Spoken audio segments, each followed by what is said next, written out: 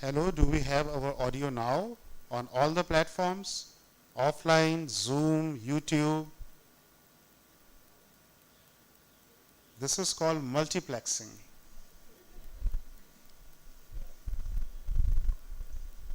And we do have a full talk on multiplexing, by the way. But this gives an idea that what multiplexing could be.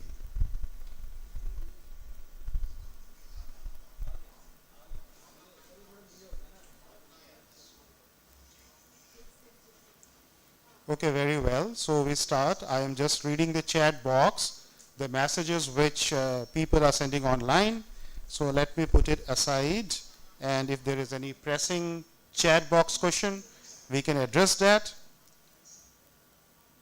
Do we have to write our name to give attendance? I think no, because you have already registered. I'm talking to the online persons. So I think no need to write your names as of now. Yeah. So this also gives me an indication, the chat box, that people who have joined online are having a good time. They are able to listen and see the slides clearly. And I hope that that is also the case with the audience who has joined on YouTube.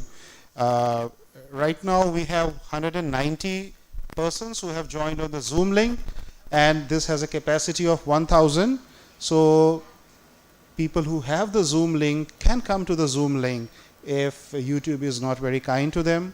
So we still have a lot of scope for accommodating more people in our Zoom link, which can accommodate up to 1,000 participants. Right now I see 190 participants. So please move over to Zoom if you want. So let's go ahead.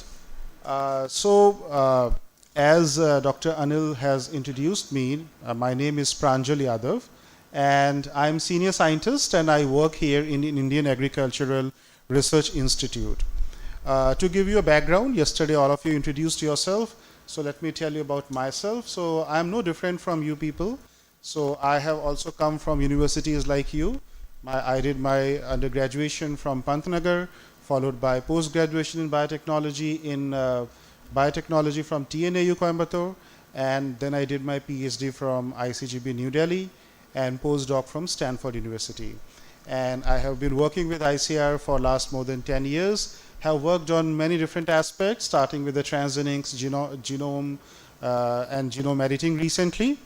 So I'm also the course coordinator for this program. So I will be interacting you all the 10 days with you. And if you have any query, you can just, now you have recognized me, so you can just stop me and ask me anything.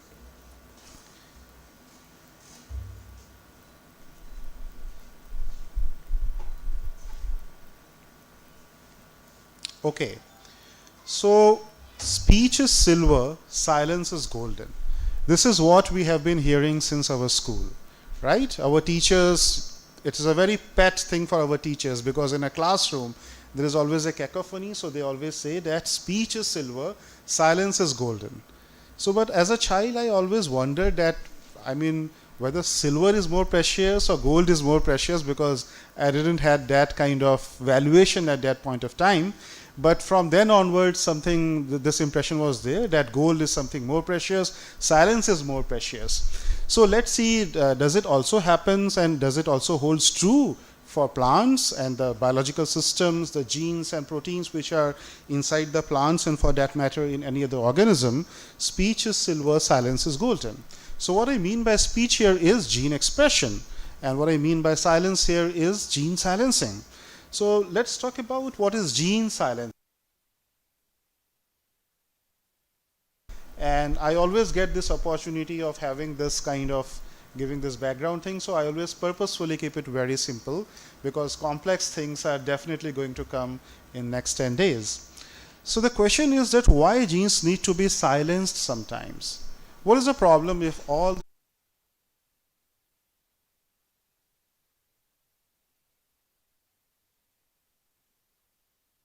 happens in an organism, that all the genes are expressing all the time in all the cells, right? So for example, the insulin gene is also expressing all the time in my skin cells or in my bones or everywhere. So will I be an organism the way I look?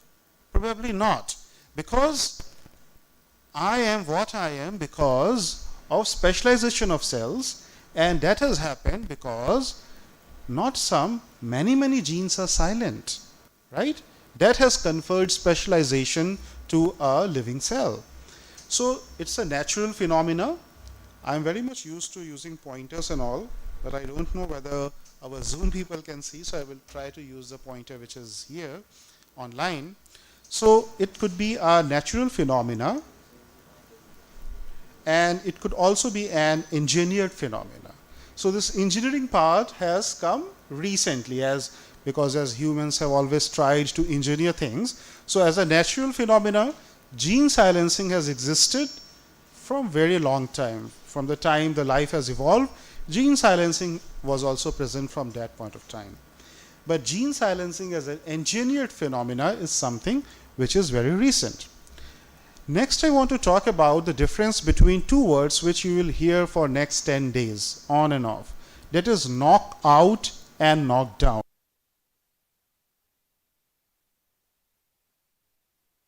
The slides is written here, but can anybody tell me? Stand up and tell what is the difference between knockout and knockdown. Yes.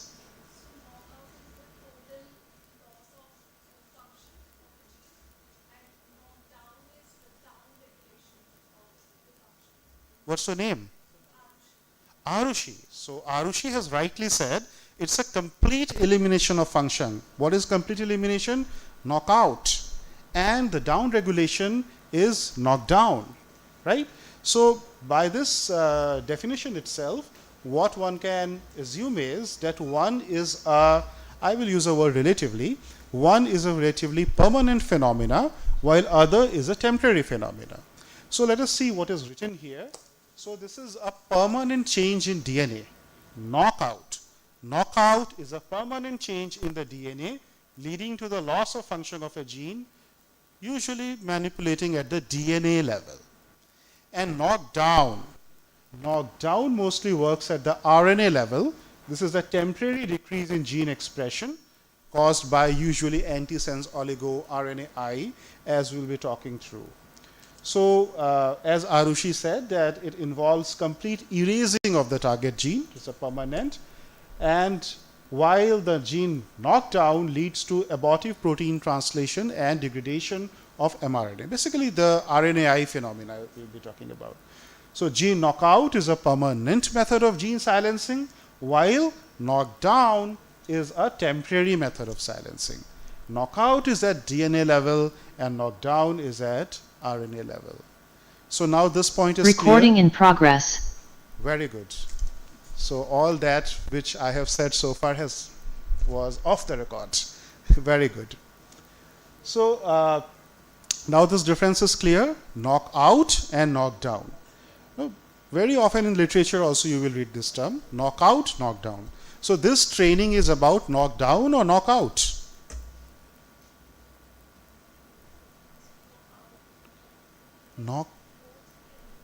Both can be done, okay.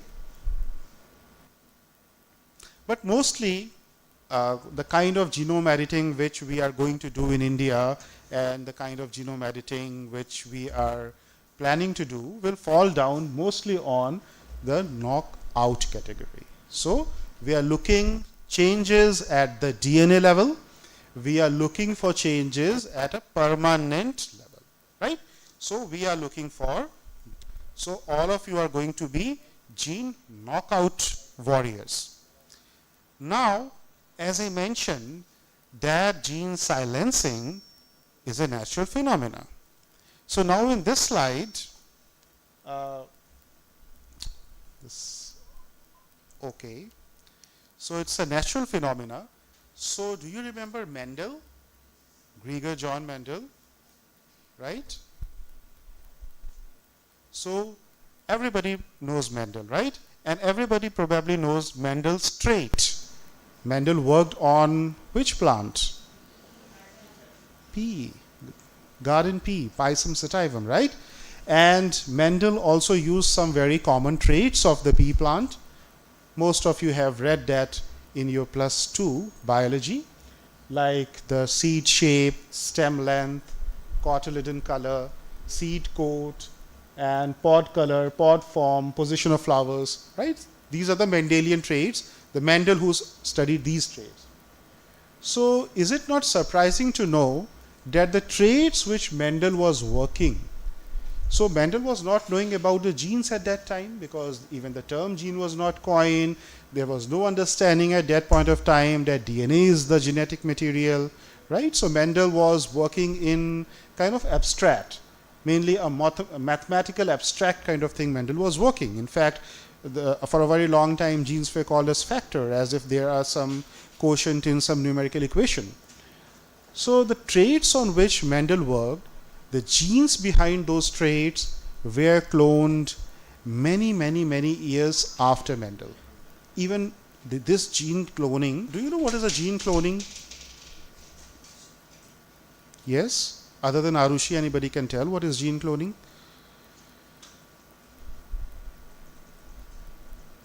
What do we mean when we say that we have cloned the gene?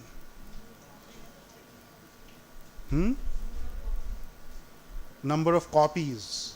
Okay. Any other impression which you get when we say that somebody has cloned the gene? Yeah, please.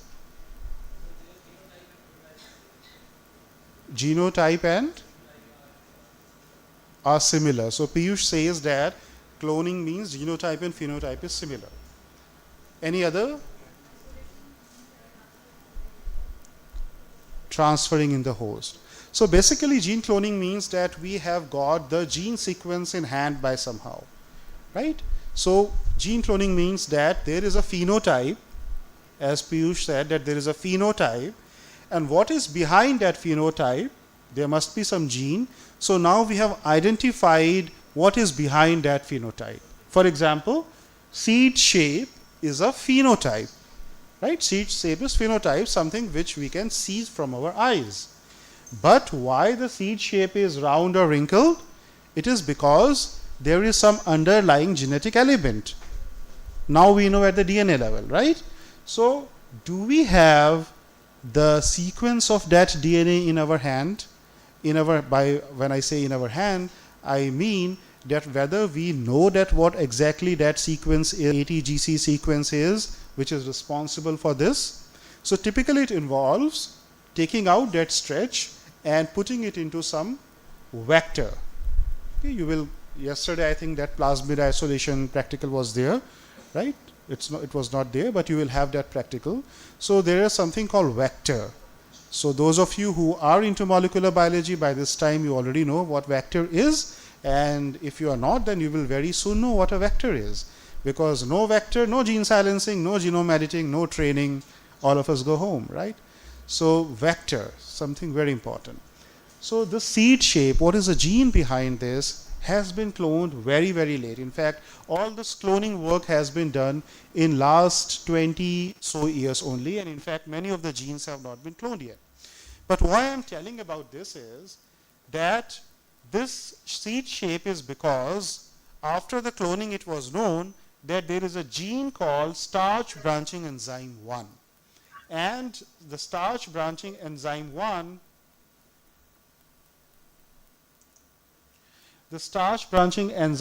1, there is a 0.8 kb insertion in this particular gene. So this insertion has led to inactivation of this gene. So now I'm introducing another term that is called insertional inactivation. Have you heard this term? Insertional inactivation. So for example, there is a gene. So now you have some idea what a gene is, how the gene begins, what should be the beginning sequence typically in a gene. You know about the start codons and the stop codons. So typically it begins with ATG, right? So there is a gene sequence, and if something sits in that gene sequence, if another insertion or some other genetic element has landed into it, then what is going to happen? There is something called reading frame, translation. Try to remember the codon, right? So that reading frame is going to change. And if the reading frame is going to change, it means that the particular protein is not going to be produced. Yes, that's very good. Gene expression has occurred. We need gene silencing here. Thank you very much. That's what happens when the unintended gene expression. So starch branching enzyme 1 gene was inactivated because of a 0.8 kb insertion in it. Similarly, the stem length gene GA3 oxidase, there is a G to A substitution in that particular gene. The cotyledon color controlled by a stay green gene, there is a 6 base pair insertion, and the seed coat or flower color gene, that is a BHLH transcription factor. Transcription factors are kinds of, you will know what they do actually. There is a G2A splice site is present there. And these other genes have not been cloned as of now, at least till 2011. And I have checked 2-3 years back, even they were not cloned. So even the Mendel's genes have not been fully cloned, and it is now that we are beginning to understand. Now, before I move to the next slide, I want to tell, please pay your attention to these. 0.8 kb insertion, G2A substitution, 6 base pair insertion, G2A. So if you start your career in genome editing and you do genome editing, you do CRISPR-Cas9, after 5 years, what you will be looking at is something like this. You'll be talking something on this line, that my genome edited line, which I started in my PhD program 5 years back, that line has got a 0.8 kb insertion in that gene X, your favorite gene, whatever you are working on. So the 5 years of your PhD thesis on genome editing is going to result into this only. This is what is the end product of genome editing. And here that has happened naturally, right? So these are the Mendel's traits, natural mutation. These are spontaneous mutations. So the genome editing, the context of genome editing is this, that spontaneous mutations have been happening, and genome editing in a way is trying to accelerate those spontaneous mutation in a laboratory setting. Okay? Any questions so far? Now, those were the Mendel and P. I am not Mendel and I don't work on P. But I happen to work on maize, and these are some of the maize plants on which I used to work and I am working right now. So here also, these are the maize plants, phenotype as Piyush has said. So here the particular phenotype is that all these tassels is the male reproductive part of the maize plant, these all tassels are sterile. And these are sterile. Why they are sterile? Because there are some underlying genes in which something has happened, and that's why these are all sterile. So for example, here, this is OCL4. So there is a gene for OCL4. It is an HDZ4 transcription factor gene, and in that gene mutation has happened and this plant has become sterile. MTM9966, so these notations actually are genetic notations. The geneticists, they noted. So MTM9966, we didn't knew what is the gene behind that. So I cloned this gene and it turned out to be an MS8 gene. So there are something happens at some 10th exon in that particular gene, and the resultant phenotype is this. The rescue mu A6035A and MTM006 are also such lines, and these lines we still do not know the exact gene, though I have a lot of data about them. So all these mutations are, or most of these mutations are actually mu insertional inactivation. So have you heard about mu elements?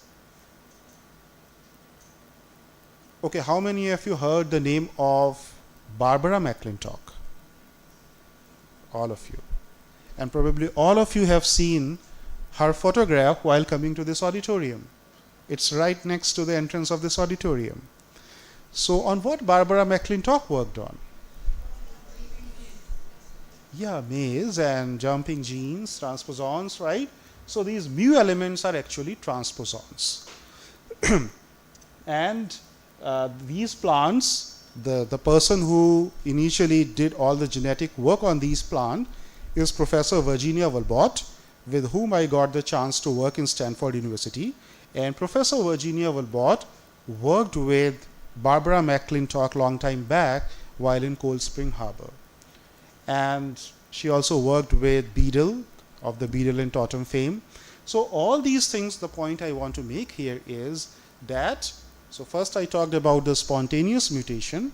Next I'm talking about the jumping genes or transposons. So transposons can also lead to insertional inactivation of genes, and they can also result in a phenotype which can be achieved through genome editing or CRISPR-Cas9, right? So all these techniques have been used in the past. Now let me switch gears and briefly tell you about a few things. For example, this is the maize plant as we know it today, but it was not the maize plant all the time. You must have heard the name of teosinte, a wild progenitor of maize, and there are other progenitors of maize. So they were actually like this, and because of human selection of spontaneous mutation, today's maize plants look like that, right? So the spontaneous mutation is something a very big thing. You see how drastic change has happened in the phenotype of the maize plant. And this has all happened because of spontaneous mutation and humans selecting those spontaneous mutations. Next is the wheat plant. So if you come to this campus during the winter season, for example, in say January, you will find a lot of wheat fields here. We are very good at wheat breeding.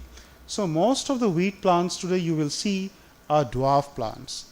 But your grandparents would have seen the plants which were as tall as this. So all this has also happened because of mutation. Green revolution is a product of mutation, right? Shortly we will see how. Similarly, rice. The rice plant, this is how your grandparents might have looked at the rice plant, or great-great-grandparents, and this is how the rice plant looks today. So something has happened. Some gene is there, something is there. We'll talk about that. And of course, these are the wild rice varieties. Similarly, the cabbage, it has gone so much of modification.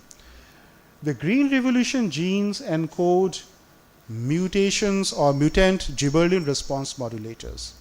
So you also know about this, that it is the gibberellic acid pathway. So something has happened. So the original wheat, the Norin 10 from the Japan, which was brought during the World War II, so it was basically a mutant in this particular gibberellin response modulator. Similarly, the semi-dwarf gene of rice, it produces a defective gibberellin 20 oxidase gene. And this was also known much later actually. Green revolution came, production increased, everybody had plate full of rice and wheat, right? But what is the gene behind that? It was cloned many years after that, and one of my teacher, Dr. D. Sudhakar, while working in John Innes Center, UK, who was involved in this Nature paper of cloning those green revolution genes. So all these green revolution genes in rice and wheat, they turned out to be mutants, right? So those are the gene mutants. And in genome editing also, the term which we always use is mutant. So at the year 5 of your PhD, you will be discussing with your friend कि मेरा mutant आया नहीं आया, homozygous mutant आया, heterozygous mutant आया. So we'll be talking about mutant, right? So all this CRISPR-Cas9 is ultimately going to lead to some mutation. Which brings me to another fascinating area which has been there for a very long time, and that is mutation breeding. So mutation breeding, since 1930s, it has existed. It had played a tremendous role in crop improvement, and mutation breeding, as you know, it uses many mutagenic agents, for example, gamma rays, X-rays, or chemical mutagens like EMS, right? So more than 3,200 mutant varieties among all the crops have been officially released through mutation breeding. And this is a data from International Atomic Energy Agency, IAEA. So most of the mutations, so the first mutation started with X-rays, mutation of plants, but now today most of the mutations are, most of the varieties which have been released, they were subjected to gamma rays. Most of the varieties which are a product of mutation breeding were subjected to gamma rays. 64% of the varieties which have been commercially released all over the world are basically gamma rays mutants, followed by X-rays. And India has played a very significant role in mutation breeding. In fact, we were the pioneers and we are the pioneers in many crops in mutation breeding. But as of now, China leads the pack with more than 25% of the global varieties which have been released to mutation breeding have been released from Chinese institutions, followed by the Japanese institutions, and 11.5% of the global mutant varieties have been released. They belong from India. So in India, there is a place called Trombay. It is in Karnataka, right? Where is Trombay? Have you heard the name Trombay?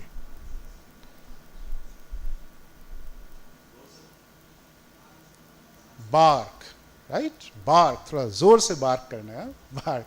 So, but in Mumbai people they always call it BARC. हम लोग बोलते हैं bark. वहाँ जाओ मुंबई में सब बोलते हैं BARC, right? So from BARC, a lot of varieties, mutant varieties have been released, and all your agriculture universities, including IRI, we have partnered with BARC. For example, Piyush, who is sitting here right in the audience, is going to plant some of the varieties which we have got from bark, the gamma rays mutant. He is going to plant some of the maize mutants resulting from the gamma rays mutants. So across all the crops, groundnut, 45 varieties, mustard 4 varieties, soybean 2, sunflower 1, linseed, rice, jute, cowpea, pigeon pea, backgram, mung bean. Across all crops, the radiation breeding has been utilized thoroughly for releasing varieties. And as I said, that India is a pioneer in many of these actually. So world's first mutant cotton variety, world's first, was released in India, MA9, induced by X-rays. It was released in India way back in 1948. So world's first mutant variety of cotton, India. And India is first in many such actually. The world's first cotton, as I already said, the world's first wheat, I'm talking about all this mutation breeding product, was from India, NP836. Do you know what NP stands for? Can anybody tell me what the notation NP stands for?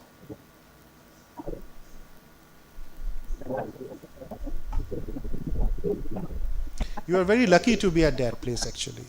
So NP stands for new Pusa. And then where is the old Pusa? If this is the new Pusa, where is the old Pusa? It is in Bihar. So IRI, this institution where you have come for this training, was established in Bihar, in Samastipur district, as a place called Pusa, right?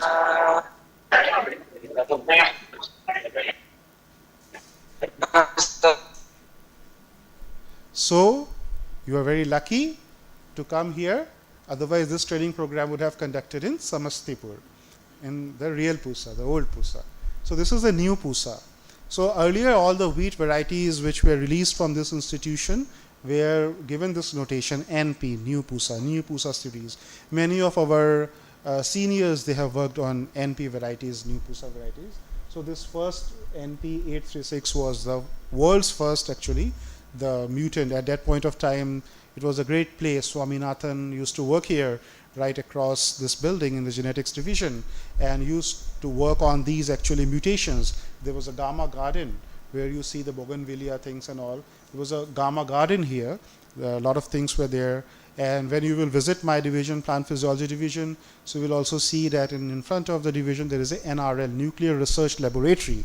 So that was the hub of all nuclear research activity in this campus. So and it was inaugurated by Indira Gandhi. So At one point of time, this radiation breeding was the in thing. Like today, this CRISPR seems to be the in thing. So at that point of time, the radiation breeding was the in thing. Similarly, and what is the notation of wheat varieties, by the way, presently? How it starts?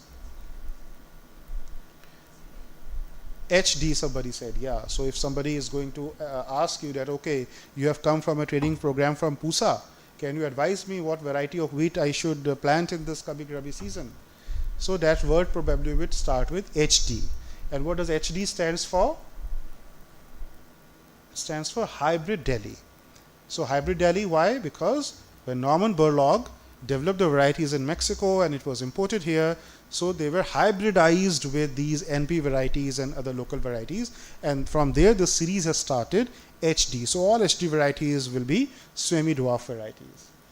So world's first mutant sugarcane, castor, black gram, mung bean, chickpea, pearl millet, pigeon pea, cowpea, and turmeric, bitter gourd, rich gourd, all from India. World's first. So we were the leaders in pioneering radiation breeding all over the world. And similarly, we want that in CRISPR-Cas9 or genome editing also, India should be a pioneer. The way we were pioneering radiation-induced mutations, we should also be pioneer in CRISPR-Cas9 based mutations. And that is why we are organizing such training programs and funding such big projects, because we want to be a pioneer country all over the world in utilizing gene silencing for crop improvement.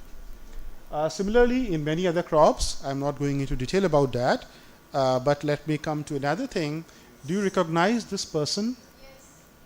Oh.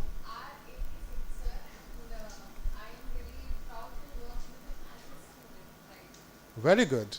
So, I can explain this picture as well. please come here. Thank you so much. What a great pleasure. So, actually we have released two varieties. Please take your mic and please explain. So, this picture is actually... First tell your name.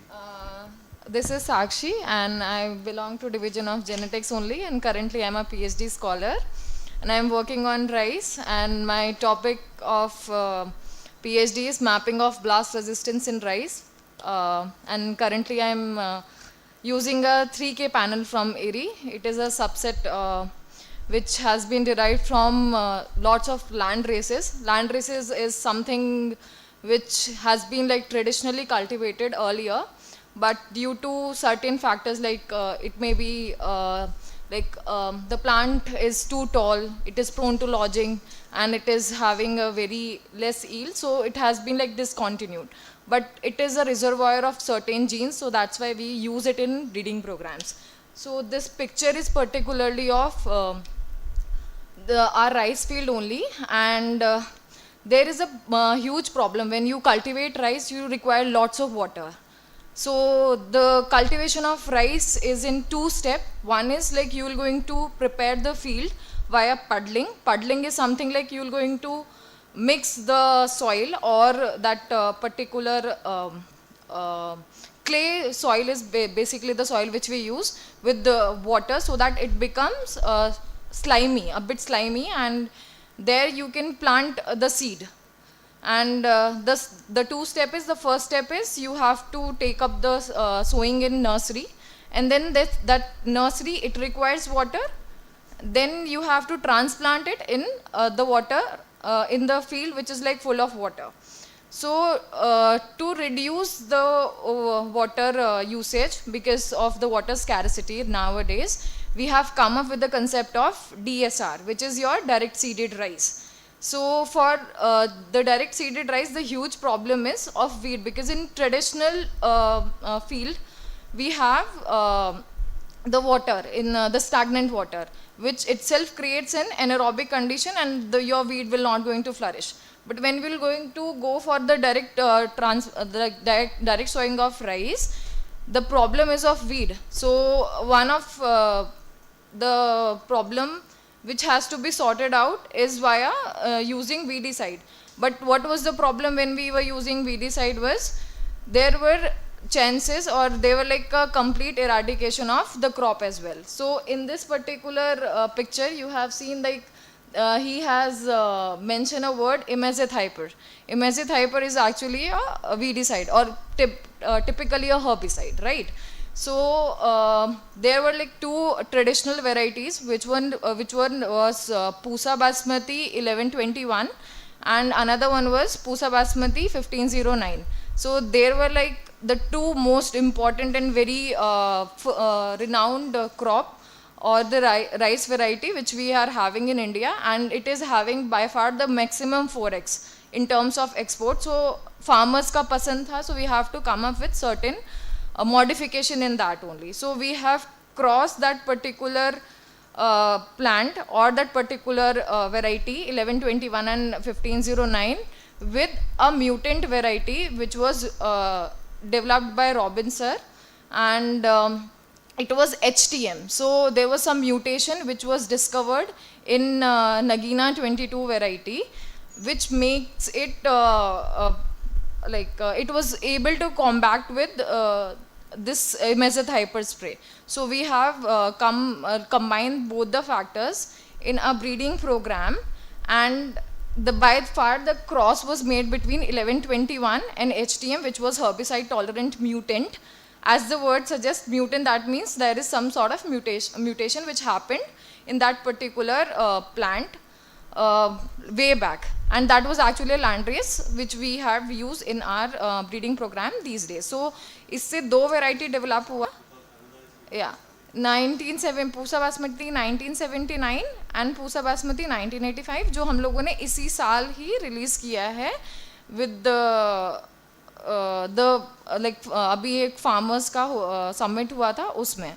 सो इसमें क्या था कि या sir it has been release, and ये first trademark है पूसा से, and which was name as Robin side.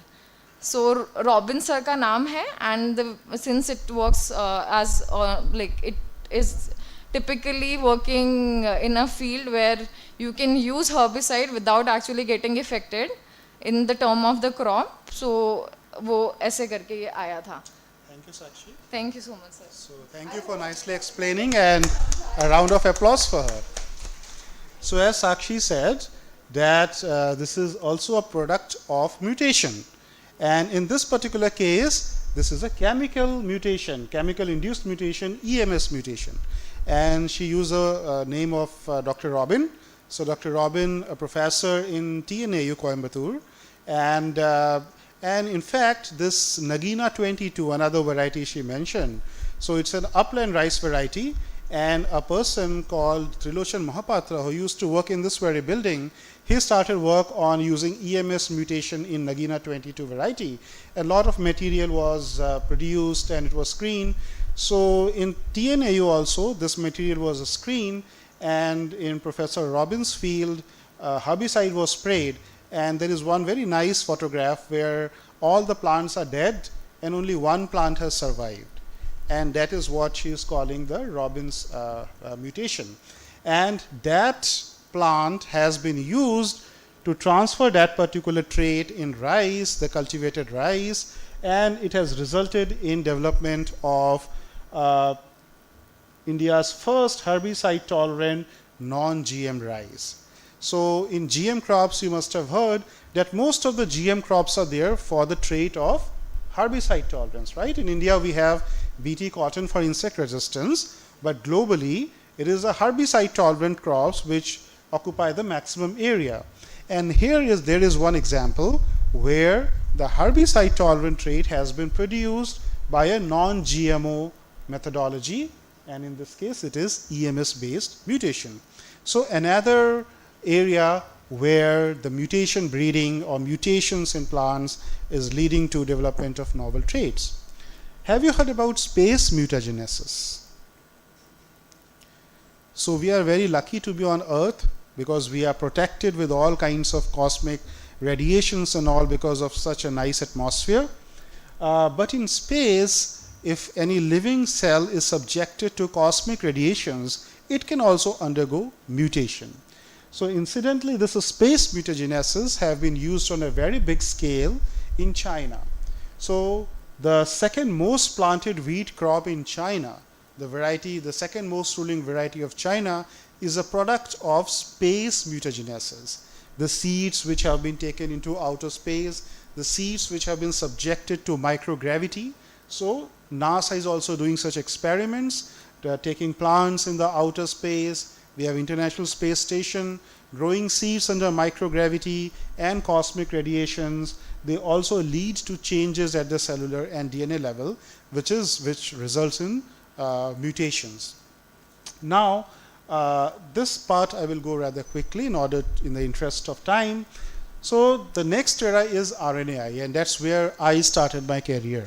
So when I was a PhD student, like today, the CRISPR-Cas9 is a big thing. At that point of time, RNAi was a very big thing, and it was again a technology to silence the genes. RNAi has been used to develop virus-resistant papaya in Hawaii, or virus-resistant beans in Brazil, blue rose in Australia, and rootworm-resistant plants, corn plants in America, and also Gemini virus-resistant tomato plant in India. And incidentally, this is my work on which I worked, of producing Gemini virus-resistant plants. So, like we have Nobel laureates in the field of genome editing, this field has also been recognized by the Nobel Prize, Fire and Mello. And I met Dr. Andrews Fire in Stanford University, a very humble person. You will never know that he is a Nobel laureate, that kind of a person he is.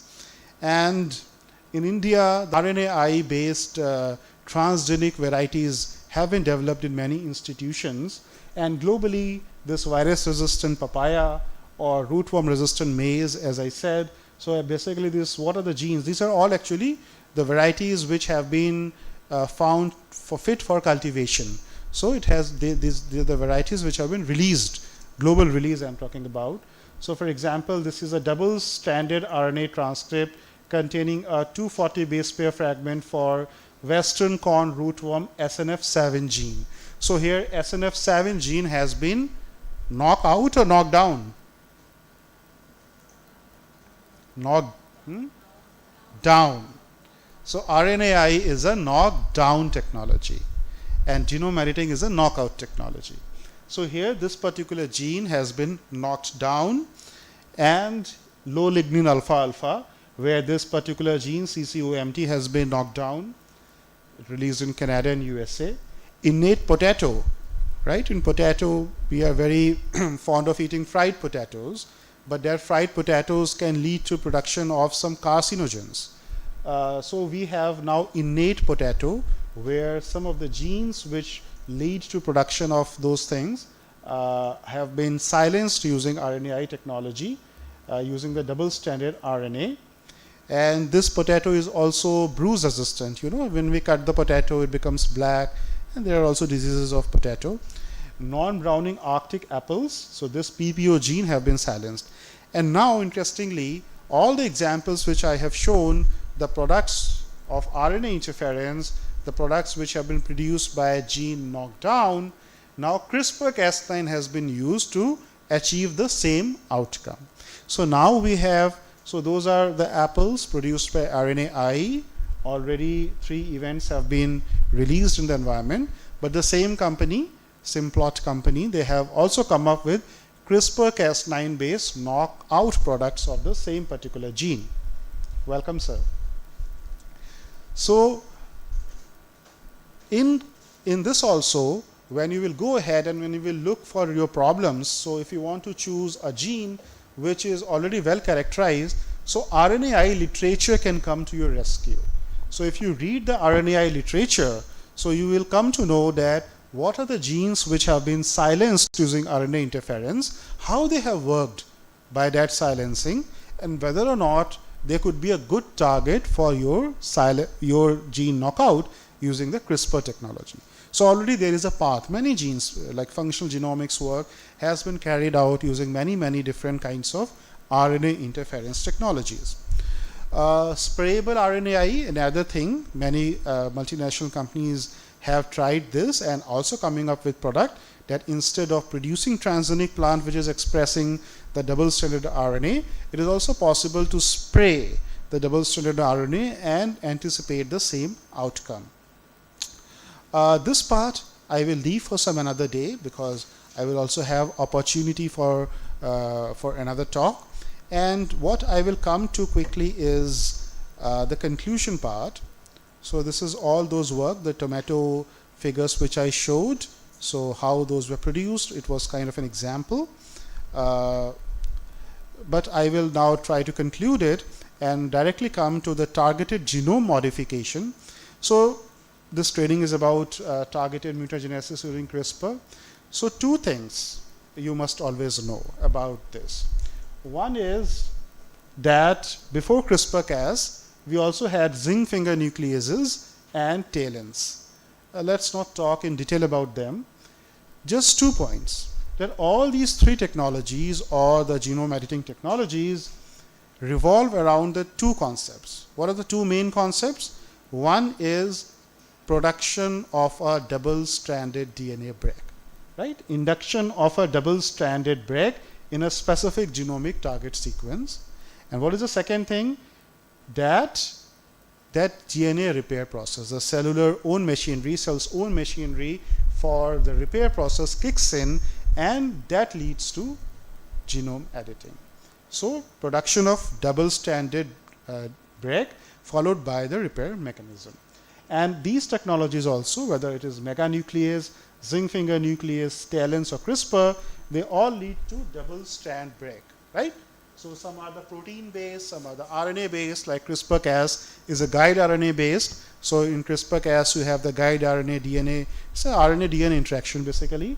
And these are kind of protein-DNA interactions, the zinc fingers and the TALENs. But the outcome is leading to a double-stranded break, and its repair by any of these two processes. One is a non-homology end joining, NHEJ, or another is homology directed repair, or HDR.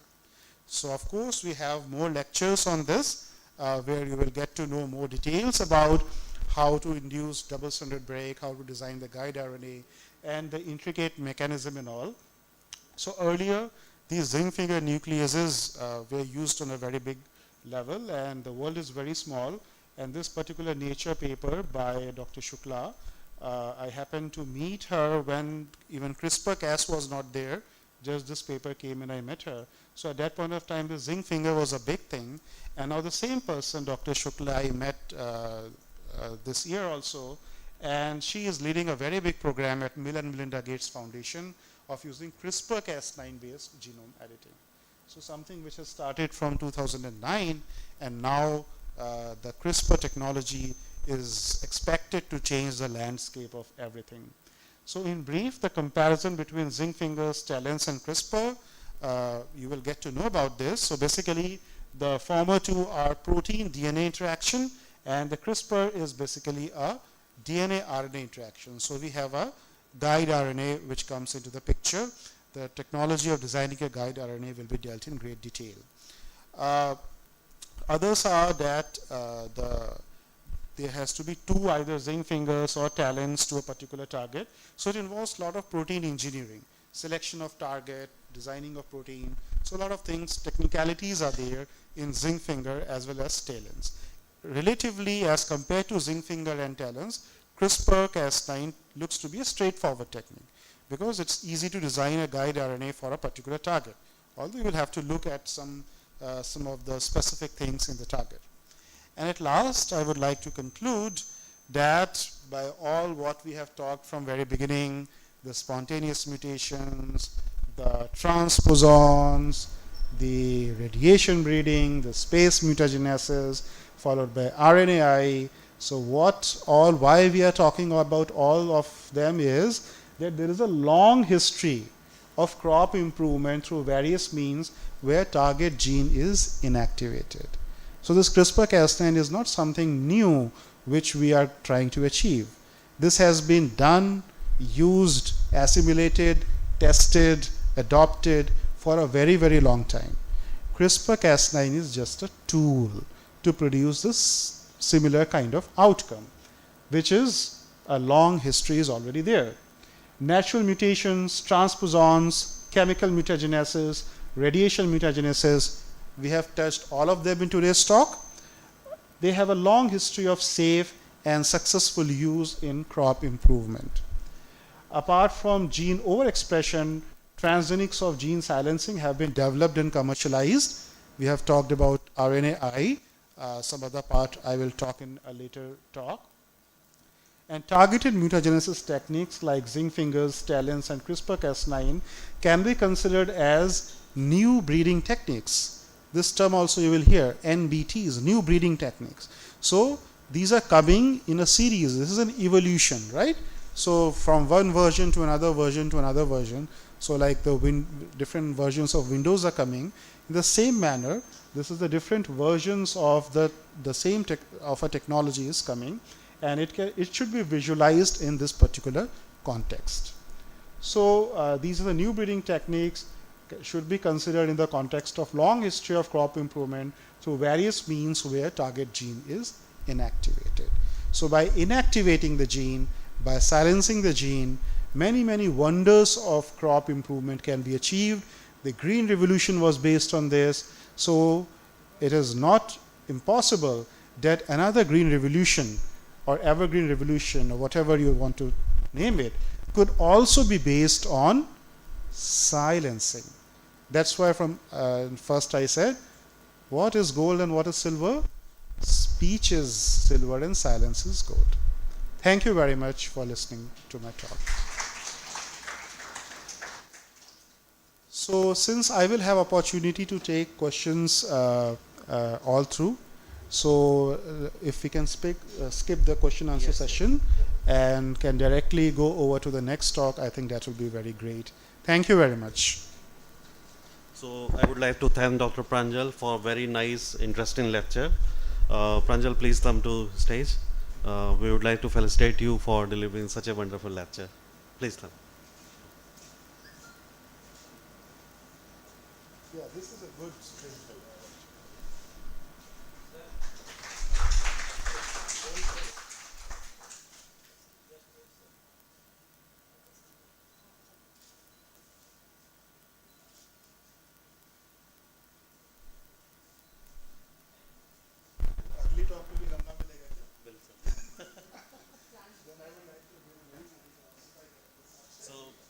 Now I would like to invite Dr. Anirban Ray, who will be talking on a very interesting topic, the heroes of CRISPR. So Dr. Anirban, please.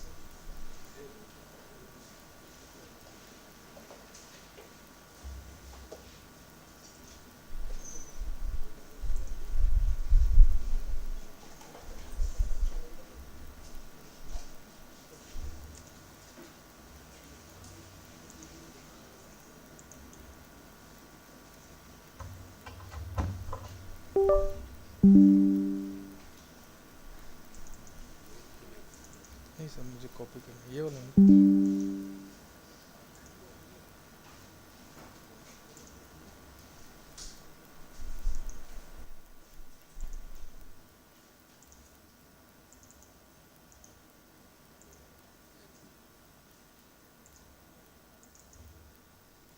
Share कर देता हूँ उसके बाद आप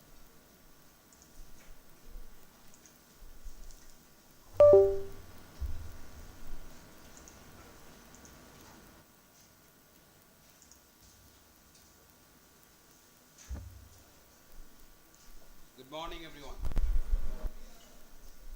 So, this class of training lecture, I would not like to burden you or tax your brain with different scientific advancements on this aspect of CRISPR-Cas. Okay. Thank you. So, I am not going to tax your brain with the intricacies of this CRISPR technology. Rather, I'd like to tell a story. And the story is of a time travel. I know many of you may think that how the CRISPR is related to time travel. Yes, I'll tell you the time travel, and the time will start from the late 80s and how this technology came up as a technology. No technology can come up without the contribution of many scientists. So first different information generated, science generated, then only the technology will come. So today we know these two great ladies in the CRISPR biology. I hope all of you know these two ladies. Can anyone tell who are they? Who are they? Jennifer Doudna and Emmanuelle Charpentier. So they won Nobel Prize in Chemistry in 2020 for the discovery of genome editing technology.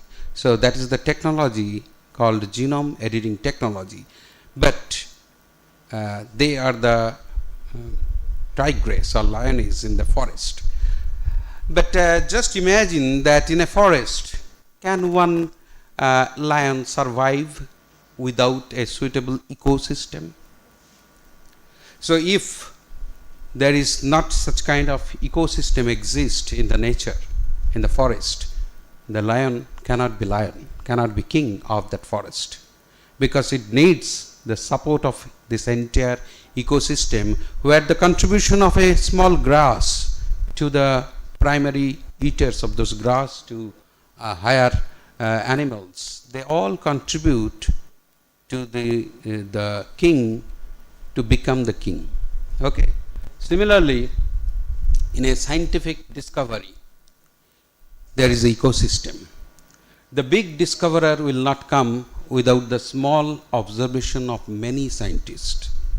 But it is us, we often forget the contribution, small contribution of many scientists.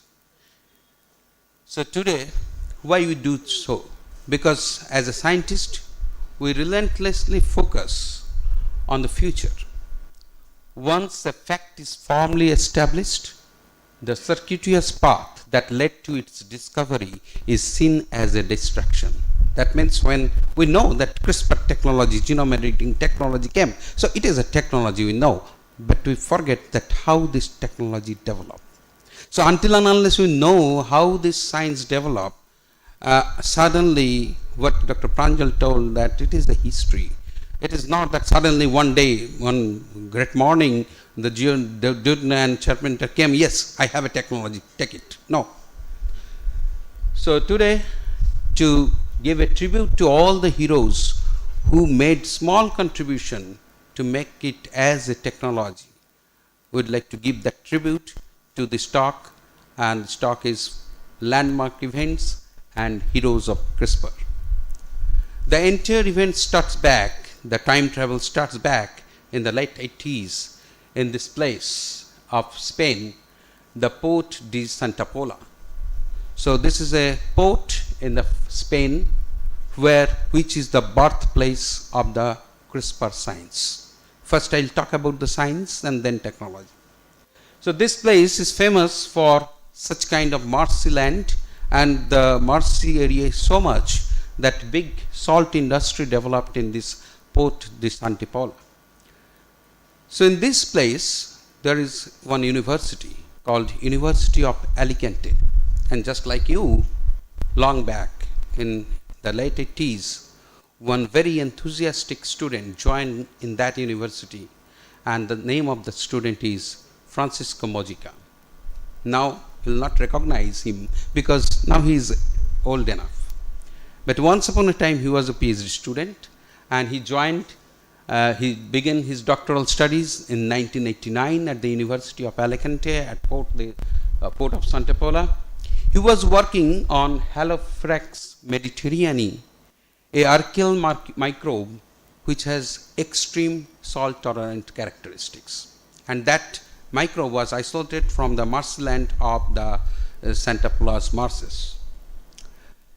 Now his advisor, just like any of your advisor when you joined PhD program, they gave you a topic of research, and the topic of research suddenly doesn't come to your supervisor mind, because supervisor is working on a particular area for a long time, and he got some lead in one aspect, and he deputed one PhD student to do more on that aspect. So his supervisor observed a very surprising, interesting observation, and that at different salt concentration, the restriction profile of this bacteria changes. Now just imagine how it is possible. We all know that DNA sequence doesn't vary with any kind of environment or anything. Now, at different salt concentration, how it is possible that DNA sequences varies? Because if DNA sequences varies, then only this kind of difference in the restriction profile will be there. Okay? So that is not natural thing that why a DNA sequence will vary in different salt concentration. So he give Majika this work that try to find out what is the main problem or why this kind of phenomenon is happening. So he started working on this, and he observed on the sequence of the bacteria which he is working a curious structure in the sequence. And this curious structure comprised of multiple copies of a near perfect, roughly palindromic, repeated sequence of 30 bases. And this repeated sequence, they are separated by a spacer sequence which is of 36 nucleotide. And the spacer sequence is variable. It is not same, but repeat sequence continuously repeated.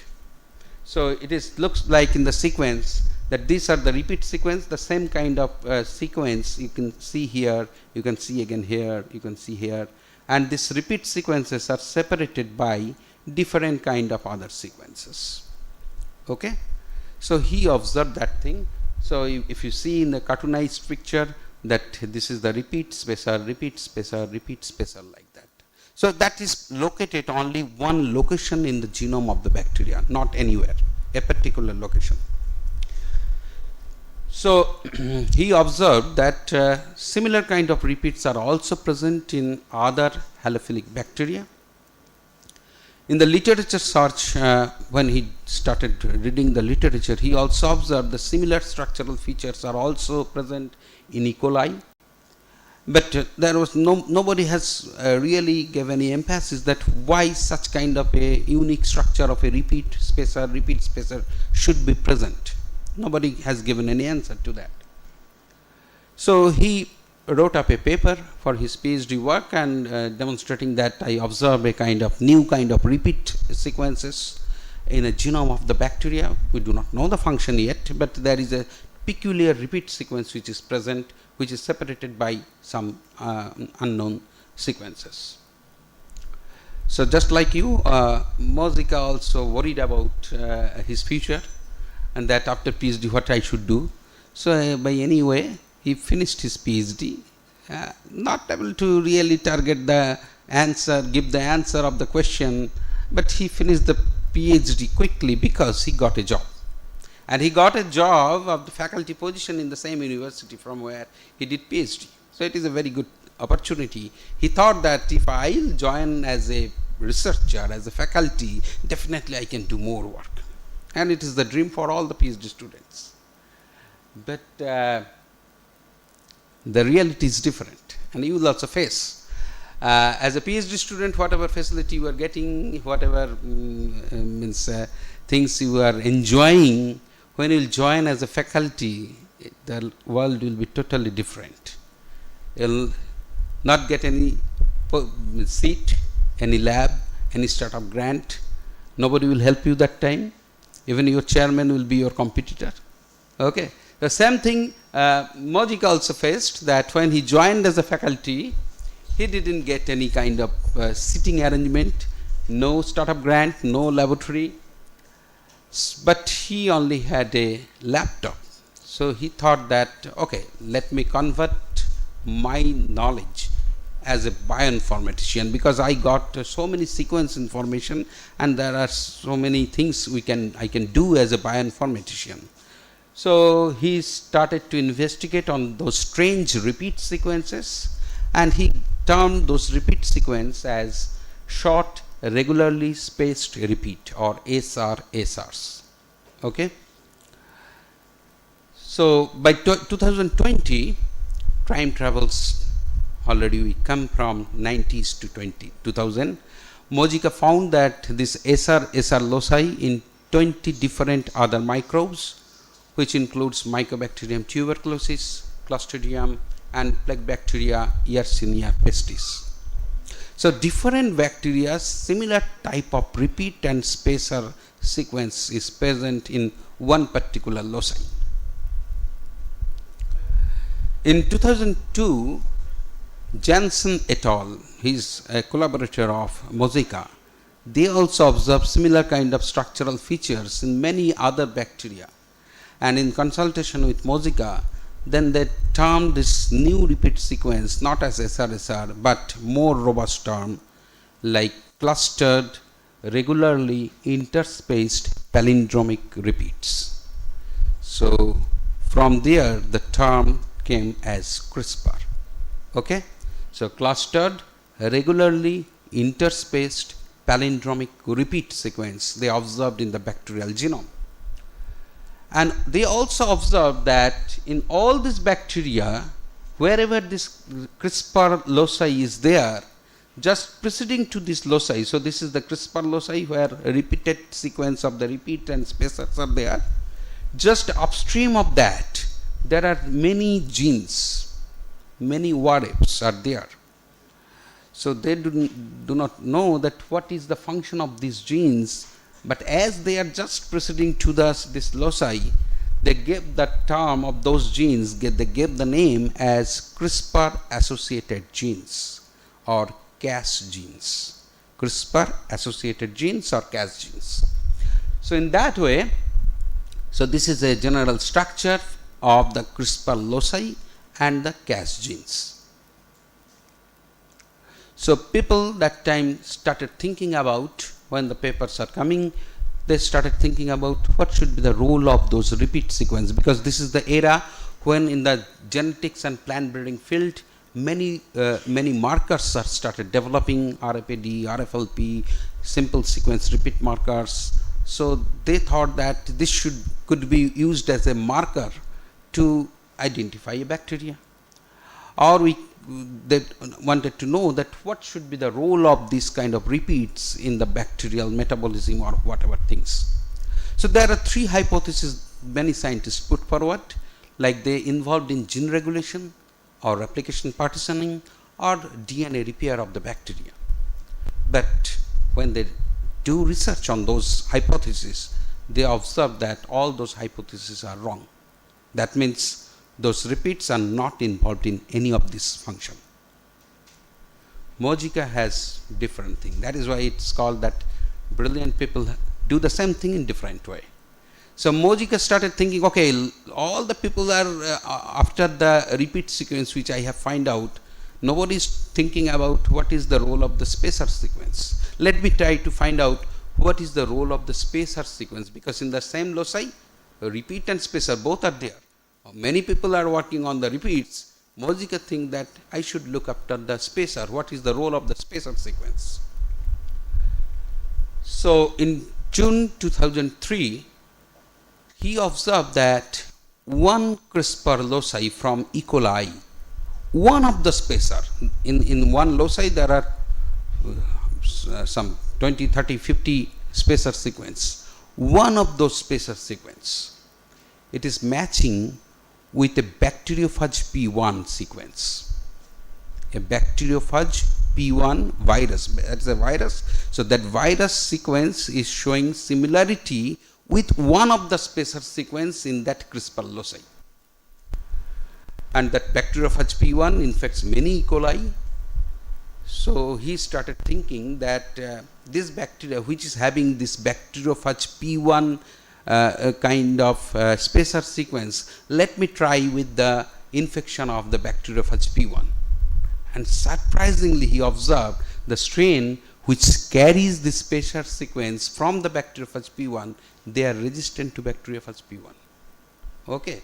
So it is a very interesting thing that how a spacer sequence from a bacteriophage, it is making the bacteria resistant to the bacteriophage.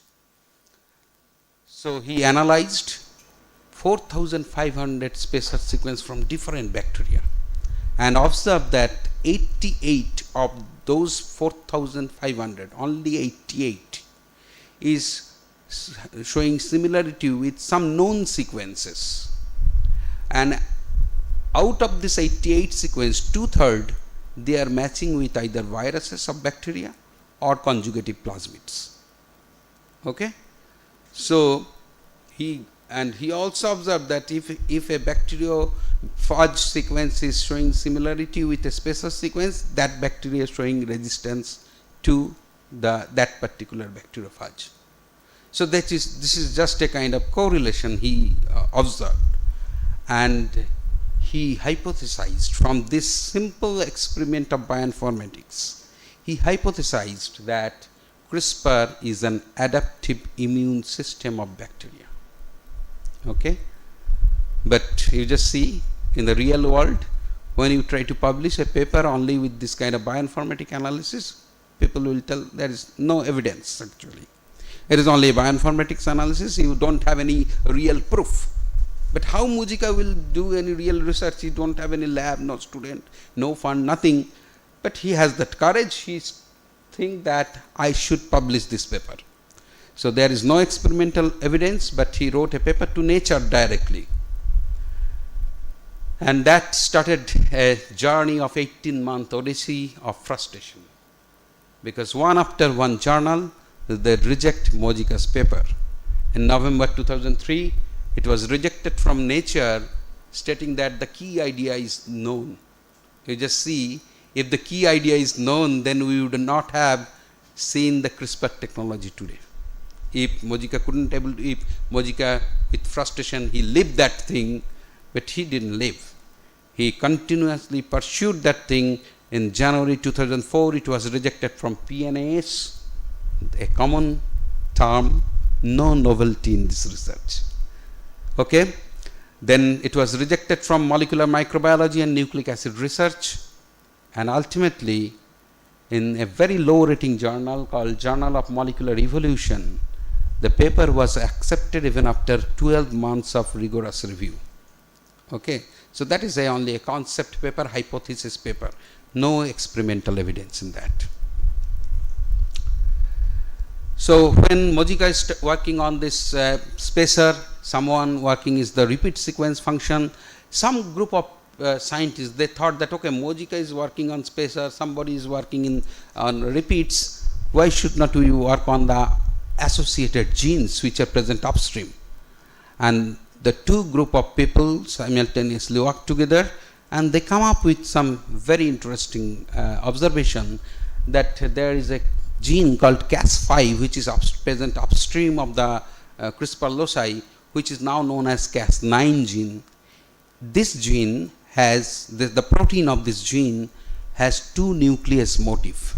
One is called HNH and another one is called RUVC. So these two are the nucleus motif present in the Cas9 gene. So from there they concluded that this is a protein which can cut nucleic acid or cleave nucleic acid. But when they did experiment, taking the protein, adding a DNA sequence, they observed nothing is happening. That means though the protein is having two nucleus motifs, but in reality they are not able to cut any DNA. Then what is the role? So what is the role of the CRISPR and the Cas in the bacteria? Did they really confer immunity? And if they do, how they do? Okay. Now I'd like to take you to another sphere. How the science developed, you just try to imagine. It is based on the personal curiosity and the job demand. So this person, Philip Howarth, is not an academician. He is a company person. Company research and development wing. He was working in Rodia Food, which is now under DuPont. So he is working in the section called the dairy section, whose main function is to produce yogurt and cheese. So he is involved to produce yogurt and cheese for the industry. And that time, that particular their lab suddenly got contaminated with a bacteriophage. And you know, for this all the dairy product like yogurt or cheese, you need a bacteria to convert milk into yogurt or cheese. And those bacteria got infected by a bacteriophage, and the entire culture of the bacteria got destroyed. So there is sudden drop on the company production of the yogurt and cheese. So the CEO of the company told Howard that I am giving you 3 days time. Either you replace the entire bacterial stock, bring new stock, start production, or your job is over. So it is a job demand, that whether I will keep my job or it will lose.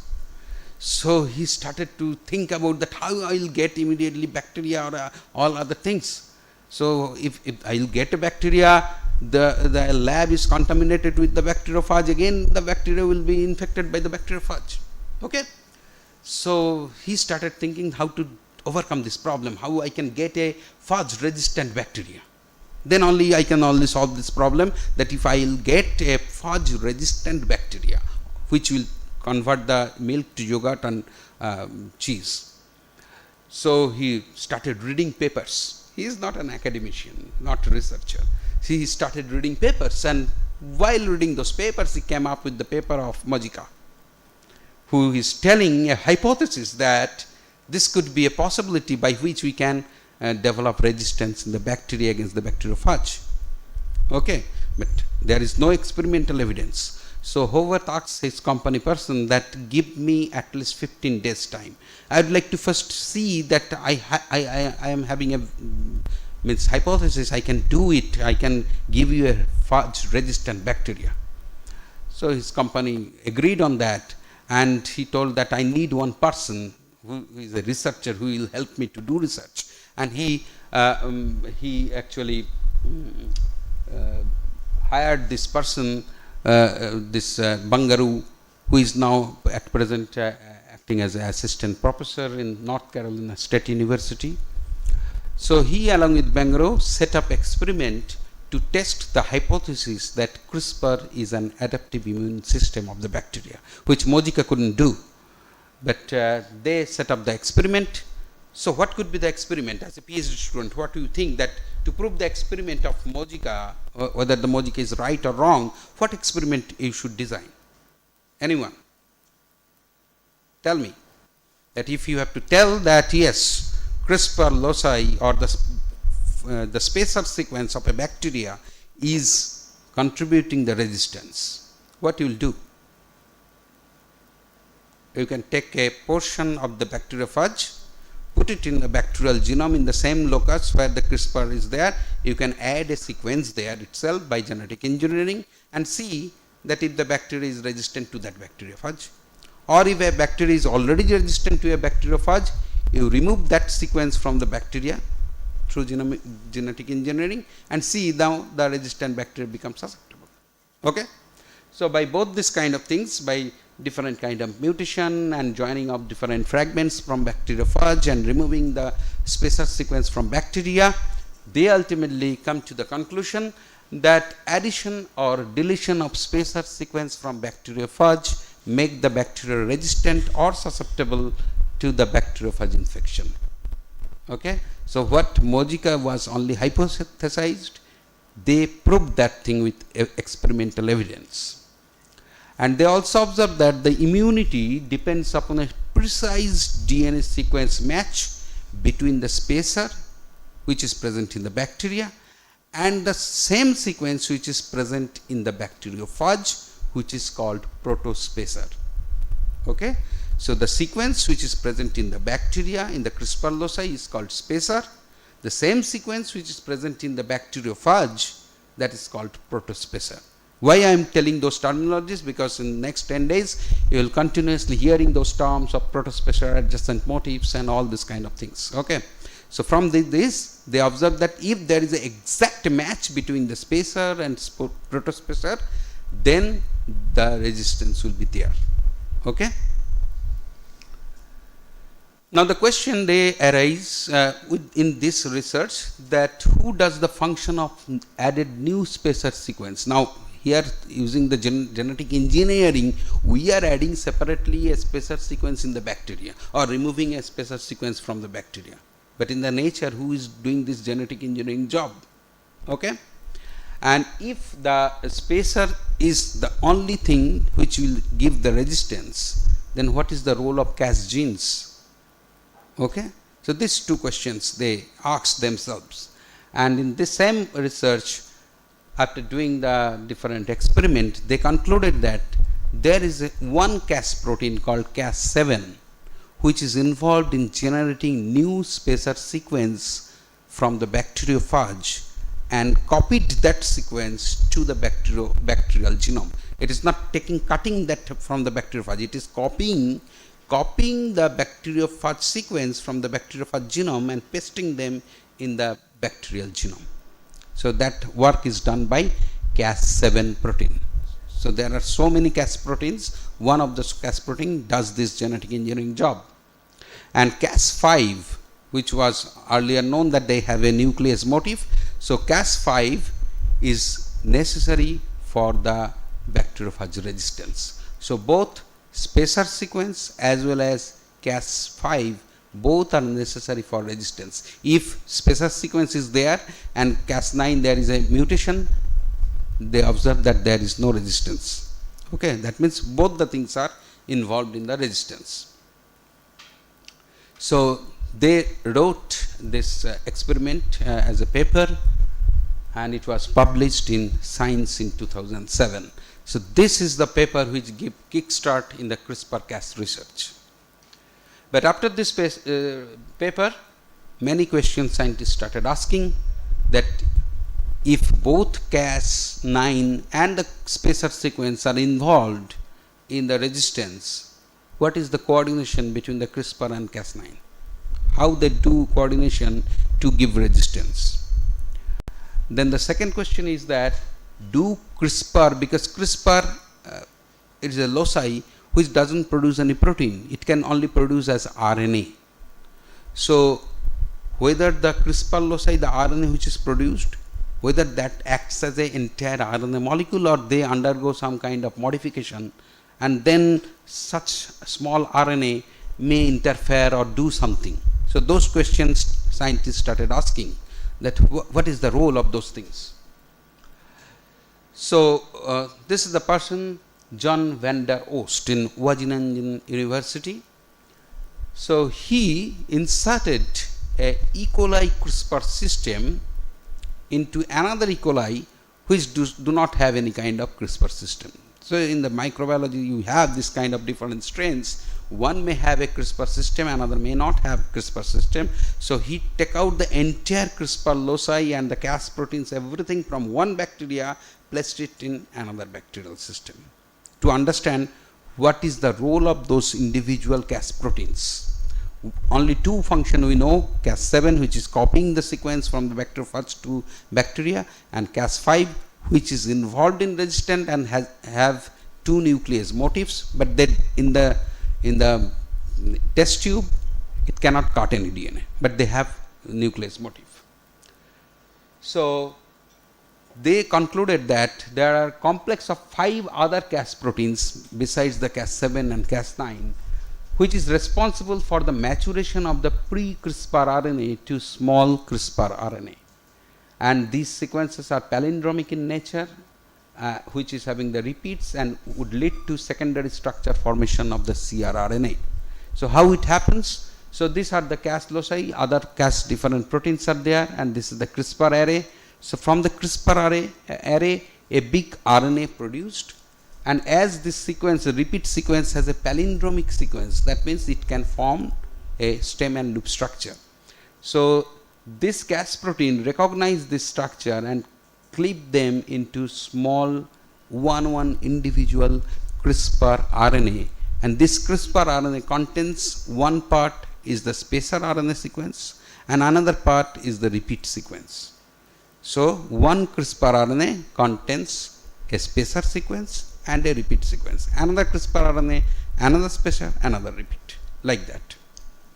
So in that way they confirm that from this CRISPR loci small CRISPR RNA are generated.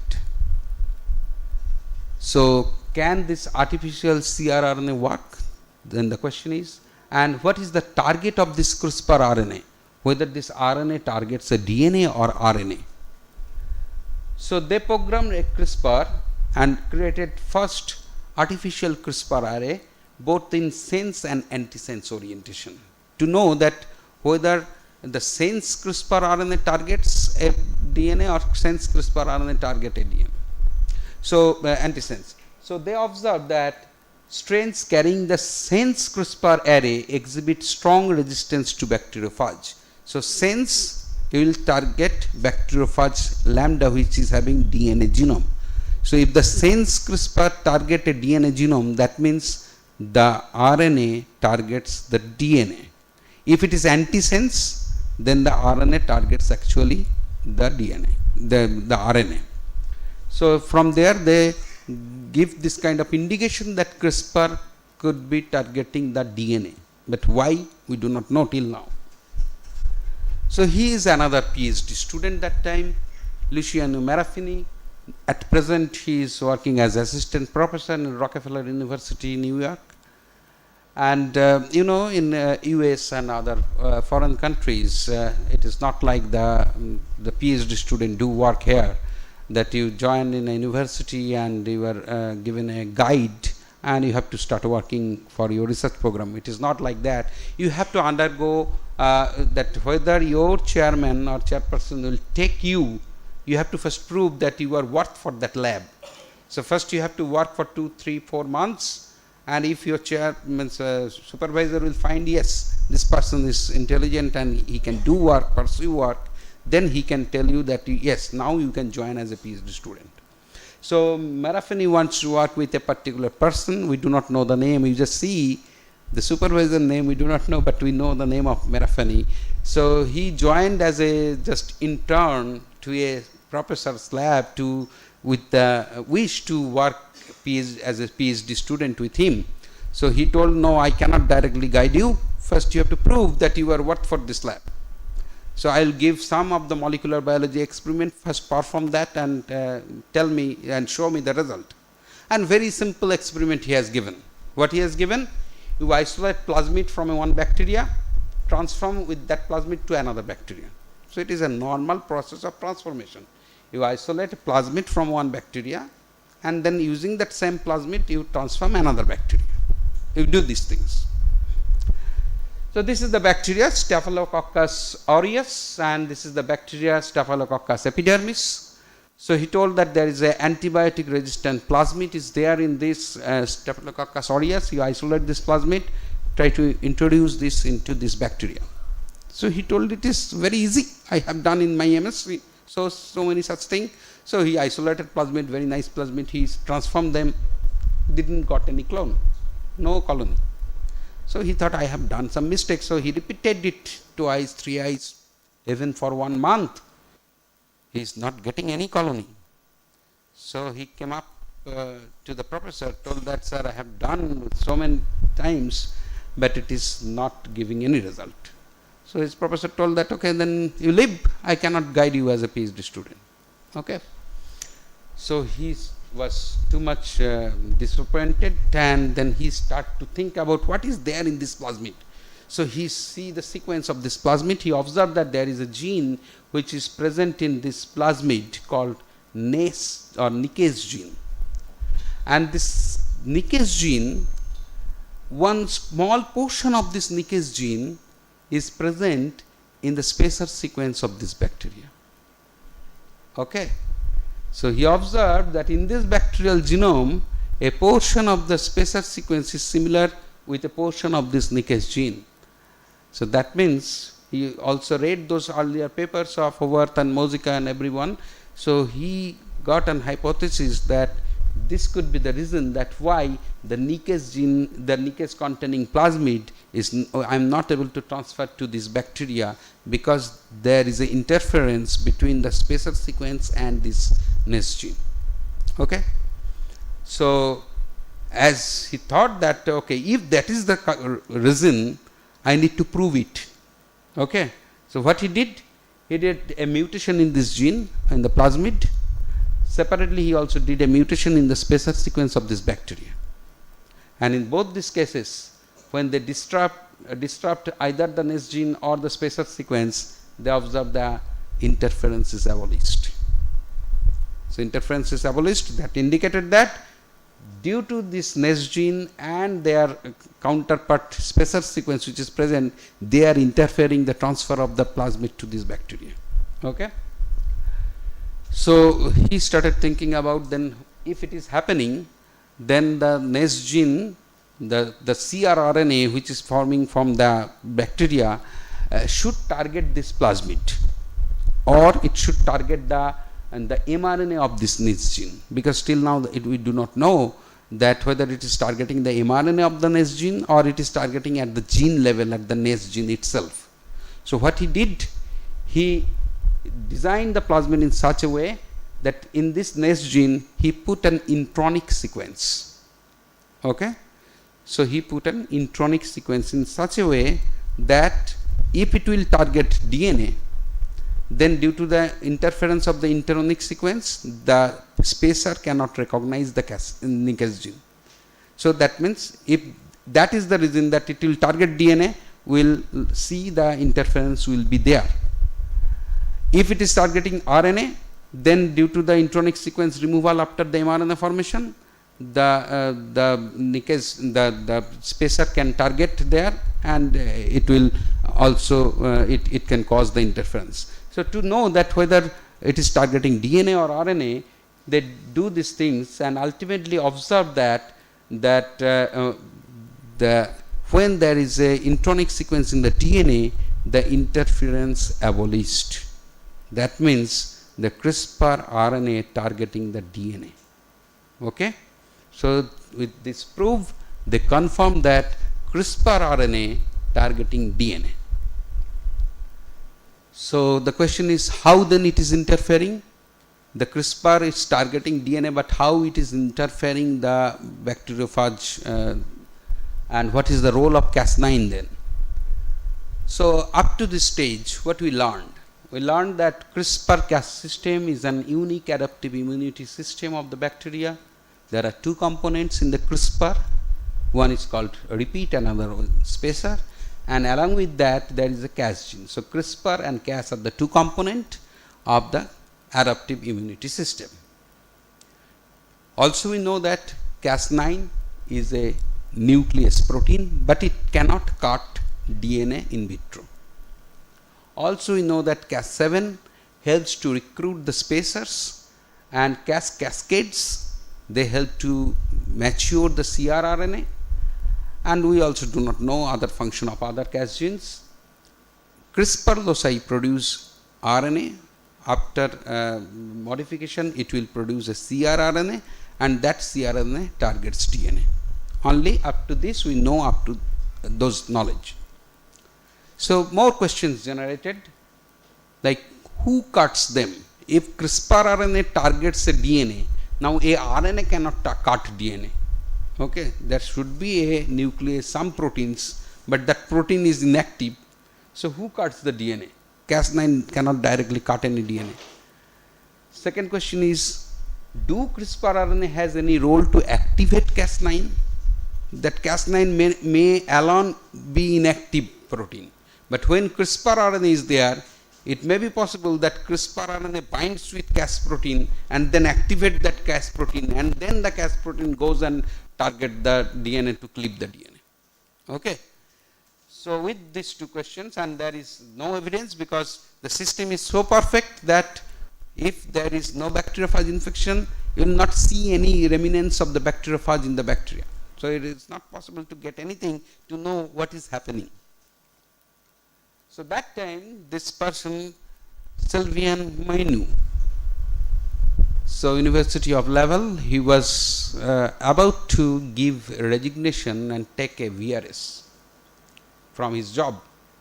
So he went to the University Vice Chancellor cabin to give his resignation, and that table he observed the paper of this Marafini, and he observed that very nice, because he is a biochemist and the traditional biochemist who understand the protein kinetics and protein structure and all those things.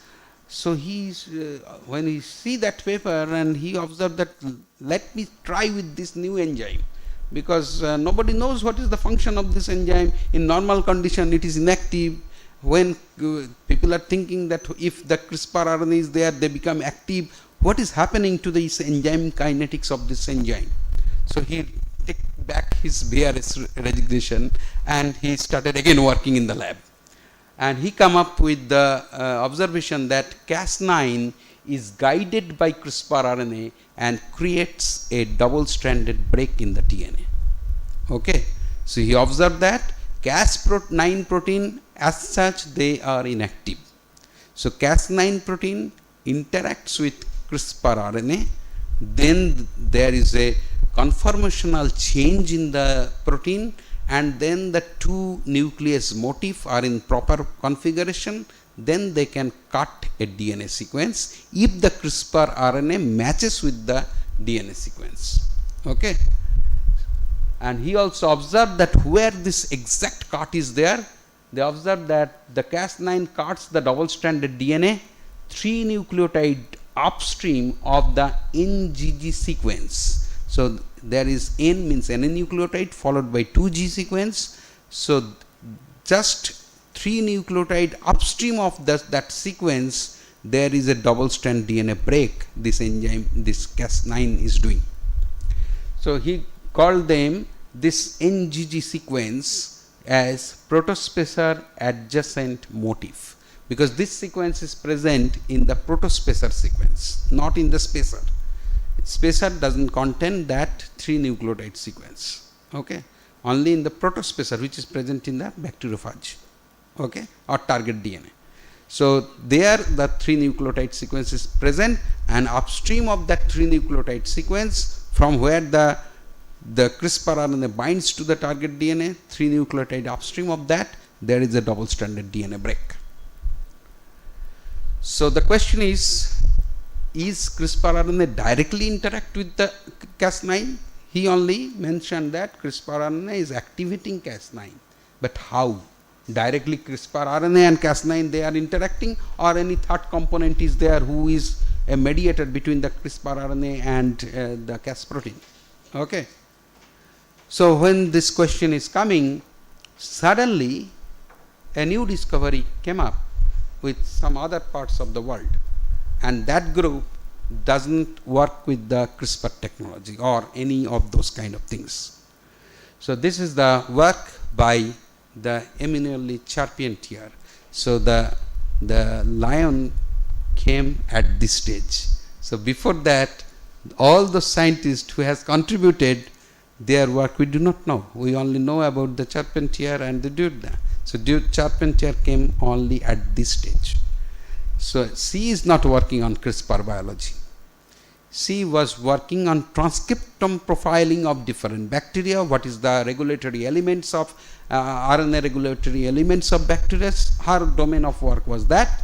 So she was working on the regulatory RNAs in Streptococcus pyogenes, and she sequenced the transcriptome to next generation sequencing, and she asked one of her student Zinek that analyze that sequence and tell me that what are the most abundant RNA sequences, and those could be the regulatory elements.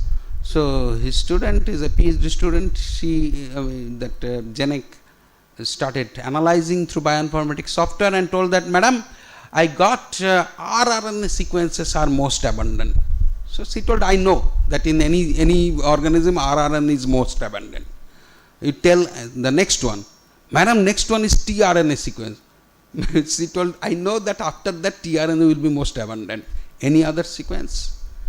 So they observed that the third most abundant class of transcript, only after the rRNA and tRNA, was a novel small RNA that was transcribed from a sequence immediately adjacent to the CRISPR loci. Okay? So they observed the third abundant small RNA sequence which is present in that bacteria is a RNA sequence which is transcribed from a loci which is just adjacent to the CRISPR loci. Before that, she was not knowing anything about CRISPR. So when she observed that this is the CRISPR loci, this is the Cas gene, and just before the Cas gene there is a loci which doesn't produce any protein, but it can produce a RNA, and that RNA, very interestingly, is showing complementary sequence to this repeat sequence. The repeat which is present here, this sequence is complementary to this sequence. Okay? So this is the interesting result, and in that way the Charpentier is connected with the CRISPR biology. So they started understanding what is the role of this novel small RNA sequence, and they published 2 papers. So they observed that this new group of RNA was essential for the processing of the CRISPR RNA and thus requires for CRISPR function. So they have termed this RNA sequence as trans-activating cRNA or TRA-cRNA, tracer RNA. And also observed that tracer RNA is essential for the Cas9 nuclease complex to clip DNA. Okay, so without the tracer RNA sequence, the CRISPR RNA cannot directly bind to the Cas9. So when there is a tracer RNA, CRISPR RNA can bind with the Cas9, and when there is an exact match of the CRISPR RNA with a target DNA sequence, then the Cas protein can cut. So there are now 3 players, not 2 players. So 3 components in the CRISPR. One is CRISPR RNA, then Cas protein, and then tracer RNA. Okay? Now try to understand that whether these are the only 3 sequences in the CRISPR. So we need to do it, prove it under in vitro condition, not in the bacterial system. If we can take a CRISPR RNA, if we can take a tracer RNA, if we can take a Cas protein and a DNA, we can show that yes, it is cleaving the DNA. Then we can prove that this is the entire components of the CRISPR. Okay? But she doesn't have this kind of knowledge on how to do those things, and for that she actually the Janek, her student, went to do a postdoc to the famous lab of Jennifer Doudna. So Jennifer Doudna is in University of California, Berkeley. So Emiliana Charpentier joins with Jennifer Doudna, who is a renowned structural biologist and RNA expert. So her student, Jennifer Charpentier's student Janek, went to Jennifer Doudna's lab, and he told Doudna that we got in our lab this kind of things. Doudna was not at all in this business of CRISPR. Okay, so when Charpentier and Doudna collaborate with each other, Charpentier asked her that I need to show it under in vitro condition to reconstitute the entire system, that whether we can cut it. So they showed that the 2 RNAs, CRISPR RNA and tracer RNA, could function in vitro even when fused into a single guide RNA. Okay, so the concept of the single guide RNA is the key to revolutionize the CRISPR. So what they do, they first take a CRISPR sequence, cRNA sequence, which is having a spacer sequence and the repeat sequence. As this repeat sequence has a complementary sequence with the tracer, they will bind, and this is the remaining part of the tracer RNA, and Cas protein then only can form, and the target DNA can be targeted by this spacer sequence by recognizing this PAM motif which is present in the protospacer, not in this, and then there is a cut, double stranded DNA break. And they also, what they have done, they joined this CRISPR RNA and tracer RNA by loop, and they made one RNA only, that is called single guide RNA. Only one RNA they made from the CRISPR RNA and the tracer RNA, and they also showed in vitro in the appendage tube that okay, I have taken the CRISPR means guide RNA and the Cas protein and a DNA sequence and the spacer sequence targeting to that DNA sequence. Then they showed the DNA is cut into two pieces. Okay, So by that way, they have first time demonstrated that the science behind the CRISPR and that can be reconstituted. And in one conference, there are several talk of Jennifer Doudna. You just listen to the talk, how profoundly she speaks. Okay, so she told that this why it is coming, the potential to exploit the system for RNA programmable genome editing. So this system can be used as a tool for genome editing, because anywhere if we can target, we want to, because transgenic plant was known, but we do not know where the transgene will integrate into the plant or anything. Okay, so but here we know that in this place, if I want to cut the DNA in this place, I can design a spacer and the Cas and other things, so it will target that place and it will cut exactly where we want. And if we can do that, this position I want a DNA break, it can do, then we can join anything in that, we can do genome editing. Okay, so from the science to the knowledge, now it has started emerging as a technology. Okay, so initially it was only biology, now it is now technology. Okay, so when she is giving this talk on this aspect, there was a researcher who was present in that same conference room. His name is Feng Zhang from MIT. Okay, so Feng Zhang, after listening the talk, he immediately went to his hotel room, because the conference room is the below and upstairs is the hotel room. He went there, and the next 3 days he didn't come out from the room.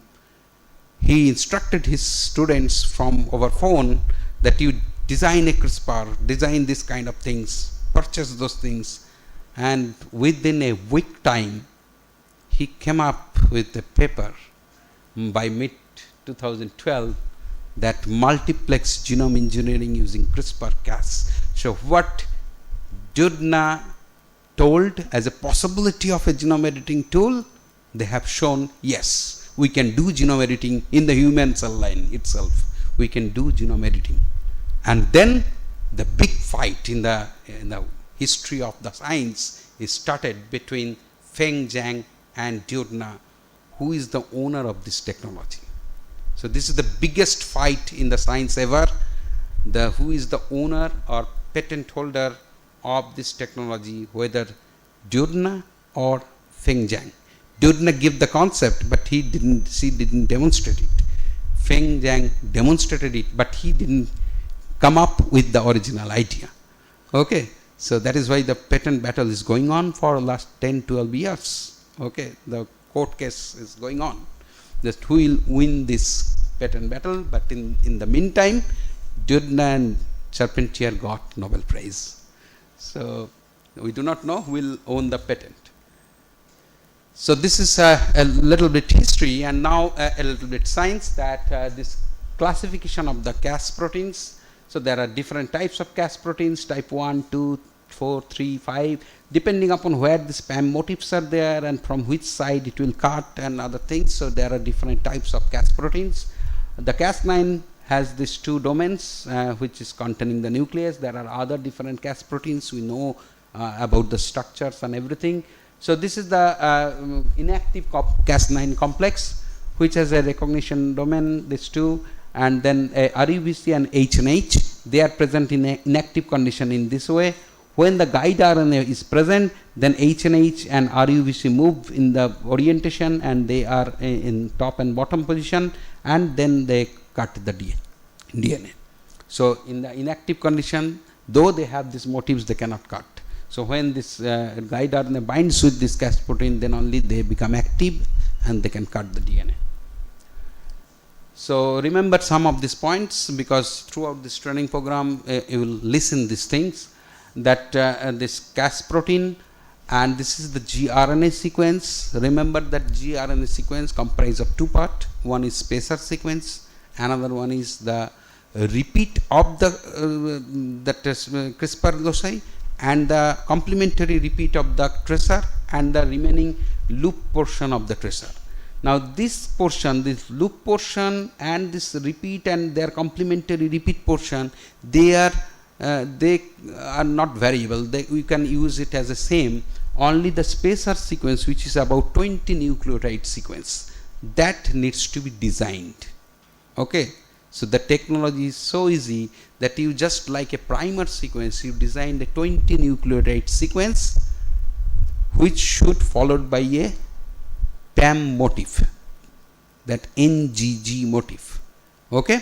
So if you designed a 20 nucleotide sequence, you can synthesize a guide RNA and Cas protein. These things you can get, and if it will join with target DNA, then the H&H card, the complementary of the protospacer where the spacer bind. So spacer sequence bind to the complementary of the protospacer sequence, and the protospacer is cut by the RUVC in the target gene, which is same as the spacer sequence in the bacteria. So protospacer and spacer are same sequence.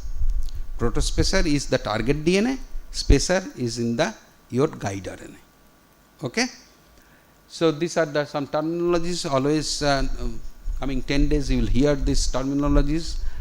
Now just to sum up these things, I would like to show one video that how this is happening. So this was actually originally coming from this bacterial system. The bacteriophage, when they infect the bacteria, they release their nucleic acid, and then one of this Cas protein copy a portion of the bacteriophage and place it at the 5' end of the CRISPR loci to generate new CRISPR array. So this is the repeat sequence and the viral DNA or the spacer sequence, and then from this CRISPR DNA a RNA will be formed that is called pre-CRISPR RNA. Then with the involvement of the other Cas cascade proteins and one tracer RNA sequence, they form a combination of the tracer RNA and CRISPR RNA, and then they join with the Cas protein to activate it. Then the activated Cas protein search in the upcoming DNA.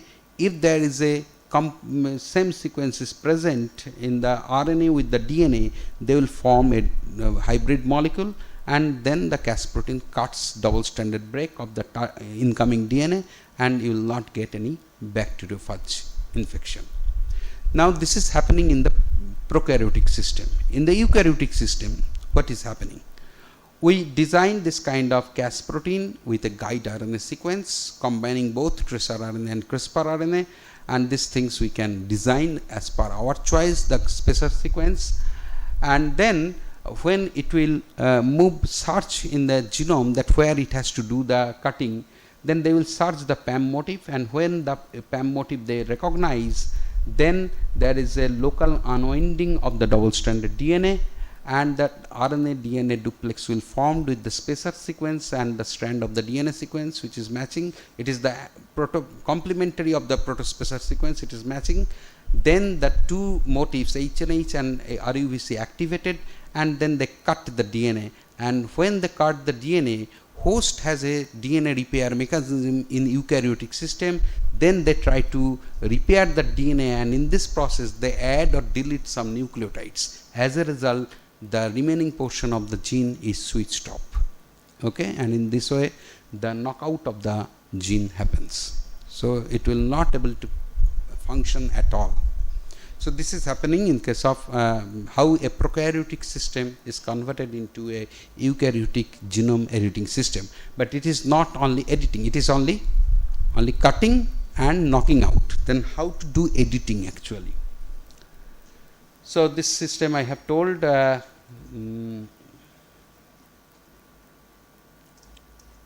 so here I'd like to tell that how this actual editing is happening. So when there is a clipped DNA, then there are two possibilities. One is through DNA ligase 4, through the non-homologous end joining method, different nucleotides may join to repair this DNA, and in that way there could be indel formation which resulted into the knockout of this sequence, knockout of this gene. If you want to really edit this gene, then we can take a DNA sequence which we want to introduce here. Suppose a gene which is having some mutation which we do not know, which we do not want. So we can take a fresh copy of the DNA, just add the flanking sequence, because we know where it will give cut. So the flanking sequence of this DNA we know. So those flanking sequence we add with this new DNA sequence, and we, along with this CRISPR-Cas, we add this small DNA sequence. That will cause a homologous recombination, and this new sequence will now inserted here. Okay? So in that way we can create our own DNA. So now you can think that we are next to God, because the God is taking so much time to evolve new forms of the life, and now with the help of this kind of technology we can create anything. Numerous alleles we can create as per our wish. Okay? There are different types of human diseases which are, we know as they are genetic disorders. Now they can be cured. Okay? The USDA, they have, USA has already given permission to at least treat the patient of two very dangerous genetic disorders. One is sickle cell anemia and another one is thalassemia, because these diseases are caused due to a mutation in the gene. Only a single nucleotide mutation, and you can just create this kind of through the genome editing you can change that nucleotide, and you can get a fresh blood cell which will not produce any sickle cell anemia or thalassemia, and that is now practiced in many human beings. Okay, so this is the beauty of this technology. We can create numerous crops as per our desire, that if a particular trait is not required, you can delete that gene. If you know that you need to produce a resistance, and the resistance gene has some nucleotide mismatch with a susceptible gene, so you can change that gene. You can make a crop resistant to any disease. So anything we can now do with this beautiful technology.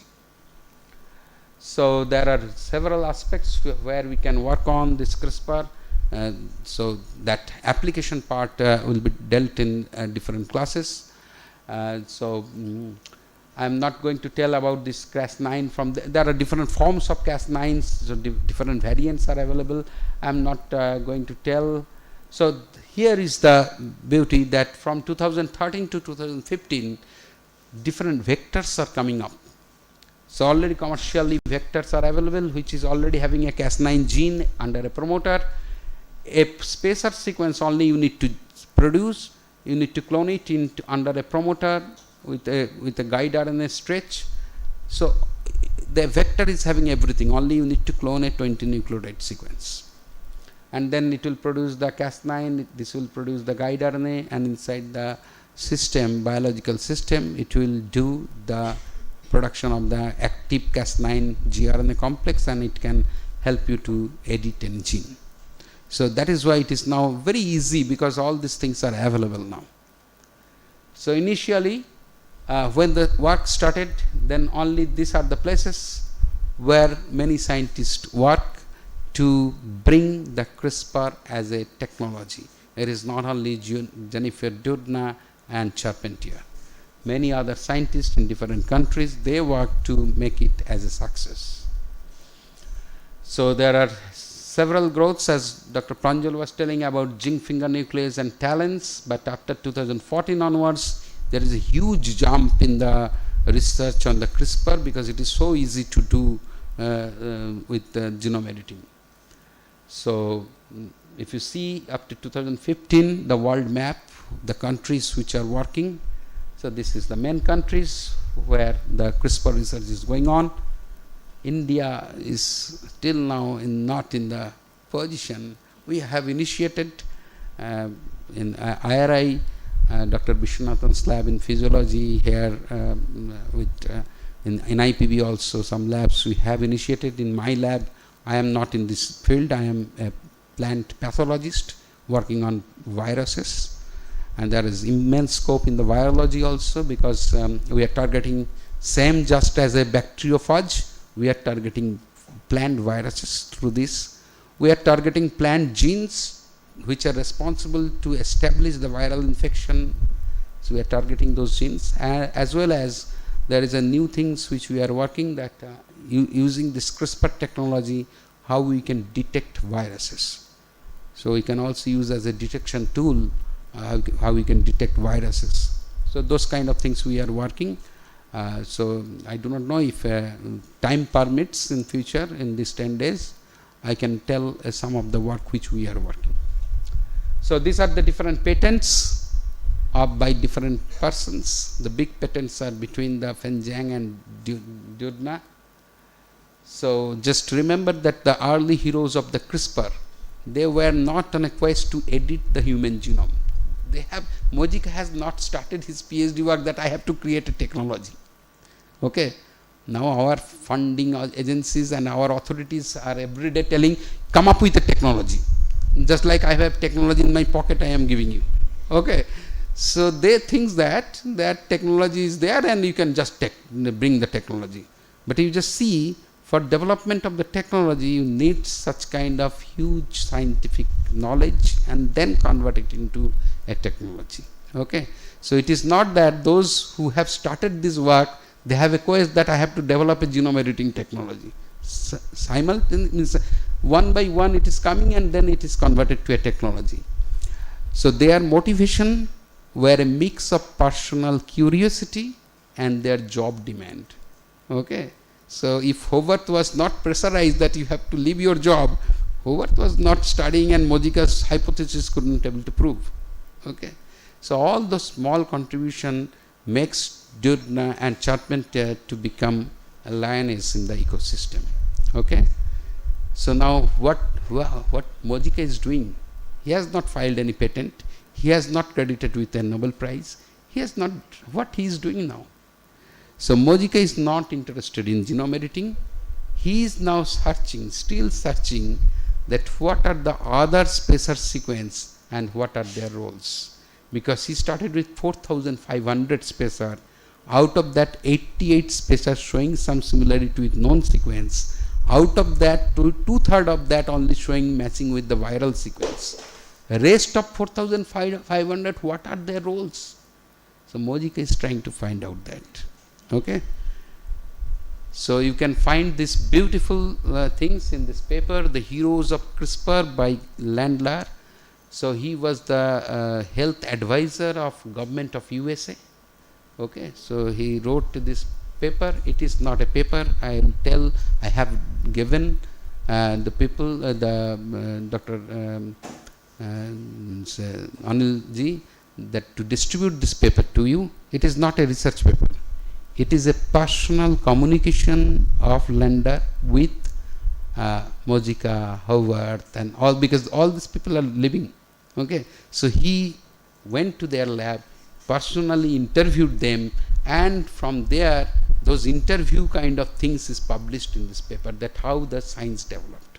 So please read that paper. It is a beautiful storytelling paper. It is not a very intricate science paper.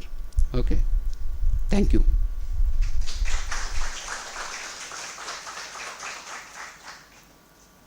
Thank you, sir. Thank you very much for such an insightful lecture. So if you have any query, you can ask. Anything? So history is boring. Huh? So how you see history depends on that. So if you think history is boring, it's boring. If you see that history you can tell in a storytelling format, it's definitely interesting.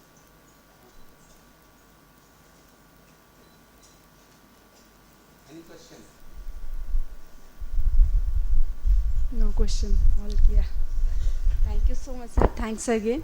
So just a small token of love.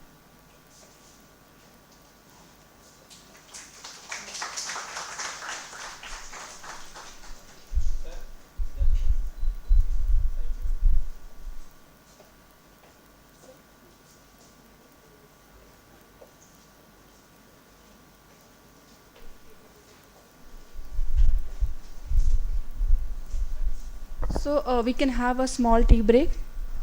Okay, you know the place, yes. Just next to the auditorium.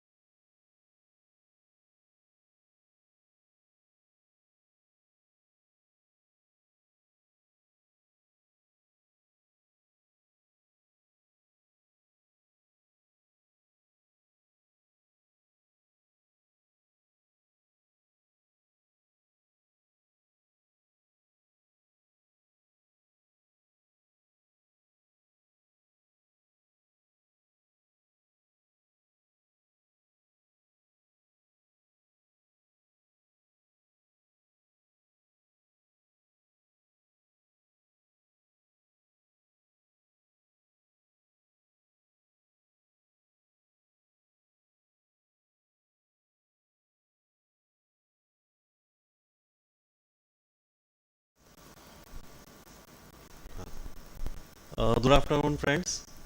It's a matter of great pleasure that Dr. Naveen-based is with us today for this lecture. Dr. Naveen is a very close friend of mine since very long time, and he is very accomplished scientist in area of plant biotechnology and genome editing.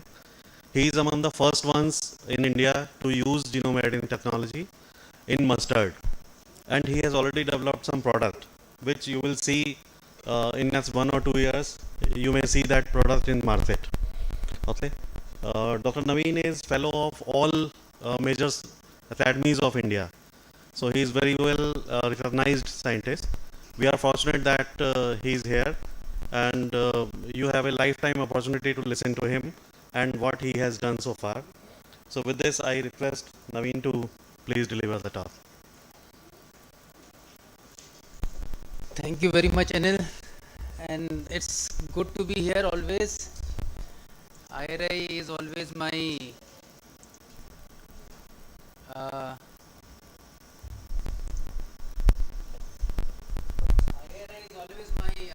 of very near to my heart, all because during my PhD days as well as in my masters, when we start our journey with Anil and Dr. Anil, we were in Pantnagar. Initially, we did our MSc from Pantnagar from 97 to 99, and then Anil and I were pursuing PhD almost at the same time.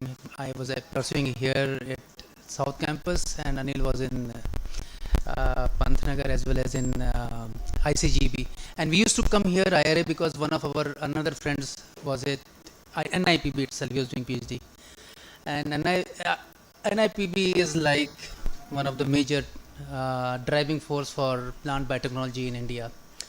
So thank you very much, Anil, for inviting me here to deliver a talk on genome editing and oilseed mustard. The title of my talk is genome editing for breeding complex trait in Indian oilseed mustard. When I say complex trait, these as since most of you are masters or PhD student, when we say complex means they are traits which are regulated by multiple number of genes or loci, or if we say loci, some of those genes we know, and for some of the genes we don't have any information. So I'll be talking about a complex trait in my talk which is only specific to Brassicaceae family member. So this is my institute, NIPGR, which is very much similar to NIPB, National Institute of Plant Genome Research, which is a DBT funded DBT institution under Government of India. And I've been here since 2007 after finishing my PhD in 2005, couple of years doing postdoc, and then I joined here as scientist. And it has been almost about 16-17 years since I've been working here. So the title, as I saw, the outline of my talk will be about telling the audience more about Indian oilseed mustard. What is the scientific name of Indian oilseed mustard? Any one of you? Brassica juncea. Very nice. So what is Brassica juncea all about, and its breeding objective? What are its major breeding objectives? The trait, the complex trait which I am talking about is glucosinolates, and I will tell more about it. What are glucosinolates and why it is very important for agriculture and health purposes, and its agriculture importance. And then how we started our journey with the conventional breeding and genome assisted breeding. What were the merits and demerits of this approach? What was the limitation of this conventional breeding approach, and why we shifted from conventional breeding to transgenic based breeding. Then we followed it for a very short period of time. We started with transgenic breeding also by developing transgenics and then manipulating this trait. But recently, very recently, for the last 4 or 5 years, we have been working on genome editing to improve this trait further. And then how smartly this genome editing workflow has helped us in achieving the trait engineering in Indian oilseed mustard.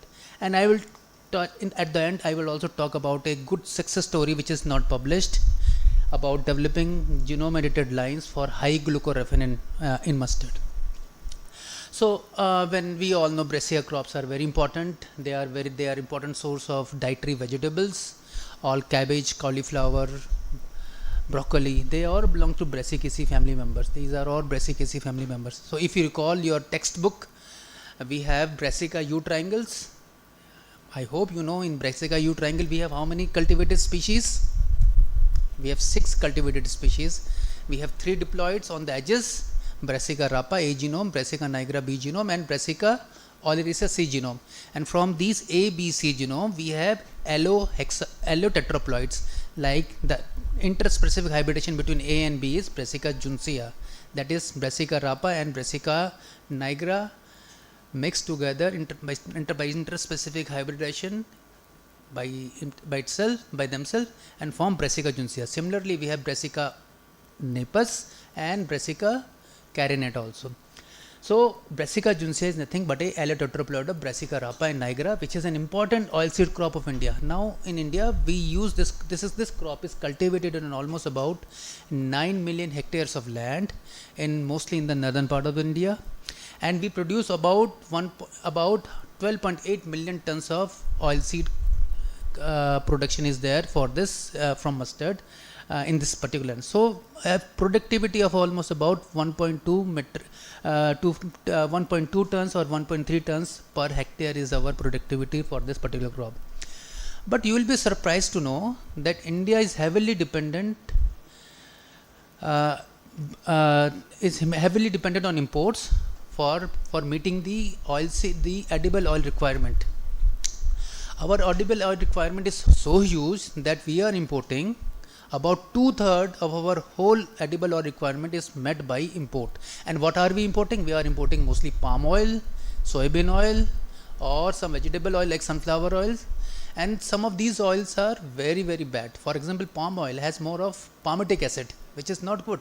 Compared to Brassica juncea oil or Brassica oils, Brassica oil have more of linoleic acid or erucic acid, but this palmitic acid is more of saturated fatty acid, and it is not very it's not good for health, it's not good for human health. So we are importing very bad oil for meeting our edible oil demands. So when we talk about Brassica juncea, it meets almost about 25% of our oilseed requirement. Of 1/4 of our oilseed requirement is met by Brassica juncea. Such is this crop, huge important, very highly important crop. Now, what are the major area of improvement of this crop? I have compiled couple of major areas where this improvement can be done.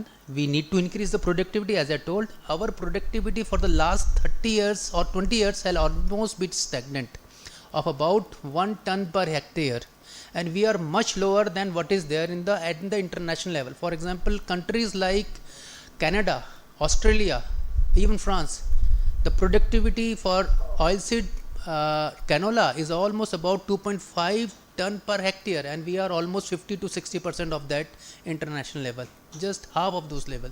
So our productivity is stagnant, and for productivity we know that heterosis breeding can help us a lot. And what is heterosis breeding? That you take combiners or varieties which upon combining can give you more heterosis in the F1 generation. Okay, so the one of the very well known heterosis breeding approach is Barnes-Barsar system, which some of you have read it also. And recently the DMH11, that is Dhara Mustard Hybrid 11, is the one which is based on Barnes-Barsar system, which is being developed by Professor Pintel's lab, where I did my PhD also from. So for increasing the productivity, we can exploit heterosis breeding, and it gives about 25 to 30% more productivity, more yield than the conventional breeding lines or the pure lines. Now also the productivity is diminishing because we have lot of problem of many pests and pathogens. For example, Alternaria bright, which Sclerotinia stem rot, these are two major pathogens which is a big menace for this crop. If they comes, being a necrotop pathogen, they kill this crop within couple of days only. Within a couple of months it comes to the field, and you are not taking care of your field, farmer is not taking care of its field, then it will infect the crops like anything. Almost 90% yield loss goes because of these two pathogens. Not only pathogen, but even pests like aphids, especially when it comes during the flowering time, inflorescence maturation time, the aphids and Plotella infect crop like anything. And not only these two, but also this crop need improvement on quality improvement. This crop, the oil quality as well as the oil cake quality of this crop also need to be improved. And two of the major component of this crop is glucosinolates, that is one trait, one very important quality trait, and another is fatty acid. That is to develop crops which are having very high amount of oleic acid, that is in fatty acid, which is more known for its health benefit, and low amount of erucic acid has to be developed. So recently last year I did this compilation about what are the major areas and how complex are these traits, because as I told in my title, all these traits, yield related, quality traits, all these follow a complex quantitative genetics. They are not regulated by a single gene. If had been they regulated by a single gene, it would have been much easier to breed them through conventional breeding, also through transgenesis or through genome editing.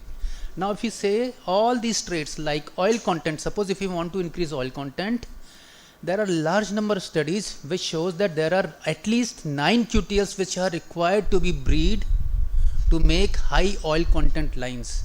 So this is the kind of complexity. So this is a complex trait which is regulated by almost 9 different QTLs. And for most of the QTL we have no information what the gene is. Although we know the QTL, we know the genomic locus where for oil content you have gene for, but the gene you have no information what that gene, because each QTL might have more than 100 genes. So the correct gene, the exact gene for in these QTLs are still unknown. Similarly, seed size, it's a complex trait regulated by 6 QTLs. Yellow seed coat color, we know there are only 2 genes which are required to make yellow seed coat color, and they are in different locus like A9 and B3, and the genes are known here because it is not so complex, much simpler. But the trait which I am talking is about seed glucosinolate. It's a very complex trait. So far there are 58 different QTLs has been identified, and at least 3 major locus are known which regulate glucosinolate trait. So I start here. So as I told, and these breeding objective can be met either, as I told, for yield traits, either we can develop lines, pure lines, which are performing better than the national check cultivars if we keep on developing those lines without any. So this are basically you keep on improving the gene pool without any heterosis breeding. Also, as I told, hybrids can be used to increase the yield also. For yield protection, yes, for example, aphid resistance can be made by use of genetic modification, because for aphids there is no resistance genes in the Indian gene pool line. So we have to introduce gene from any other external source through genetic modification. Similarly, white rust conventional breeding can be has helped us. There are many success report stories for white rust resistance. Alternaria blight, genetic modification, again because the genes are yet unknown. Stem rot, both conventional breeding can help as well as genetic modification can help. Now when we talk about quality breeding, there are these success stories. For example, developing low erucic acid, conventional breeding as well as genome editing has helped. There are reports which shows this. So this is a whole complex compilation of different approaches which has been used so far. And I'll be talking about the seed glucosinolate leavage, which has been talked by all conventional breeding, genetic modification as well as gene editing, and how gene editing is much smarter strategy compared to all others approach which we have used for glucosinolate trait. Now what are glucosinolates? Let's think more about, let's go deeper into it. Glucosinolates are secondary metabolites. These are specialized metabolites which are present only in the Brassicaceae family member. And if you have seen, when you consume any Brassica oil or Brassica vegetable, there is peculiar pungency which comes in the oil is all because of this glucosinolates. It has many, for consumer point of view, it has definitely very good beneficial, you like the taste of this pungency sometime to a certain level. But if it is present in very high level, it is not regarded as good, because then it makes pungency like anything. Although for some culinary purposes like mustard sauce or for fish preparation, high glucosinate is preferred. But yes, in general, high glucosinate is not always useful because of the 2 purposes. First, and I'll be talking about it also later on. So these are secondary metabolites which are derived, which are specifically present in the Brassicaceae family member. And what all it does, there are almost about 120 or 130 different kind of glucosinate structures which are known. This is not a single compound, it's a class of compound, almost about 120-30 compounds. So different glucosinolates have different properties, biological activity. For example, glucosinolates, whenever there is any pest or pathogen attack, they are they are hydrolyzed to form isothiocyanates, and these isothiocyanates helps in plant defense. So this is a very important integral part arsenal of plant against pest and pathogen, because they form isothiocyanates. When you rub mustard oil, the peculiar kind of sensation you get is all because of these isothiocyanates. Similarly, some of these glucosinolates are useful because they are anti-cancerous, like the broccoli. In broccoli, there is one glucosinolate which is glucoraphanin, and it is known to be anti-carcinogenic. There are a large number of clinical studies, both in vitro, in vivo, and human subject studies, which clearly shows the glucoraphanin has anti-carcinogenic effect properties. But the Indian oilseed mustard, when we talk about, it has more of anti-nutritional glucosinolates like sprogroitin or gluconapin, which are not beneficial for human health as well as animal health. So as a result, what it does, the oil quality and the oil cake quality both decreases to a significant level. So as I told, Indian oilseed mustard, Brassica juncea, have very high amount of seed glucosinolates, more than 100 micromoles. Almost the canola quality oil is regarded safe for human as well as animal consumption because the glucosinolate levels are up to 30 micromoles, and this is the internationally acceptable limit of glucosinolates to be present in the seed. But all our Indian cultivars are having very, very high amount of glucosinolates, almost about 120 micromoles. So this becomes a very big breeding objective to bring down glucosinolate from 100 micromoles to as low as 30 micromoles. And why to bring it down? Because they are considered anti-nutrition. As I told, there is a pungent odor, there is a biting taste, the taste which is of this glucosinolate, because of the presence of glucosinolate, the taste of oil cake or the meal which is left after the oil extraction is not liked by the animals or the ruminants which eat these oil cake, because this oil cake is used for as a protein rich cake for livestock. So they are not liked by the animals also, and they are goitrogenic because like the glucosinolate like progroitin compete with iodine, and as a result the animal health also goes stunted if you keep on feeding those into those animals to this brassica based oil cakes. So there are these negative effects. Because of this negative effect, the glucosinolate level has to come down to 30 micromoles. That is the international level, and that is our breeding objective. Now we have tested all three approaches, like breeding approach, genetic engineering, as well as gene editing, and I will explain you couple of slides of first two approaches, and then we will go how genome editing has helped us. So in our first approach, what we did, we saw what are the important genes or locus which are making plant low glucosinolates. So what we did, we used two parents, like one is Varuna, which is high glucosinolate cultivar, and another parent which is Hira, which is a canola quality cultivar but not grown in India. It is not well adapted to Indian condition. We cross them, make a mapping population, and map the genes which are important for this glucosinolate trait. And what we found, that there are many loci. There are almost about 7 different QTL or quantitative trait loci which is involved in making plant low glucosinolates. There are 7 loci, 1, 2, 3, 4, 5, 6 and 7, almost 7 loci which are important for making plant low glucosinolates. So this was the kind of mapping approach which we started doing this work. So then, once we knew what were the candidate high glucosinolate lines, because this is the line which is well adapted to Indian condition, for example, and this is the mega variety. We cross this into this line, make the F1, and then make the double haploid.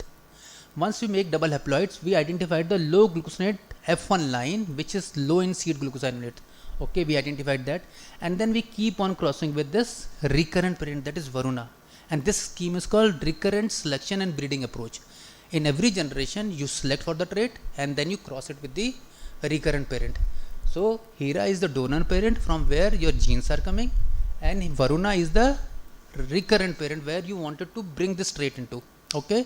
So from Hira we wanted to bring this trait, that is why we are crossing in every generation from to Varuna. We are identifying the low glucosinolate line, making them double haploids so that to make them pure line, then crossing with Varuna. So each and every generation, up to 6-7 generation, we did this task. thinking that okay, after 7 generation we will have 99% of Varuna genome and only 1% of Hira genome, which is required for low seed glucosinolates. Is it clear to everyone? Okay, but to our surprise, what we found in some of the chromosome, for example, in this linkage group, we have almost this much of Hira genome is still coming from. We have so much of Hira genome. So the green color is Hira genome and this little brown color is only Varuna genome. So almost about the full chromosome is still remaining from Hira. Why? Because in this chromosome we have 2 QTL. One QTL has one gene, another QTL another gene, and we were unable to find a recombination between these 2 genes in any low glucosinate lines. So what is this called? This is called linkage drag.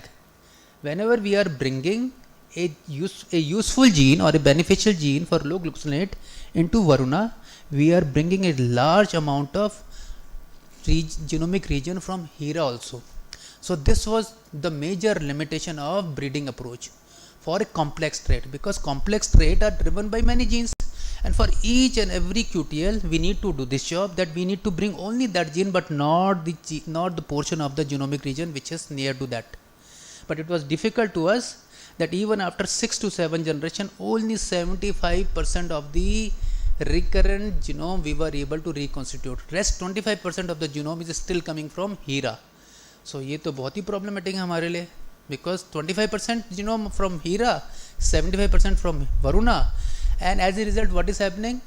Because whenever we are bringing low glucosinate alleles, we are also bringing alleles for low seed yield also, because Hira seeds are very low compared to Varuna seeds.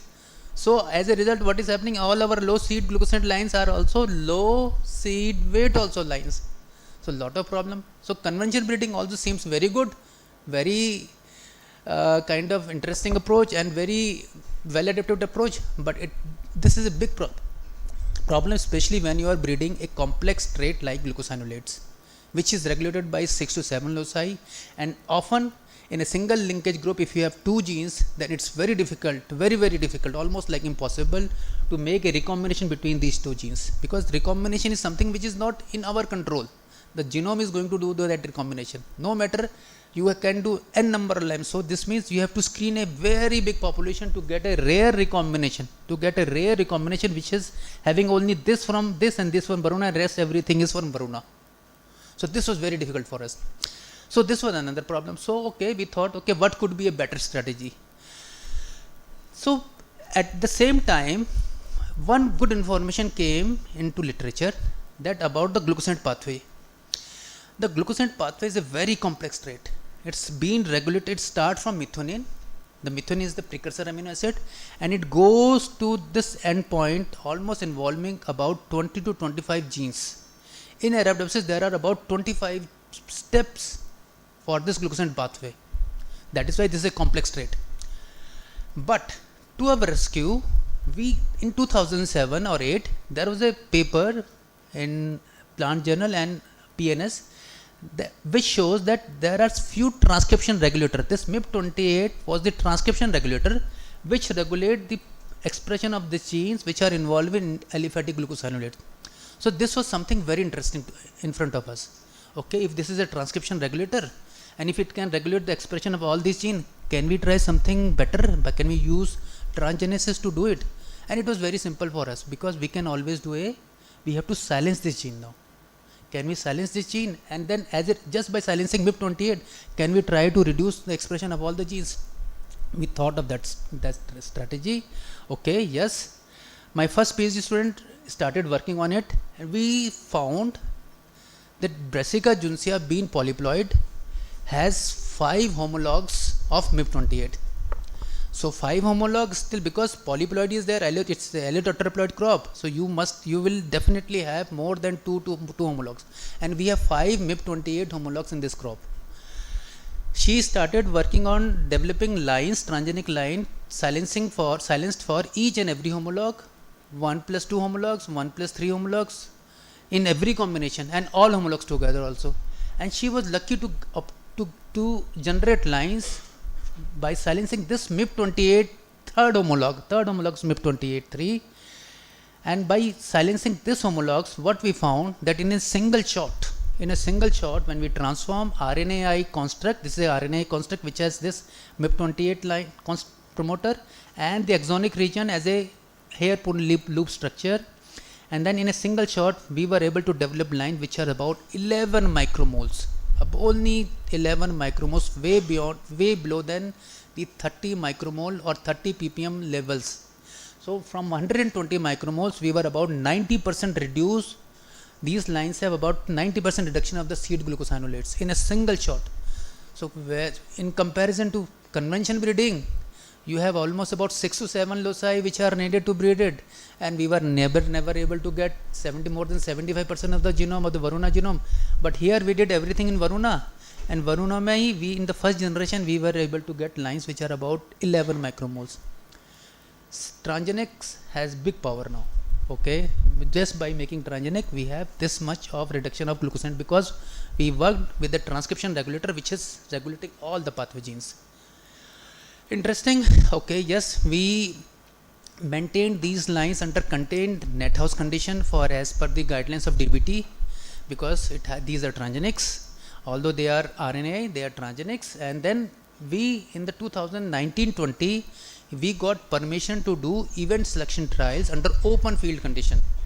Okay, we went further because for GM there is always a big regulatory pipeline which has to be followed. Once you have to go through event selection trial.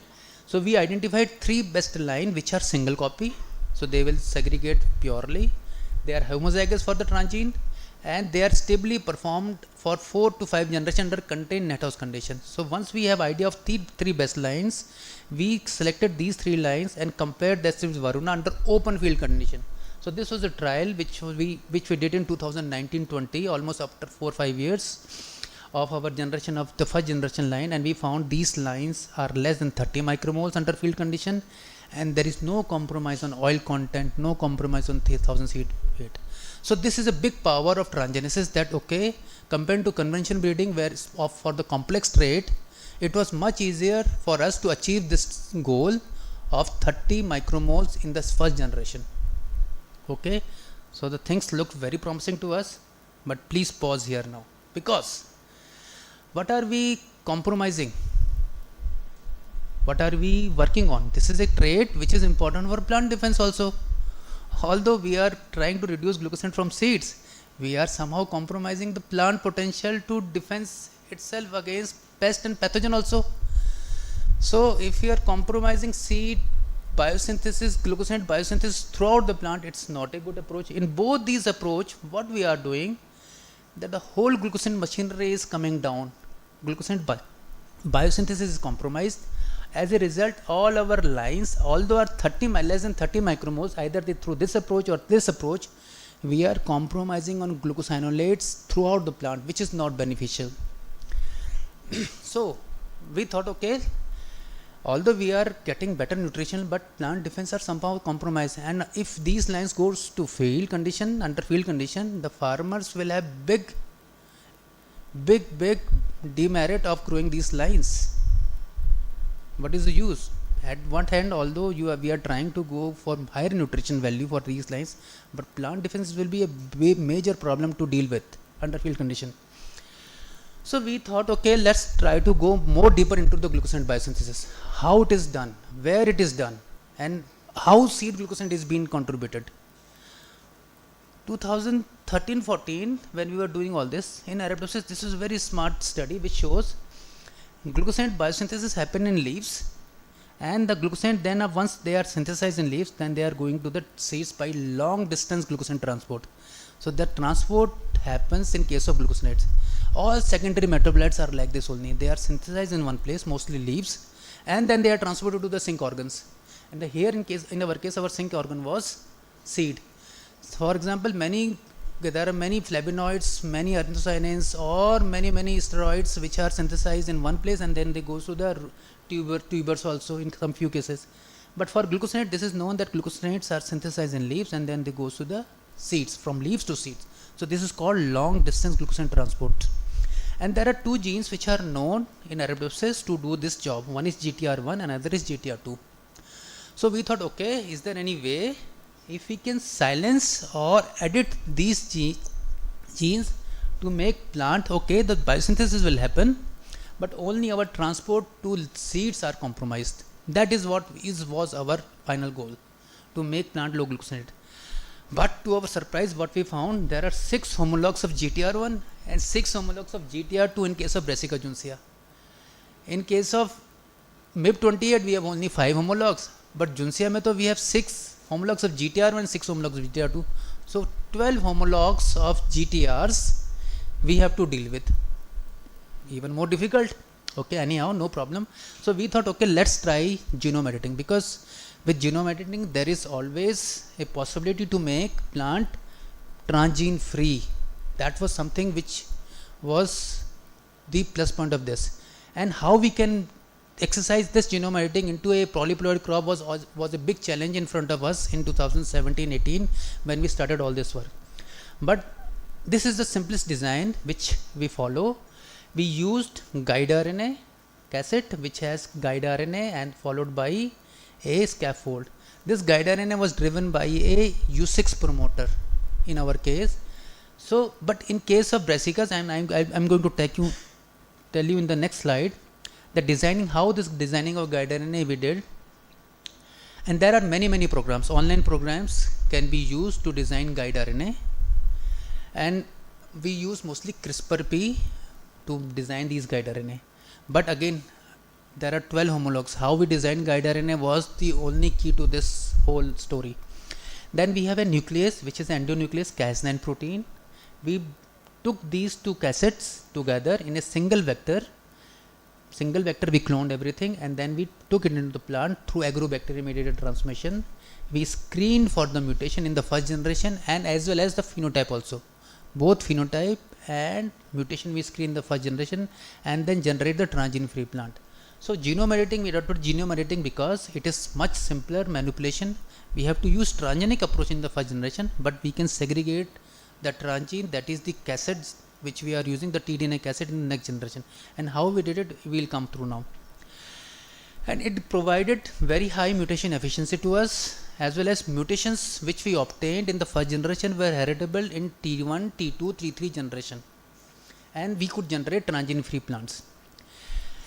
But when we started all this work, what we found, compared to monocot like rice, tomato, there are only few reports of genetic modification or genome editing in polyploid crops. We gather reports in when we started our work, there are only few reports which are dealing with polyploid crop. And what are the problems in polyploid crop? Okay, yes, this is a slide which shows how genome editing has been used for nutritional improvement of or the quality improvement of various crop. This is a compilation which was done in 2020 by Ku and Ha, which shows that yes, for in cereal, for example, in oilseed crop, where the interest of our crop, of my research interest, there are few success stories of genome editing in case of rapeseed, which is Brassica napus, as well as camelina, where modified lipid composition has been done.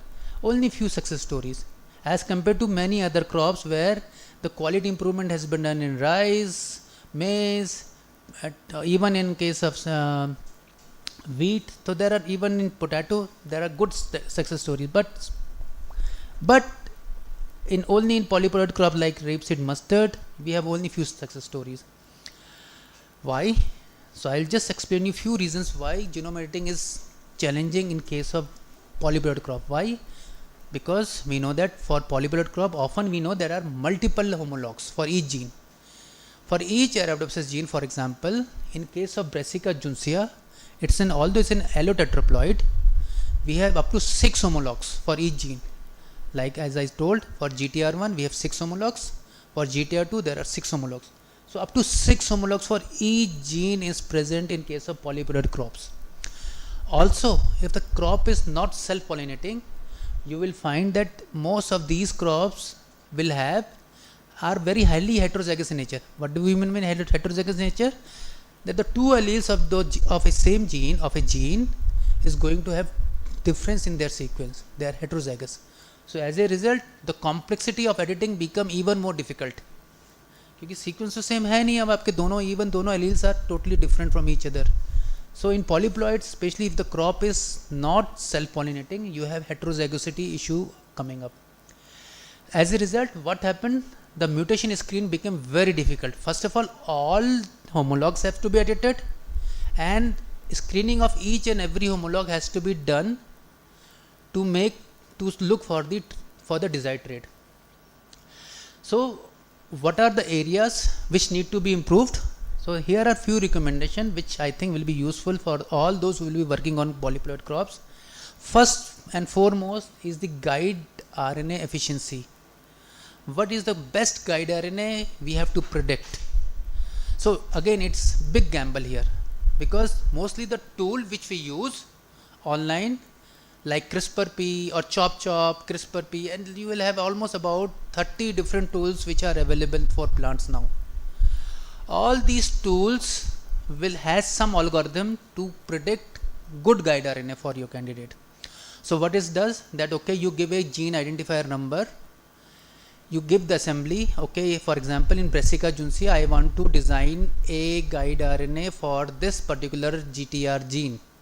So I will go to CRISPR-P online tool, I will just in a scroll down menu I will write Brassica juncea genome assembly. First and foremost is that the genome assembly has to be there in that CRISPR tool, a prediction tool. Suppose for a crop, Indian specific crop for which the genome sequences is not available, or for a very orphan crop where you are trying to do something, the genome assembly is not available, then it became very difficult to predict a good guide RNA without any good genome assemblies. For Juncea, the genome assembly which was available at that time was not of Varuna, it was of a totally different cultivar. But anyhow, we proceeded with that. So guide RNA efficiency will be decided based on those tools and your selection. Now comes your wisdom here. The tool is going to predict about, for example, in 1 kb gene sequence, it is going to predict 20 different guide RNAs. And for each guide RNA, there will be on score and there will be off scores. So ideally the tool will give you, okay, this is the best on score and the least off score. So select a guide RNA which will give you highest on score and the lowest off score. But sometime it may also happen a highest on score may or may not work in plants. When you start doing everything on wet lab, it may or may not work, and sometime a guide RNA with lower on score works better than the higher one, and we have seen it also. In case of polyploid, it is very important the guide RNA which you are designing should target maximum number of homologs now. Even a single guide RNA can target multiple homologs because the gene homologs are comparably more identical to each other. So we have to design guide RNA which are mostly conserved or can target multiple homologs.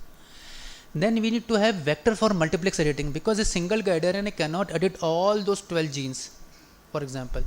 So we should have a power of cloning multiple guide RNA in a single vector system. That is also we develop ourselves. Another foremost requirement is that a good genetic transformation system or protocol should be there for that particular cultivar. For example, in Brassica juncea cultivar Varuna, where we are working, we have a very good transformation system. Suppose if we wanted to use this transformation system into another cultivar of Brassica juncea also, it may or it may not work. So very important requirement is that we need to have a good transformation system in case we are using agrobacterium mediated transformation. But suppose if we are using protoplast, or if we are using gene gun delivery method, or if we are using a pollen magnification method or nanoparticle, then this requirement is not necessary. In that case, you need to have a very good protocol for delivery of your guide RNA and the RNP complex into that system by another mean, whatever you are trying to do. For example, protoplast, a very good protoplast isolation should be there, and then protoplast delivery system should also be there. So all those steps should be very well, the protocol should be very robust and highly reproducible also. But we were working with transformations by agrobacterium, so that is why we developed lines where we have good vectors as well as good transformation system. And After that, the generation and identification of homozygous edits has to be done by Sanger-based sequencing. We didn't go for deep sequencing. We used Sanger-based sequencing to identify the edits, and then tracking the transgene-free lines in each and every generation. So, just a glimpse of the 12 homologs. Now here are the 6 homologs, GTR1 homologs I have classified here, and 6 GTR2 homologs. 2 of my PhD students started working on it. Juhi started this work, and then Avni compiled this work all together. So this is a work of almost 2 PhD students who did all this work, because we failed in first couple of attempts, and it took us almost 2 years of no results for first 2 years. But we were lucky to develop good genome editing vectors, good guide RNAs, which can edit all those homologs which are important. So there are 6 homologs of GTR1 and 6 homologs of GTR2, and we found a region in the genome, especially in the 5' region of the gene, we found a region where if we design 3 guide RNA, this first guide RNA, guide RNA1, it can target 4 GTR1 homologs. The guide RNA2 can target 3 GTR2 homologs, and the guide RNA3 can target another 3 GTR2 homologs. So by multiplexing 3 guide RNA, we cloned all these 3 guide RNA with their independent ATU6 promoter cassette and the scaffold. So guide RNA1, guide RNA2, guide RNA3 within the tDNA region. So we developed this vector where 3 different guide RNA can be cloned. In fact, in our vector, we can clone even up to 6 to 7 different guide RNAs. So we develop all this vector, and we clone this guide RNA, and these guide RNA were targeting the second exon of the gene. So that once the editing happened in the 5' region of the gene, we are sure that our gene will no longer be functional. Okay, so we design this guide RNA, we construct the genetic transmission vector, and then transform into Varuna, same variety where we were trying to breed low seed glucosinorate rate. Okay, so in the first generation itself, we didn't go for screening of the editing. We first checked, okay, let's check the phenotype. Let's take the phenotype. We generated almost about 40 different T0 event, and what we found that this is the levels of seed glucosinolates in vector control and Varuna, almost about 120, 30, 40 micromoles or ppm, and almost in about 30 out of 40 lines which we generated, the glucosinolate levels were less than 30 micromoles. So एक बार मुझे phenotype दिख गया. Once I know that my phenotype is there, I'm sure that my guide RNA is working, my system is working, and definitely most of my guide RNA will be targeting the target genes.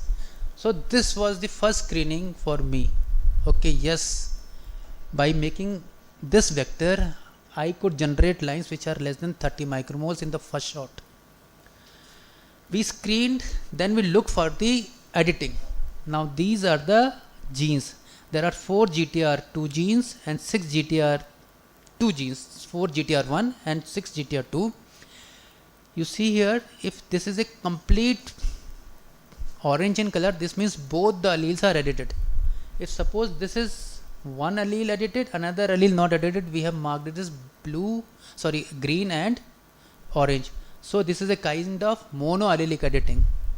In the first generation, monoallelic editing. So we compared, okay, how many homologs are now required to make plant less than 30 micromoles. This information was to gather that. So we did screening of all these lines for editing in all 10 homologs, in fact all 12 homologs of GTRs. And this table is very compiled table which shows that in lines which are more seed glucosinolates, most of the GTR2 homologs and few GTR1 homologs are not edited at all. So what does it mean? That to make plant low in seed glucosinolate content less than 30 micromoles, most of the GTR1 and in fact all GTR2 need to be edited, need to be mutated to make plant low in seed glucosinolates. So this was very clear cut idea, and I was just discussing with Dr. Bhattacharya also that there are at least 8 homologs what we found are important to make plant low seed glucosinolates. Then how to make them transgene free? Okay, we just follow simple Mendelian ratio, simple Mendelian cross to do it. So this was our T0 lines which was having Cas9 cassette, And then Cas9 cassette is also with bar gene cassette. This bar gene is a selectable marker cassette for Basta resistant. Basta is a herbicide. So we select these lines under in vitro condition by adding Basta. So this is our transferment. What we did, once we know that our line is low in seed glucosinolate, we self that line, we segregate them in the first generation. We select lines which are Cas9 minus. How we did it? We just took a line, we just took each and every plant in the leaf, in the upper portion of the leaf, we just paint with the Basta under field condition, under contained net house condition, we painted. Okay, this is sensitive. We looked only for the sensitive plant. Sensitive plant means it is now no longer having Basta or bar gene cassette or the Cas9 cassette. We select for this line, okay, and then we confirmed it using PCR also. Yes, this is minus Cas9 also. Or we selected only those lines which are less than, which are bar minus or Cas9 minus. We validated these by PCR also. Then self that line and make them self this transgene free line, make them self and then make T2 generation. Yes, they are transgene free. For example, you can see here perfectly our T2 generation lines are not growing as just they are susceptible, they are sensitive to Basta under in vitro condition, like here, just like Varuna. And our T1 line, which was Basta resistant, is showing the Basta resistance here. So this workflow gives us very good screening of transgene free line in the first T1 generation if your cross are maintained very nicely, meticulously. Self the T0 line, look for the trait. First of all, look for the editing in T0 generation. Once you are convinced the trait is there, the editing is there in all the homologs, self that line, segregate that line, and segregate the progeny, select the line which is minus bar, and then self it again, and now from the next generation onward it will be all transgene free. And in fact, we checked mutation for all 10 homologs in each and every generation also. In the T0 generation as well as T1, T2, all transgene free line, which looked for the mutation also. And we found, yes, the mutation were very much heritable. Whatever mutation we found in T0 generation, segregated in F1 and inherited in T1 as well as T2 generation. So for all 10 homologs, our editing was perfect from T0 to T1 to T2. And I will show you this data to make you more convinced. In the T3 generation seed, if we selected 14 best promising line, 14 independent lines, and we found they are less than 30 micromoles. We quantified many plants. We analyzed many plants of each of these lines, more than 20 plants for each lines, and all these lines are less than 30 micromoles. Disconnected. And what was even more interesting, if you see the kind of editing on the right hand side panel, for example, this is GTR1 homolog and this is GTR2 homolog. This line, this L4 by 11 is having one nucleotide addition and one nucleotide addition. What does it mean? That there is an addition of one nucleotide. See here, for example, compared to wild type, there is an addition of one nucleotide in both the alleles. Likewise, in advanced generation, T2 generation, all these lines are now completely homozygous for the edits, almost same kind. Most of these lines are edit completely homozygous and very nicely herited from what is present in case of T0 and T1 generation. So we genotyped all these lines, and there are no these genes, at least these 10 genes, GTR1 4 homologs and GTR2 4 to 6 homologs are not functional in case of these lines. Okay, so seed glucosinate is low. Now what is happening to other part? Because that is our aim, to develop lines which are low in seed but high in leaf glucosinolates. So we analyze many different tissue types also. In leaves, in the first 30 days of leaves, we found compared to wild type Varuna, all our lines are now accumulating almost comparable to Varuna. The leaf glucosinates were almost comparable. At a later stage, the glucosinate levels were even little higher than what is present in Varuna, because now effectively more glucosinate is not going up. What is more interesting, if you just see this data, SWGC. SWGC is nothing but seed wall glucosinate level. Now suppose this is seed pod wall, okay, pod wall or sleek. The seed is encapsulated within the pod wall, okay. This pod wall remains like this, and within this there are many seeds, almost about 12 to 16 seeds are there in case of each pod. Now what we found, that in these lines the pod wall glucosinate levels are even higher than the wild type varuna. But I didn't expect that. I was thinking my whole glucosinate is not going from leaves to the seeds. As a result, this should also come down. But what I found, additional advantage, is that only my seed glucosinate is coming down, but not even the pod wall glucosinate. So this is a very win-win situation for me. Now why it is happening? How glucosinate is going up to sleek wall, not go to the seed wall? That is another paper which recently came from a Denmark group, which shows that the seed glucosinate is contributed mostly by the seed wall, and that is something we reported here also.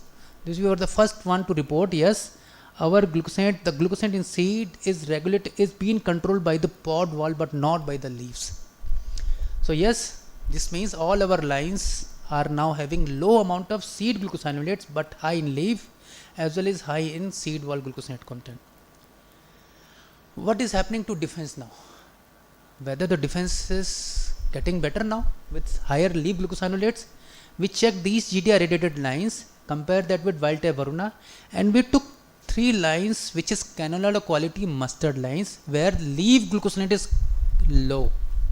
You remember in my earlier slide I showed there are conventionally breeding, through conventional breeding we did develop low glucosinate lines as well as through transgenic also. The lines which are having totally low amount of seed leaf glucosinate also. What we found, our lines are in fact performing better than the wild type varuna, as well as the canola quality line are heavily compromised against Sclerotinia stem rot, as well as Spodoptera, a generalist pest itself can infest these canola quality lines like anything. But all our lines, the weight gain of larva is very low. This means the pest is not liking feeding into these lines. So it's a double protection for our lines, that yes, the GTR edited lines which are editing for all the GTR homologs have low amount of seed glucosinate for higher nutrition value and very high amount of leaf glucosinate which is protecting it against many pests and pathogen. So all this data has been generated under contained control conditions, and now we will be taking these lines for further ICR trials. We checked these lines for many other traits like shoot length, many agronomical traits, 1000 seed weight, seed size, oil content, protein content, and these lines are through editing of GTR has no compromise on 1000 seed weight, oil content. None of the agronomical parameters were compromised when we tested these lines under contained net house condition. You can see this picture compared to all varuna which is grown in the first lane. All our lines are performing similar to varuna. This is the data of growing season 2022-23 where we captured this under contained net house condition. So at the end, to compile this story, we showed yes, by targeted editing of GTR1 and GTR2 homologs, we developed lines which are low in seed glucosinolates. So this canola quality mustard has improved oil quality, and they are better for livestock and poultry feed, and they accumulate higher amount of leaf glucosinolates. As a result, we have more protection against pest and pest pathogens. So the farmer will have less dependency on agrochemicals like pesticide and fungicide. So we will be taking these lines for open field trials with ICR coordinated trials in the coming growing season. And this work was published last year in Plant Biotech Journal, and we have many newspaper stories on this line, in this particular work. But Indian Express and many other social media also highlighted this result, because this is one of the first success story from India where so many homologs, almost 10 homologs have been edited in our crop. And we recently followed this SOP because there is a process to take them into the field condition. How to take them into field condition? There is a guidelines which is given by RCGM. We took these guidelines, studied these guidelines, make our dossier, iBSC application to deregulate it or to take them into the field.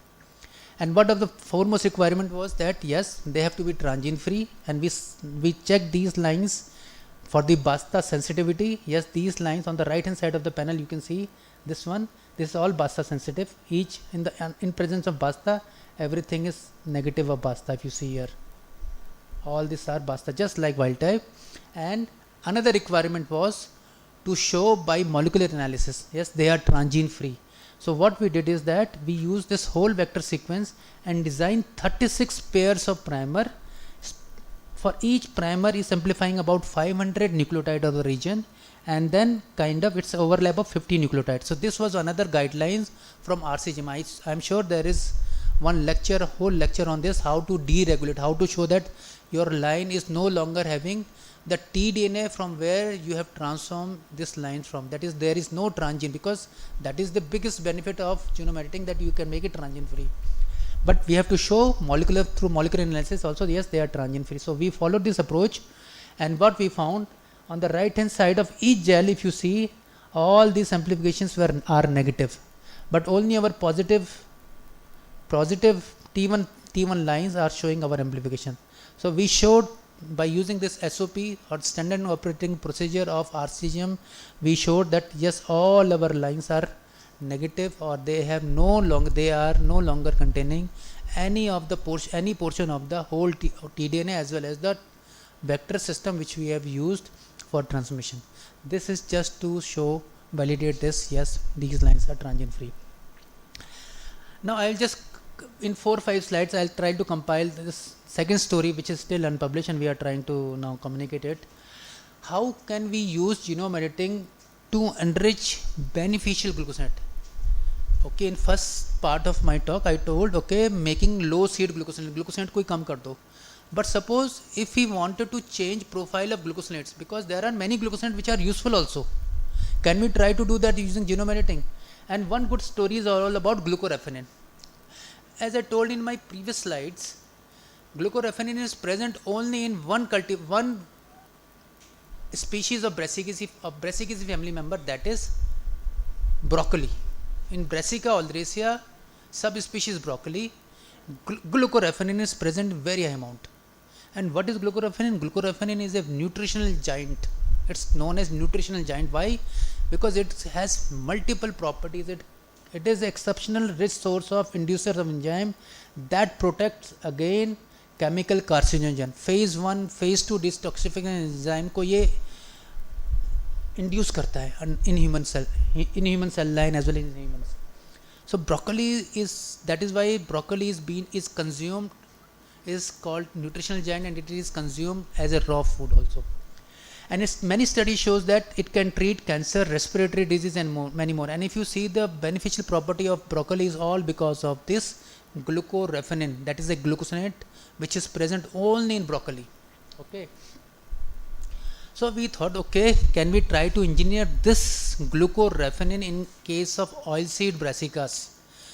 Unfortunately, oilseed brassica like Brassica juncea, Brassica napus, or even other Brassica oleracea has negligible amount of glucoraphanin. Now, what is glucoraphanin? Glucoraphanin is, this is a pathway. If you see, glucoraphanin is the precursor of the two end product glucosinate, which is gluconapin and progrotin, and all our Brassica vegetable produces these glucosinates because the enzymes are quite active. This GSL AUP2 or AUP3 is very active, as well as GSL OH hydroxyl enzyme is very, very active. As a result, it makes these two glucosinates at the end, and these are anti-nutritional. So can we try to engineer our plant in a way that you have more of this glucoraphanin, that is 4-methyl sulfonyl butyl 4-MSB, all glucoraphanin, which is having very high amount of, which is known to have high anti-carcinogenic property. Can we do it? So we use this approach of genome editing. So glucoraphanin, the property of glucoraphanin is not because of itself, it's in its native conformation.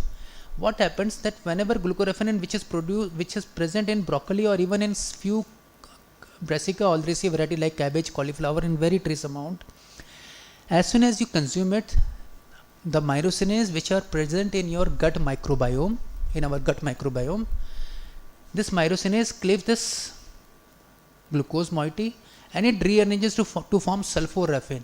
Now this sulforaphan is the one which has the biological activity, which is the inducer of phase 1, phase 2 detoxification enzyme, and has anti-carcinogenic, antioxidant, every activity is because of this sulforaphan. And there are, if you go in many abroad, you will see that for sulforaphan there are many supplements which are available under shelf also. The sulforaphan has, because of their good health properties, sulforaphan supplements are available and in markets also. So we thought, okay, can we try to engineer this glucosinate by genome editing? What we did, we started working on this AOP2. What my student Praveen, who's working on it, found that there are 5 homologs of AOP2, 3 homologs from A genome and 2 homologs of B genome, and we target all 5 homologs by using this multiplex guide RNA system. Again, we have 4 guide RNAs which are targeting the first exon in case of AOP2. Interestingly, what he found, when he is editing only 1, only 2, or only 3, or even up to 4, the glucoraphanin amounts were not altered at all. They are almost similar to Varuna. I am not going to talk more on that. But when we edit all 5 homologs, what we found, that the glucoraphanin level, that is 4 MSUV levels, are now increased to a significant level which was not present in case of wild type. It will be more clear from this picture. In the wild type, no glucoraphanin. In advanced T3 generation seed, we found that the glucoraphanin levels are very, very high. Almost about 90% of our glucosinate is glucoraphanin. And when we edit all 5 homologs, 1, 2, 3, 4, 5 homologs, we can achieve only this high amount of glucoraphanin. But suppose if you have only few homologs which are being edited, then the glucoraphanin amounts are not that high. So this very good study where we show that what are the important homologs, the subfunctionalization of different homologs of AOP2 to make plant high amount of glucoraphanin.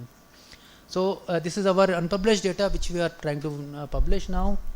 And there are few success stories, not only for nutrition quality improvement, and I am glad to see that glucosinate is one of the candidate for now nutrition quality improvement, which we have documented very nicely. And now after this we are working on AOP2.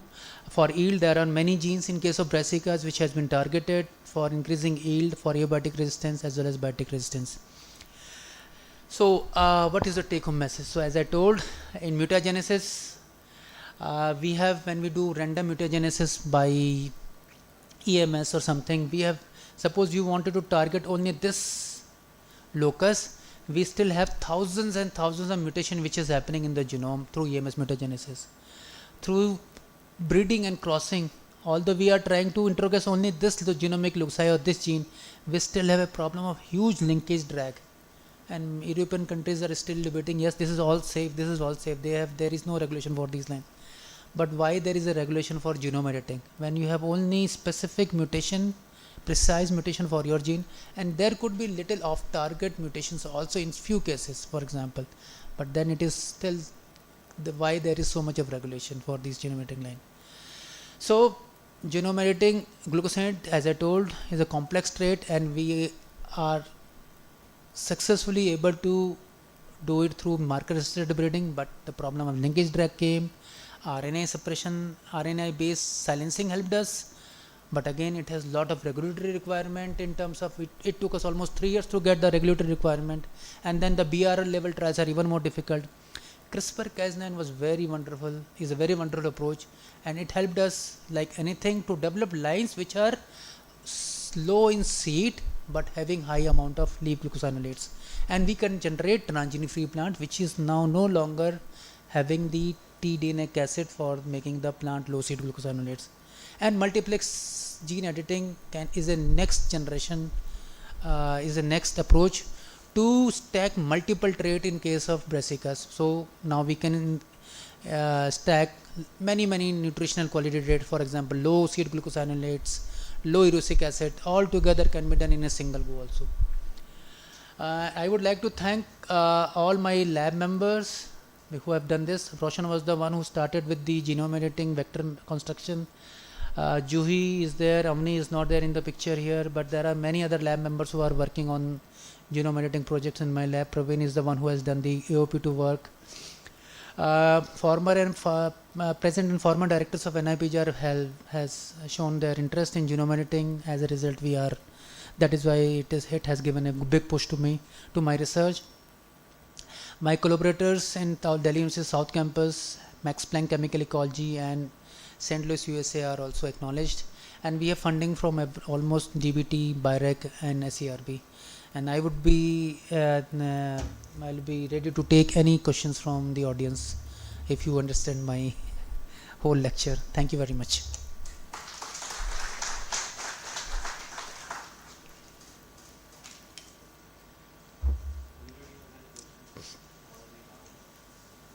Yeah, please, more questions.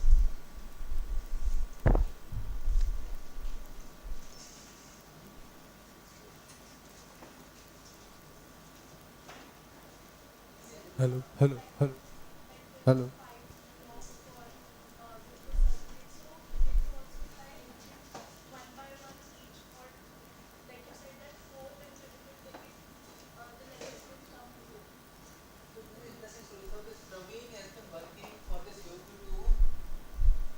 Praveen has been working with this AOP2 work for almost like 4 years now. When we started our work, we thought there are only 4 homologs. So we targeted all 4 homologs. When we were targeting 4 homologs, we found in few plants we are getting editing of 1 in second, third, or in combination of 1, 2, plus 3 and 4. But even after editing for all 4 homologs, he was not able to get higher amount of glucoraphanin. So that prompted us to think, okay, are we missing any other homologs which are not there in our list? Because based on genome assembly, what we were knowing that there are only 4 homologs. But when we looked carefully, we found there are 5 homologs in fact. In fact, I am thinking there is 6 homologs which we are not able to catch up. But at least by editing 5 homologs, we can see that the glucoraphanin accumulation is almost about 85% of the total glucosate, which means yes, all 5 homologs are important. But if we edit only 4, the glucoraphanin were not increased more than 30% of the total glucosate. So yes, we did single also. When you do all this multiplexing editing, even in from a single vector, you will get many lines which will be editing in 1, 2 or 1 plus 2, 1 plus 3 as I told. You will still get those combination, and you have to check for the trait. How much is the contribution of each homolog for these traits that you can work out from this. But from all our experience, what we found that at least 5 homologs are needed to make plant high in glucoraphanin.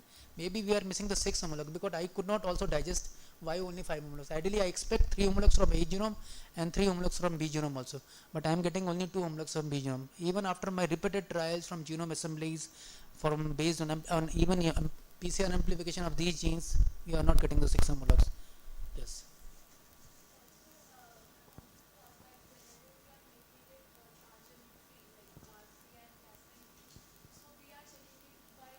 So we are checking it by spraying Basta. So when they are not surviving only, so how can yes, I told you that we are not spraying the plant completely. What we are doing, we are growing the plant for 1 month. We are growing plant for 1 month, and we are just taking 1/2 of the leaf. Once we know that okay, yes, this leaf is once after my painting only one half of the leaf, I know this plant is negative plant. I will select this plant, I will tag this plant, I will retain this plant, and then going to self it. In the next generation, I am going to do the same exercise. Yes, if they are all transgene free, they will be segregating. If I spray, I will kill those plants. I am not spraying at all. I am not spraying at all. But there are studies that after the leaf reaches a particular size, the Basta spray doesn't affect it. 1 month. That is why we are trying to do everything within 1 month. Maximum 5 weeks. You cannot do in seedling stage, and only once you have true leaves, then your Basta is going to work. Thank you. Hello.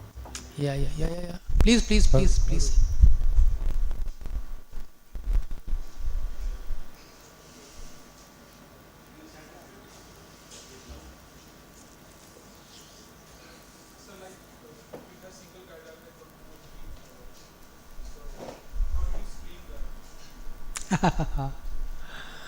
Actually, yes, after coming here, I could think if I could do something better than this.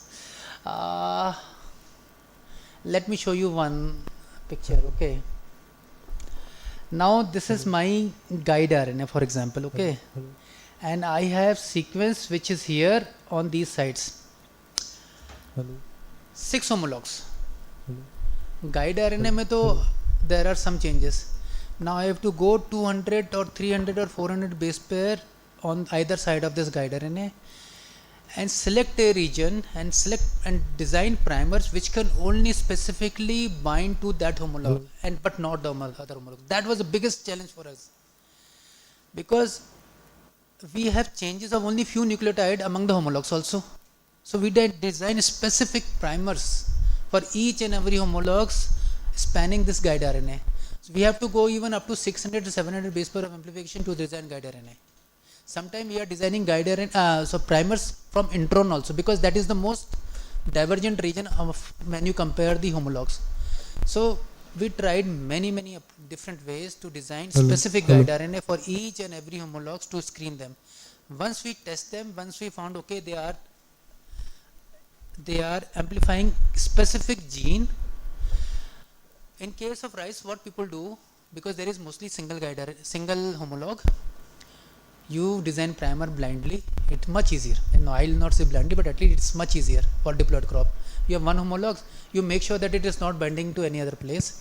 You design it, you amplify the sequence, and then maybe clone it, sequence it, and then clone it, and then at least clone 20 clones, and then you are sure it is not.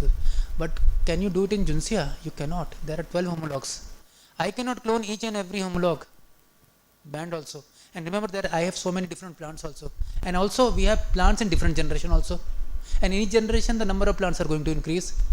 So I do a very simple procedure here. I design very most important criteria is to design primer which is specifically binding to that homologs. That has to be there. If I design primer which is amplifying my homolog 1, primer set which is amplifying my homolog 2, primer set which is amplifying my homolog 3.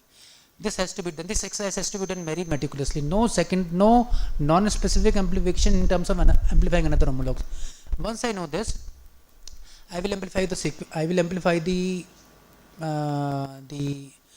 guide RNA spanning region.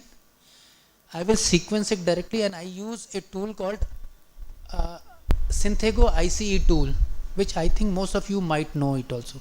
ICE Synthego tool. We amplify our wild type Varuna DNA, and we amplify our GTR edited lines for this homolog. Enter it into the IC tool, and the IC tool is going to give me, yes, this has editing of what kind, homozygous, heterozygous, or what kind. I use this IC tool to help me out to know the sequencing. If I started cloning all these homologs, then it will be like too much of work for me. We only do this way, that we design specific primers for each and every homologs.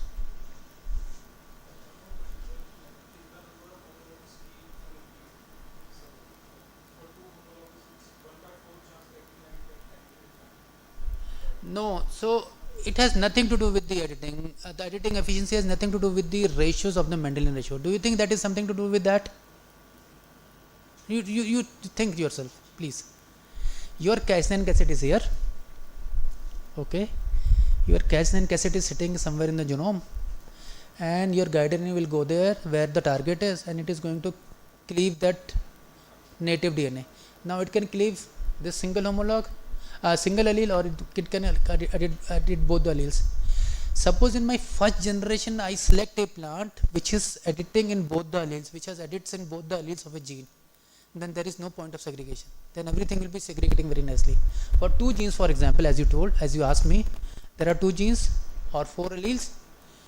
If I have homozygous edits for both those genes, I don't need to worry in the next generation. If I select this plant, everything will be homozygous for both the genes. Editing will be homozygous for both the genes. Yes, I agree. There will be some Mendelian thing, but in my biggest say will be that you select for a plant which is homozygous biallelic edits in the first generation itself, in the first T0 generation. If you select for that plant, it is going to segregate very nicely, very purely.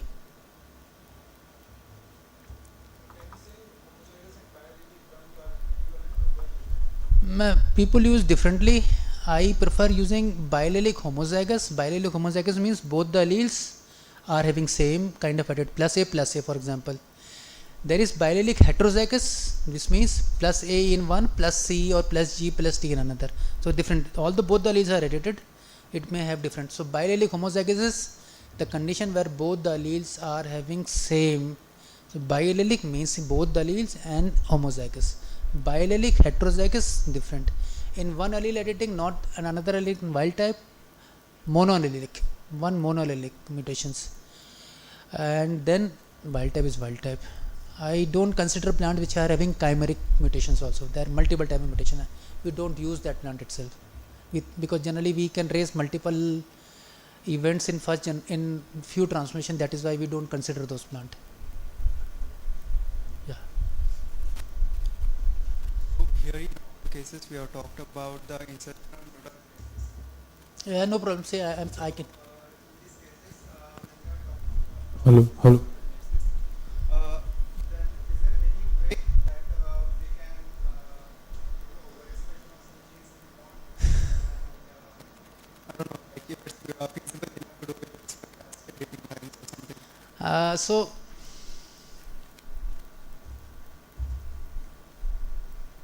I don't know, I have kept that slide for you. Yeah. I am sure some of you might have seen this slide. Yes, CRISPR can be done.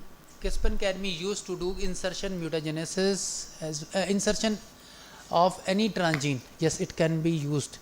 And this type of mutagenesis is called SDN3 type of editing. Suppose you want to introduce a gene, suppose BT-cry1 gene. We want to introduce, now this is a BT-cry1 gene, and you want to introduce it into a very specific location of the genome.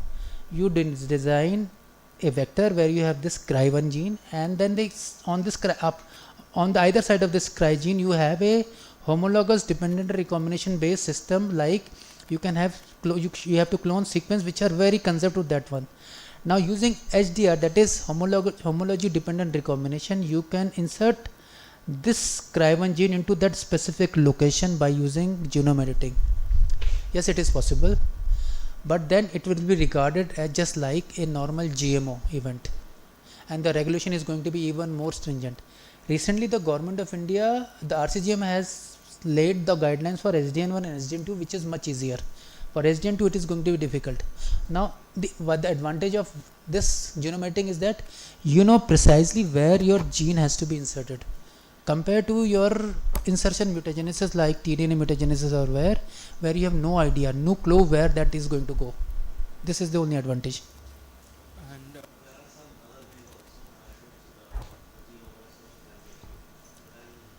Yes, through genome editing also that can be done by, for example, enhancer, by putting some dead Cas9 along with an enhancer sequence can be used to do that. I have no expertise on that so far. So maybe I saw that there are few lectures on that.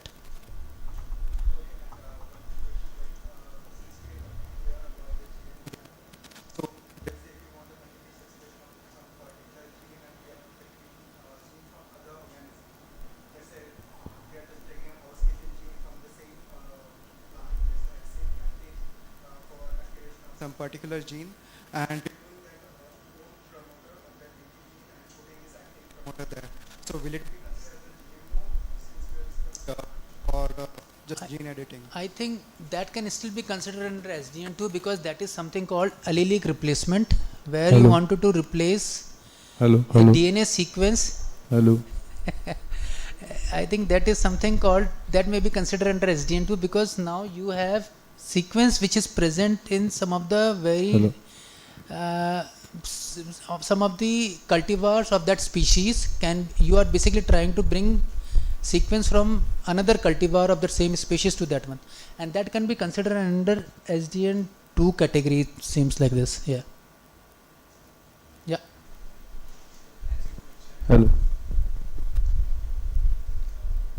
Hello. Sir, as you mentioned complex traits, sir. So we are a biotechnologist. So we are going through complex trait like yield, sir. Yeah. So in this scenario, like climate change scenario, there is a one food security issue now.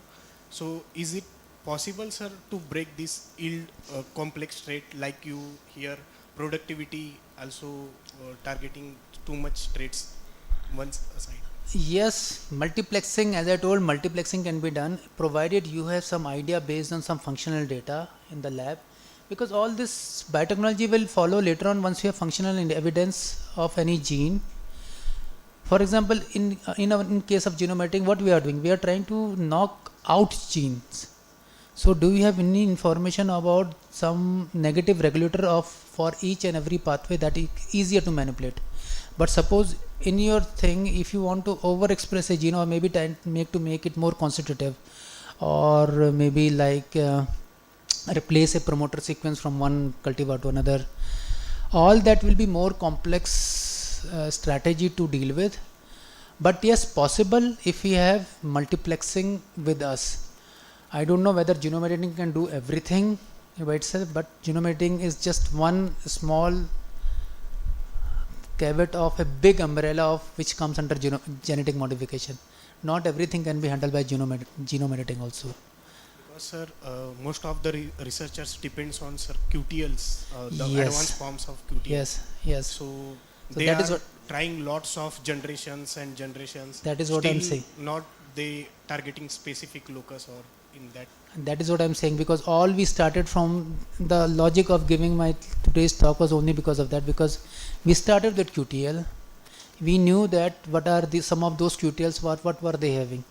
For example, in few of our QTLs we have MIP 28 genes. So we started then doing RNAi. So we have information that QTL may be, and through transgenics MIP 28 is very important.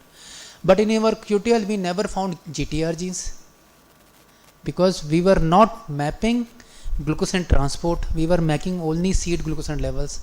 So functional data, either using conventional breeding or through transgenic or through overexpression through RNA, has to be there first. And only once you have some negative regulator, for example for nutrition trait, we easily know we need to silence them, we need to knock out them, for it is much easier for us. But suppose a QTL is something which is having a positive effect or an additive effect, the silencing or gene editing may not help you.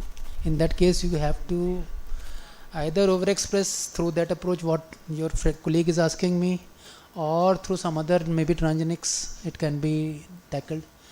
But as the problem which you are saying, having sustainability in this climatic stuff is a big question which is there. And I think even if we contribute for one trait in our lifetime, that will be even more than enough to commit. I think it's not so easy, I think. Thank you, sir.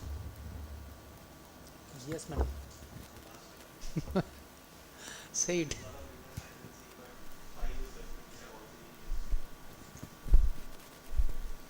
Sir, I always wanted to keep my seminar to a very low number of slides, although I cut short many slides. But yeah, please go ahead. sir, crops like brassica which are allotetraploid, they have crossability barriers, no sir? For developing a mapping population, what is the preferred method? Madam, you have opened a totally new dimension now to this lecture. Sir, basically I'm from genetics and plant breeding, sir. Yes, So madam. I'm fascinated. So I am lucky to work in Brassica juncea. Why? Because it is not cross incompatible. But I get your point. For example, I am working with Brassica nigra or Brassica repa, because it is not self-pollinating crop. Yes. It has to be submitted at least, or it has to be. And the problem there is they are highly heterozygous in nature. So how will you make a pure breeding population? What we do, double haploids are the best way to use in this kind of heterozygous nature. You select one line, you select another parent, make them double haploid immediately. Once you make them double haploids, then at least each and every locus of your plant is homozygous, and then you cross them. We use mostly F1 DH population, because once you make them DH, then it is everything is double haploid but segregating now.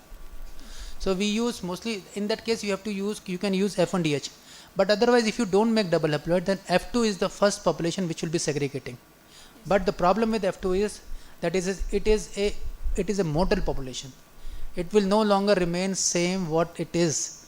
The advantage of double haploids is that it will be an immortal population. No matter you grow this year, no matter you grow next year it will remain same. So double haploids is only my suggestion to you to make it more, to handle it better in terms of all the genetics for any trait. Thank you, sir.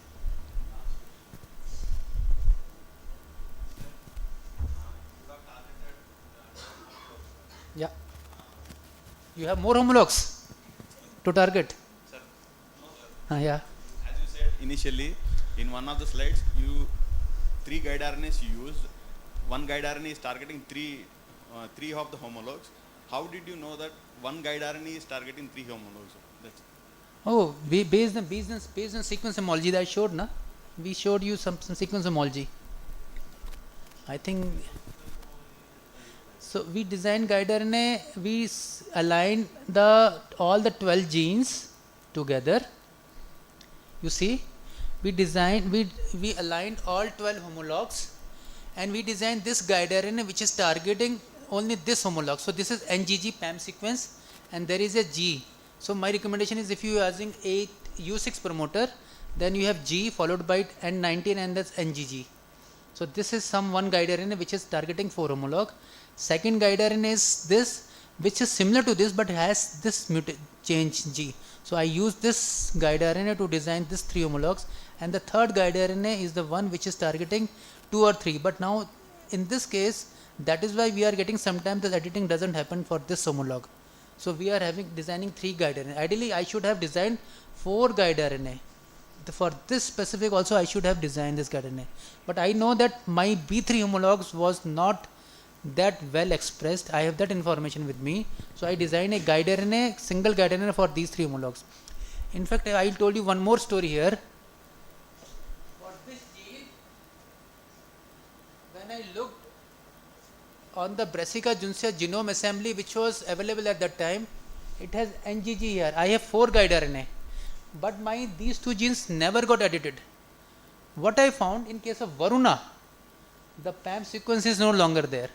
So I never were able to get any editing on this guide RNA. So I tested the 4th guide RNA for this also, but I could never get any editing. Never. But I was somehow lucky, we were somehow lucky, because these 2 genes, A3 and B3, were the least expressed genes. So it saved us. Had these been highly expressed genes or optimally very nicely expressed, then we would have again struggled a lot. So some information of gene expression also need to be there.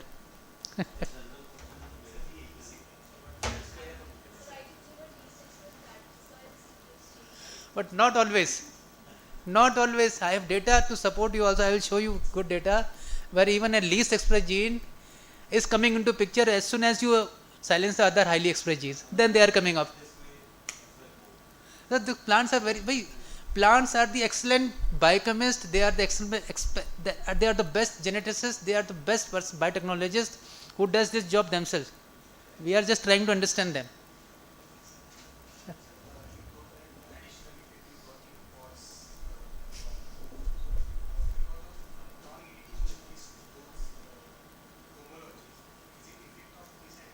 कुछ भी हो सकता है.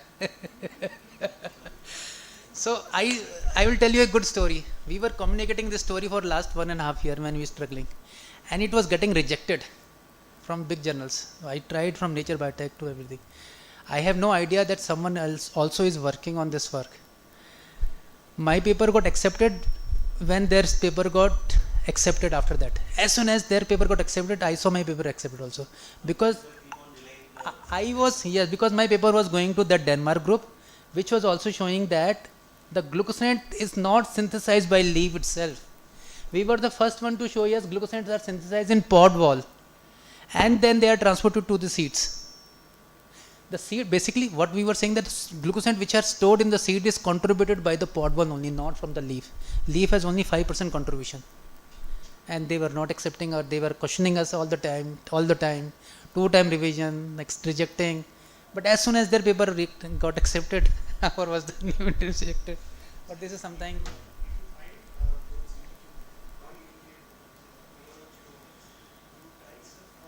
Yes, I don't know how to convince my student to do this work again now. Thank you very much. Nice question. Could be possible. We would like to thank Dr. Naveen immensely for wonderful talk and answering all your queries. So with this, Low battery, please charge. we would like to felicitate Dr. Naveen. Thank you.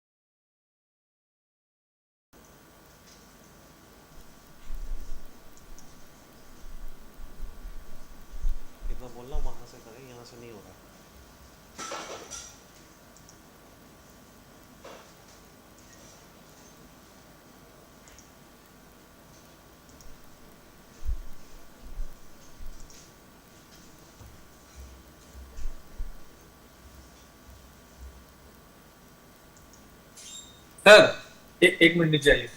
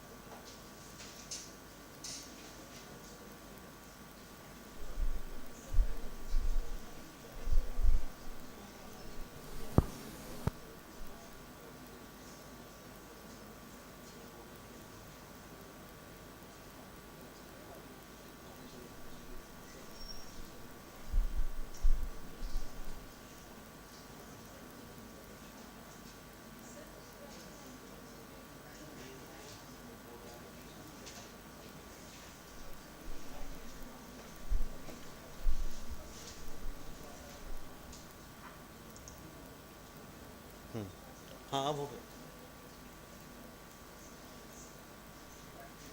ठीक है sir, ठीक है. वो दिखा रहा है नाहेप official.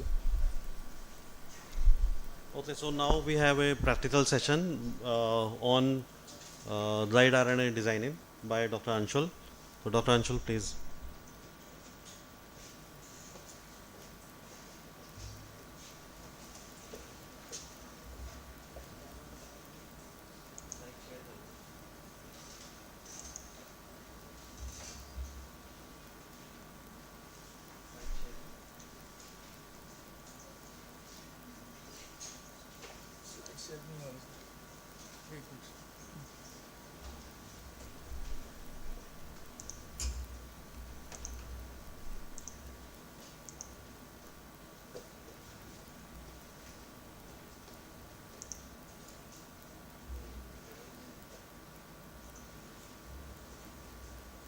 यहीं खड़े खड़े बोलना है, इधर उधर नहीं जा सकता.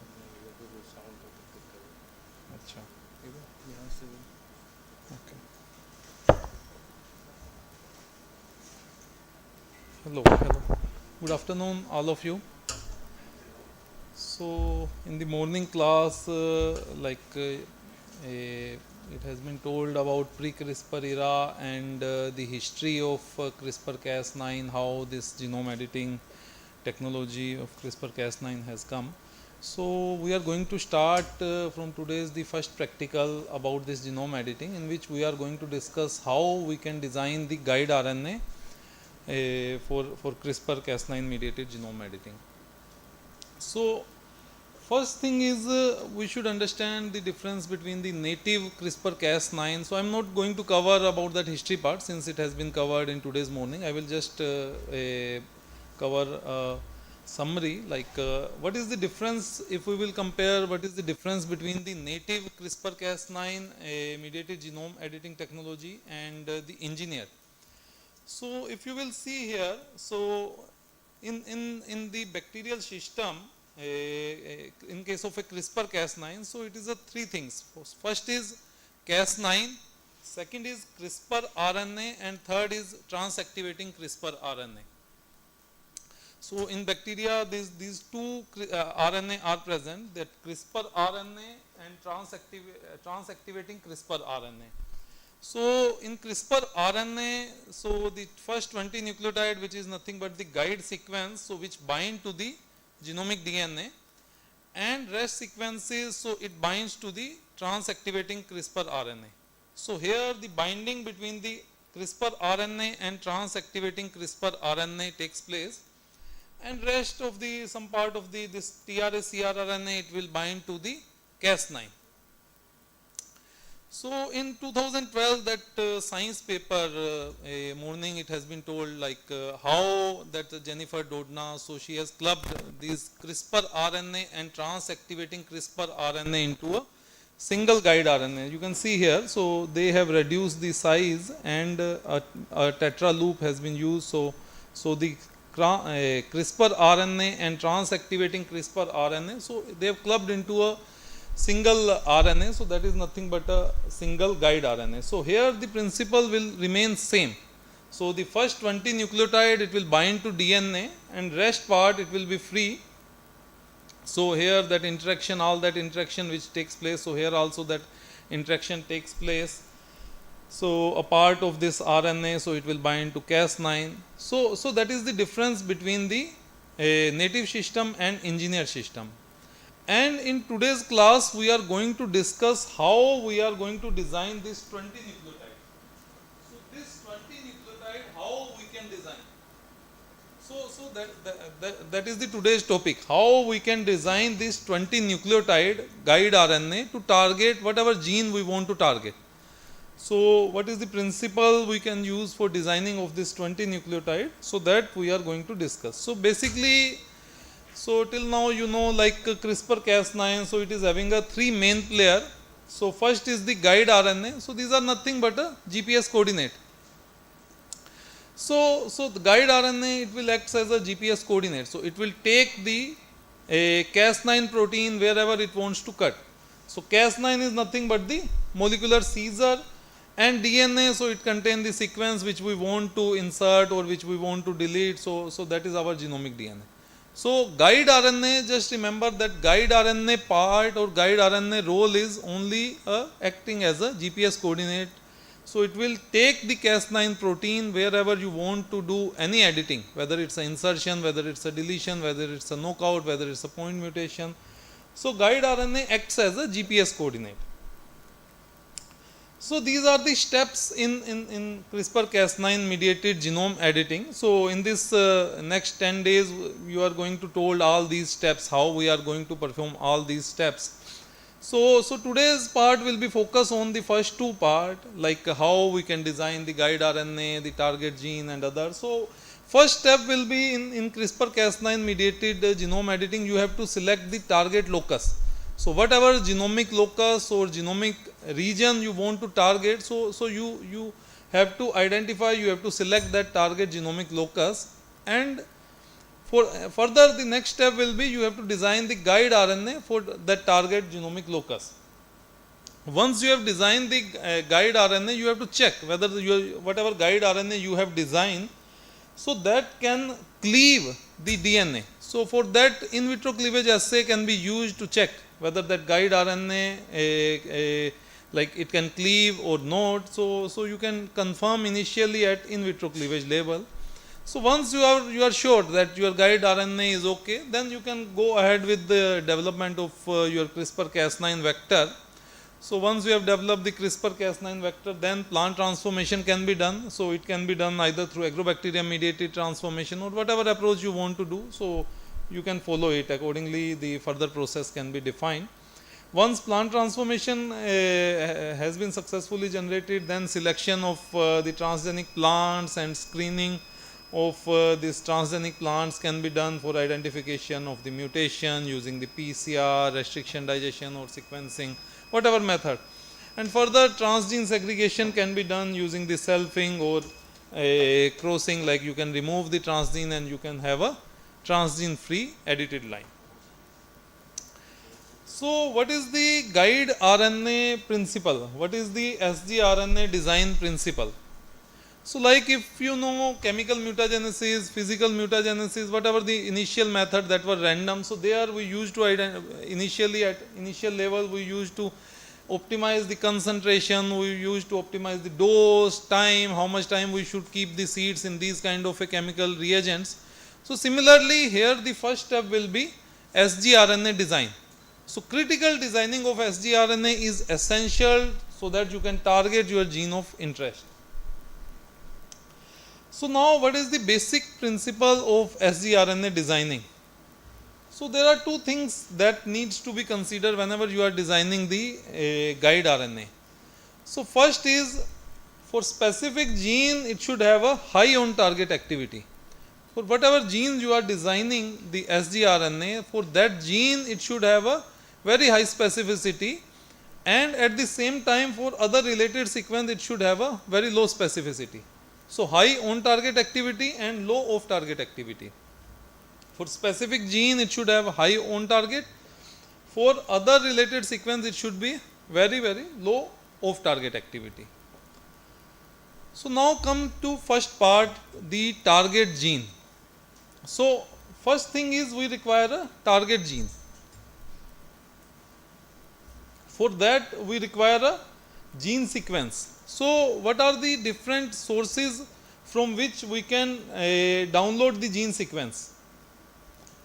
So what are the different sources? NCBI, what else? Plant ensemble. Okay.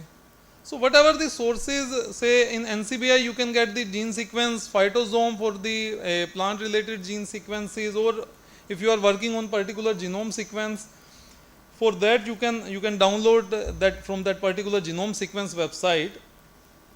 But the key here is in case of a CRISPR-Cas9 mediated genome editing is, suppose if you are working on variety X of rice or wheat or brassica, for that if genes like gene sequence is not available or genome sequence is not available, first step we should try to sequence that gene, because there is some kind of a differences happen with that genome sequence with your variety, and suppose that differences happen in the guide RNA region, then whatever you will do effort of starting from guide RNA design to transgenic, so it will be totally waste.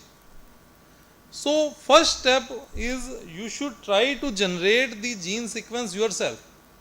Suppose you are working on any particular variety, for that variety genome sequence is not available and you want to target that gene, then try to generate that gene sequence yourself. Okay. Of course genome sequence you will get, but if you suppose you have designed the guide RNA from exon 1 and there are certain SNPs between the genome sequence and between your variety, then that guide RNA will not work. So first thing is you should try to get the target gene sequence yourself. And if say sequencing of the target gene, if sequence is not available for that particular variety, so then you have to go for sequencing. And the second thing is, if you are working in a cross pollinated crop, or if you want to do genome editing in case of a hybrid, so suppose there are two alleles can be present, so in that case you have to generate the gene sequence. So in this case, if the species is heterozygous, say if you are working on fruit species, if you are working on cross pollinated, if someone is working on maize which is highly cross pollinated, if someone wants to try the genome editing in any hybrid, so in that case also we have to generate the gene sequence first. So first step is we have to generate the gene sequence. For whatever the gene we are working, we should have a clear like gene sequence information of that particular gene. Okay. So once you have a gene sequence information, the next step is the structure, gene structure determination. What is the 5' UTR, what is the 3' UTR, where is the exon, where is the intron. So all that gene structure you should have, that this gene should contain 5 exons, 6 exons, 7 exons, whatever the exons or introns, whatever the UTRs, 5' UTR, 3' UTR, translation start site, translation stop site. So all the information, promoter sequence, so all that gene structure information you should have. So you have generated a sequence, or if you do not have a sequence, then you have to generate yourself. If you have sequence, then you can go ahead directly with the gene structure determination. The next things in the gene structure comes, once you have generated this gene sequence, gene structure, so where in the genic region, where in the gene sequence you can design the guide RNA. So again there is a no thumb rule, from where you can, I think mute हो गया यहाँ से क्या? Excuse me. Yeah, I think ये press हो गया क्या? कुछ sound आया sir. Okay.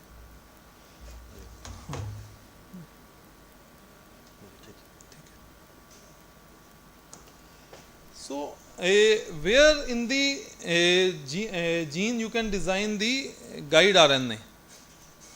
So if your purpose is knockout, so mostly till now we in case of a plants we are doing the CRISPR-Cas9 mediated genome editing for the purpose of switching of that gene knockout.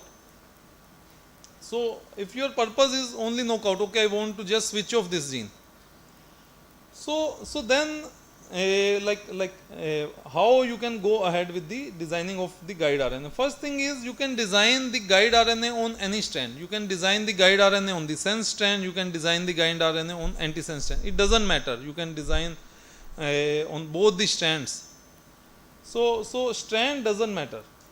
Second thing is exon. If we will see the exon part, so if your purpose is knockout, then try as far as possible, try to design the guide RNA in the initial exon, say first exon or second exon.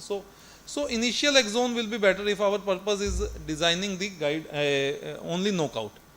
Or the other thing is, along with the gene structure, you should have a clear information about the structure of that protein, where that functional domain of that protein is present.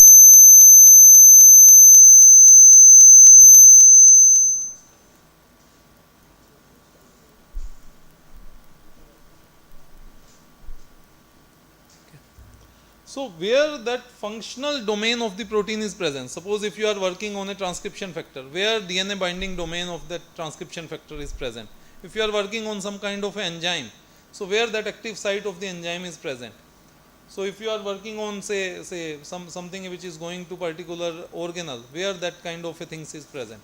So whatever the functional domain of that protein, so that you should highlight in your gene sequence. Okay, the functional domain position is from this to this. If that is coming from 4th to 6th exon, so then in that case you can design the guide RNA from the later exon also, because that functional domain comes later. So you should have a clear structural information at the genic level, structural information at the protein level. So exon intron as well as the protein part, functional domain of the protein. Okay, this gene functional domain is present from this to this exon. Other thing is you can play with the intron exon junction. So what is the boundary of intron exon? What is the key sequence from which intron starts? So what is the intron rule? GUAG. So GUAG or DNA level we are writing GTAG. So you can disrupt that intron exon boundary also if you want, so that there is no proper splicing. So that can also be tried. So other thing is single or multiple guide RNA can be designed. So for one gene you can design 2 or 3 guide RNA, one from the first exon, one from the second exon, one from the third exon. So multiplexing, so this also someone is going to talk about multiplexing, how we can design that multiplexing vector. So similarly for one gene you can design the 2 or 3 guide RNA. So these all things comes under the gene part. So in gene we should have a, first thing is gene sequence. If you will get gene sequence from any of the published website, then it's okay. If you do not get for your variety, for whatever the variety you are working for the genome editing, you should get the gene sequence of that particular gene for which your purpose is knockout or whatever the other genome editing application. The second thing is gene sequence you have, then gene structure, all that element 5' UTR, 3' UTR, exon, intron, all that marking you should have, as well as the protein level information, where that functional domain of that protein is coming, and then you can go ahead with the designing of the guide RNA. So now how we can design the guide RNA? So what is the workflow for designing of the guide RNA?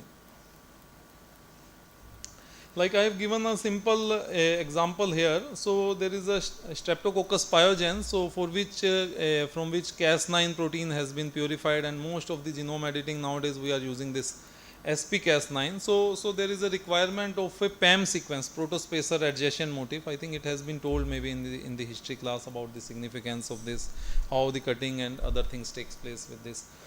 So PAM sequence is NGG. So what is N? N means any nucleotide, it's a degenerate, so it can be AGG, it can be CGG, it can be TGG, or it can be like from the 4 it can be anything. So our requirement is NGG. Okay. So what is the frequency of occurrence of NGG in genome?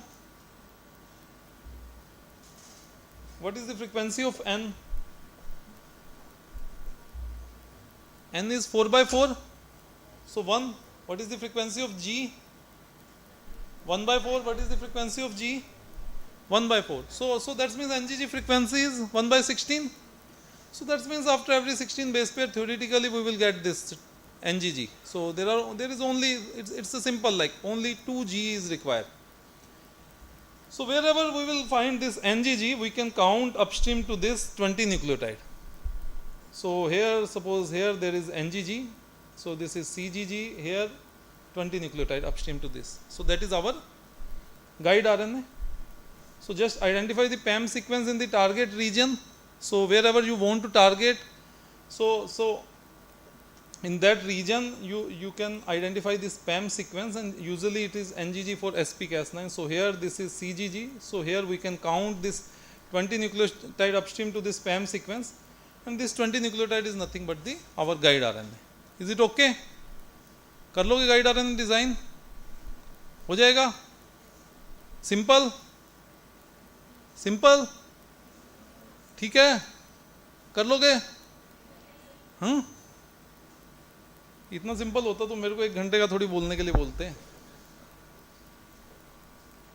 Okay, so first rule is we have to see the PAM sequence, and in this PAM sequence, upstream to this PAM sequence, 20 nucleotide will be our guide RNA. So okay, 20 nucleotide is guide RNA, but what is this 20 nucleotide? So NGG frequency is 1 by 16. So that means in one gene you will get many times this NGG. So we require only 2G. So that means in one gene, suppose 1 kb. So in 16 base pair there will be a 1 NGG. In 100 base pair there will be a 4 NGG. So in 1 kb gene, theoretically there will be 40 NGG if there is 1 kb gene. So out of this 40 NGG, we have to design some guide RNA, maybe for 1 guide RNA for 1 gene, maybe 2 guide RNA for 1 gene. So out of that 40, which is the best guide RNA? That we have to see. So what are the factors affecting? Out of that 40, you will tell, okay, this guide RNA I can design, this guide RNA will be best for this. Again, with this bioinformatic analysis, with all these things, we are still not sure that whatever guide RNA we will design, that will work in endogenous system, but still we have to follow certain rules that has been designed based on certain experiments in different organisms. We have to take care of that part. So out of say 1 kb, you are having a 40 guide RNA. Among that 40, which is best? So now, so there is first rule like repetitive basis. So suppose in that 20 nucleotide, you have to design the guide RNA where there should not be a repetitive basis. Like here you can see there is multiple times T coming, multiple times A coming, multiple times G coming. So like repetitive basis should not come. Say 4 contiguous guanine, so they were especially correlated with this poor CRISPR activity, GGG. So this has the propensity to form a special secondary structure, guanine tetrad, which makes the guide sequence less accessible for target sequence. Whatever the same nucleotide, so you should avoid the region where this kind of a repetitive nucleotides are coming. So 4T, 4A, 4G, whatever the same nucleotide, if it is coming repeated 4 times, 5 times, 6 times, so we can skip that kind of a guide RNA. So there are 2 papers in initial times this has been published related to genome editing. One is identifying high efficiency, high on target efficiency, other is off target. So here they have designed 1841 sgRNA for the mouse and human genes, and they have predicted the on target score efficiency for this sgRNA. So here 1841 sgRNA they have designed. So out of that 1841 sgRNA, which is best, and they have made certain thumb rules for the guide RNA. So first thing is they have identified like there is a no preference for strand. So the guide RNA, it will sense strand and antisense strand. So any strand guide RNA work equally. So that is the first of their result, like they found like the guide RNA which are having a, which can be sense strand or which can be on antisense, so they are working equally. Secondly, they found like if we are going for low GC content or high GC content, so this is similar to primer rules. So there also we are considering the low GC or high GC we are avoiding. So similarly here also they found like low or high GC sgRNA, so they tended to be less active. So we should know, we should design the guide RNA which are having a moderate level of GC content. We should not go for low, we should not go for high GC content. So now the 20 positions. So if you will see the 20 position from 1 to 20, and this is the downstream to this. This is NGG and this is downstream to this and this is upstream to this. So they have identified in the 20 position which nucleotide favor at which position. So here you can see at 20th position, so G is strongly favor. So this G is strongly favor at 20th position. In the guide okay. It's difficult to stand on one position. Okay. So a 20th position, G is favorable at the 20th position. So position 20, G is strongly favorable, while you can see C and T, they are unfavorable.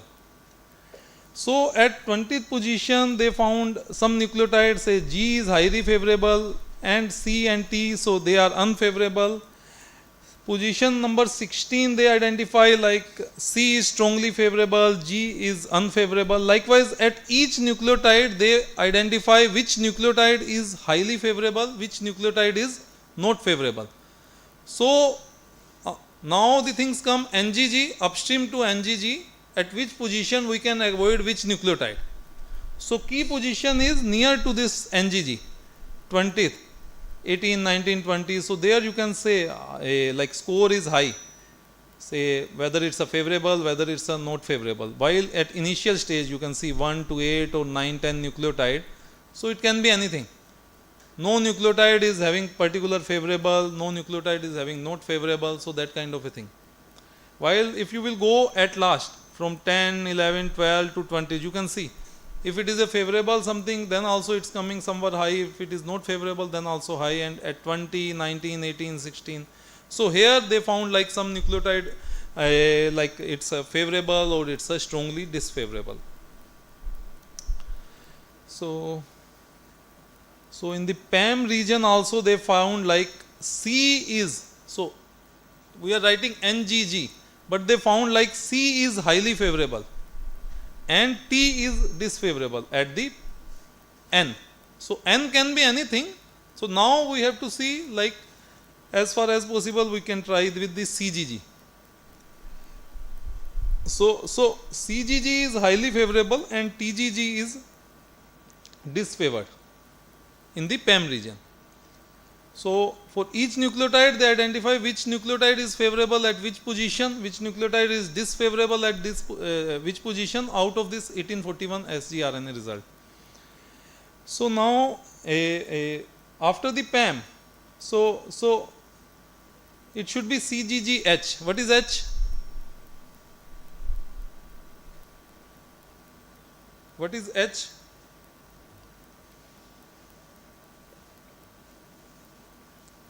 H means not G, it is a degenerate nucleotide. So IUPAC code of letter. So H, what is B? What is D? So B means not A. Not A means it can be CGT. So likewise H means not G. Just read about how we are writing the each nucleotide in IUPAC code. So you should know the meaning of each letter. What is meaning of A, C, T, G? If we are writing R, you should know R means purine. So all these IUPAC codes you should know. So sometime in competitive exam they used to ask GAATTR. What is the frequency of occurrence of this? So H means not G. So after this PAM CGG, so next G should not come. So any other nucleotide can come after PAM, but it should not be again G. So that is not favorable. So this is another paper where they have identified the off target. So optimizing sgRNA design to maximize activity and minimize off target effect of CRISPR-Cas9. So first thing is for guide RNA design, first rule is we have to high on target. Other thing is low off target. So effect of sgRNA with different PAM. So now they have keep the guide RNA same and they have changed the PAM region.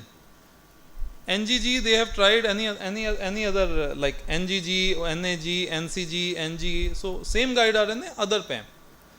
And then they have checked whether still this is able to cut or not, and they found like there is some kind of a cleavage can happen at if we will change the PAM sequence, other PAM sequences also, but with a lower frequency as compared to NGG. And similar to that on target, at each position they have identified like what is the effect if we will insert, we will delete a nucleotide at each position, and we will mismatch at each nucleotide position. So like they identified like deletion of cytidine in the RNA, so it create a bulge of guanine in the DNA, which is poorly tolerated with only 4% of sgRNA showing activity. So see if we will delete the cytosine, so it results in poorly activated that guide RNA, while other, if we will delete any other nucleotide, so then they may have result in the activity. And similarly for each position they have identified what is the effect of a mismatching at each position, what is the effect of mismatching based on this.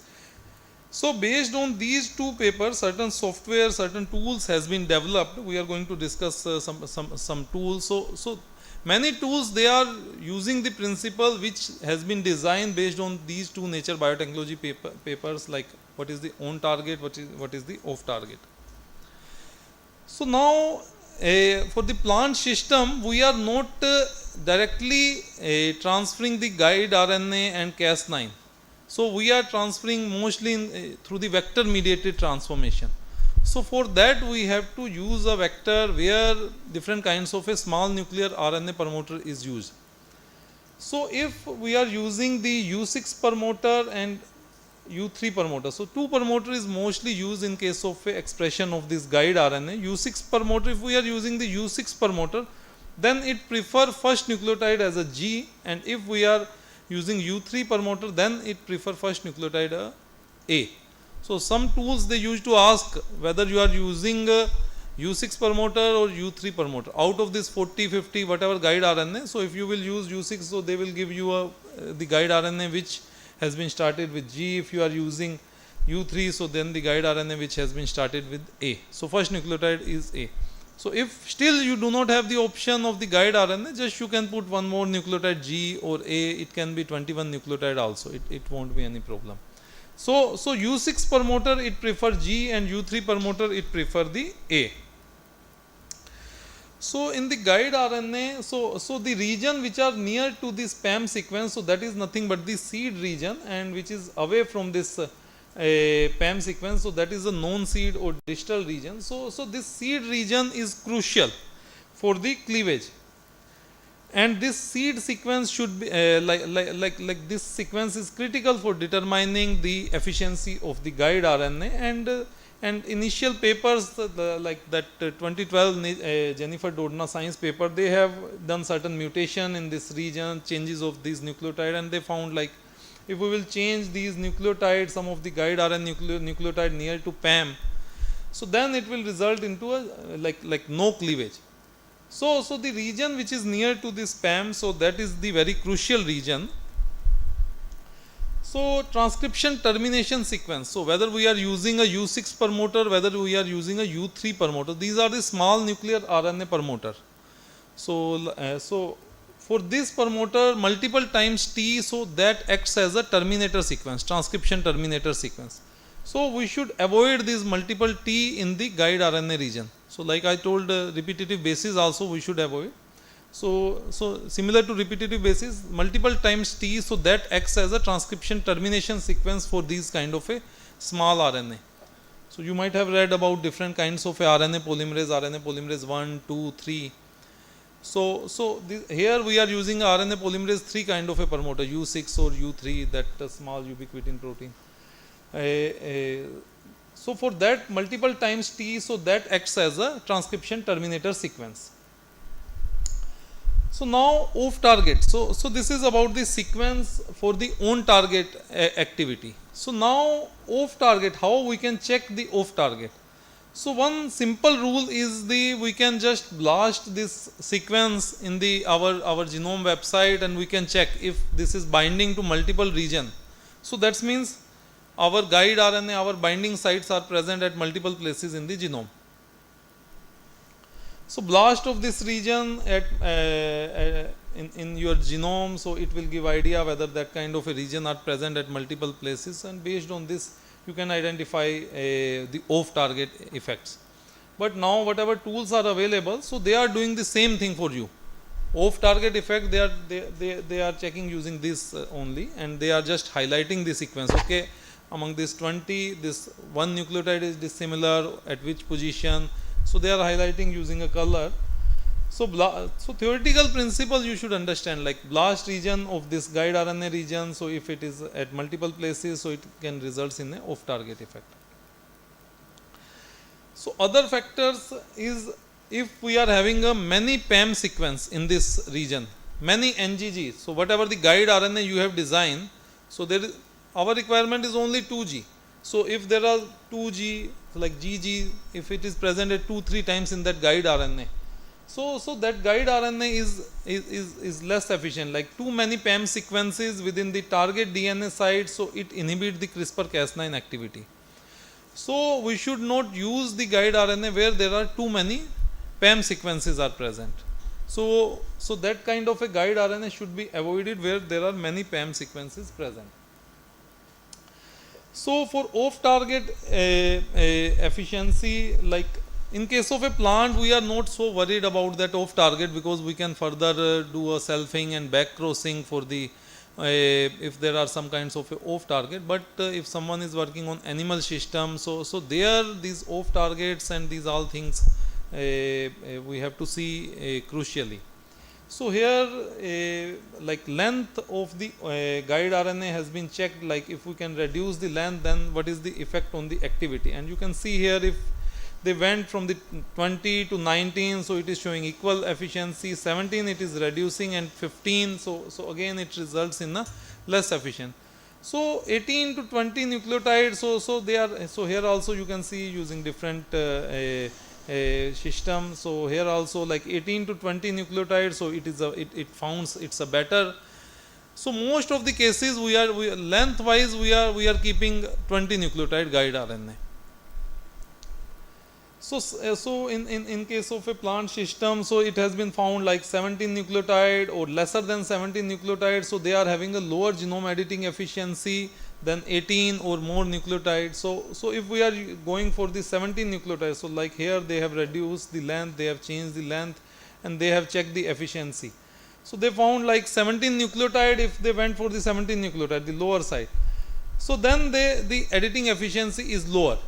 So lengthwise 18 to 20 is fine, but as far as possible we are keeping the 20 nucleotide this guide RNA, and 17 nucleotide or lesser than that is having a effect on the editing efficiency.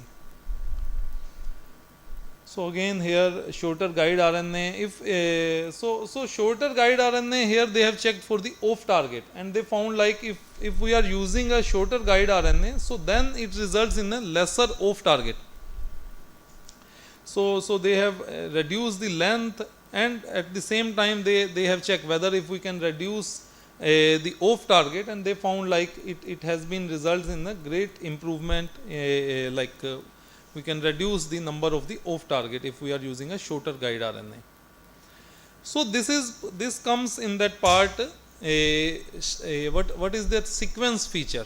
So first is the gene feature, gene sequence and other thing. Second, in the guide RNA, what are the sequence feature we have to take care?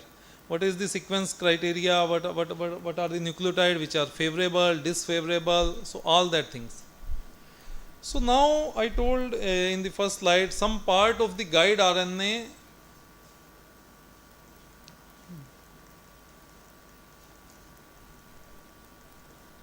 Yeah. So we are designing only 20 nucleotide in this case. Rest we are not designing. But in rest part of this guide RNA, so this should interact with other. This should form a secondary structure. So then only this guide RNA will function. A part of this CRISPR RNA will bind to the transactivating CRISPR RNA, or in case of a guide RNA. So here some nucleotide position, so interaction takes place. So this interaction is essential for its activity. So that 20 nucleotide, whatever you are designing, it should not hamper that downstream interaction. So that structure also you should take care. So first is the sequence part, second is the structure part.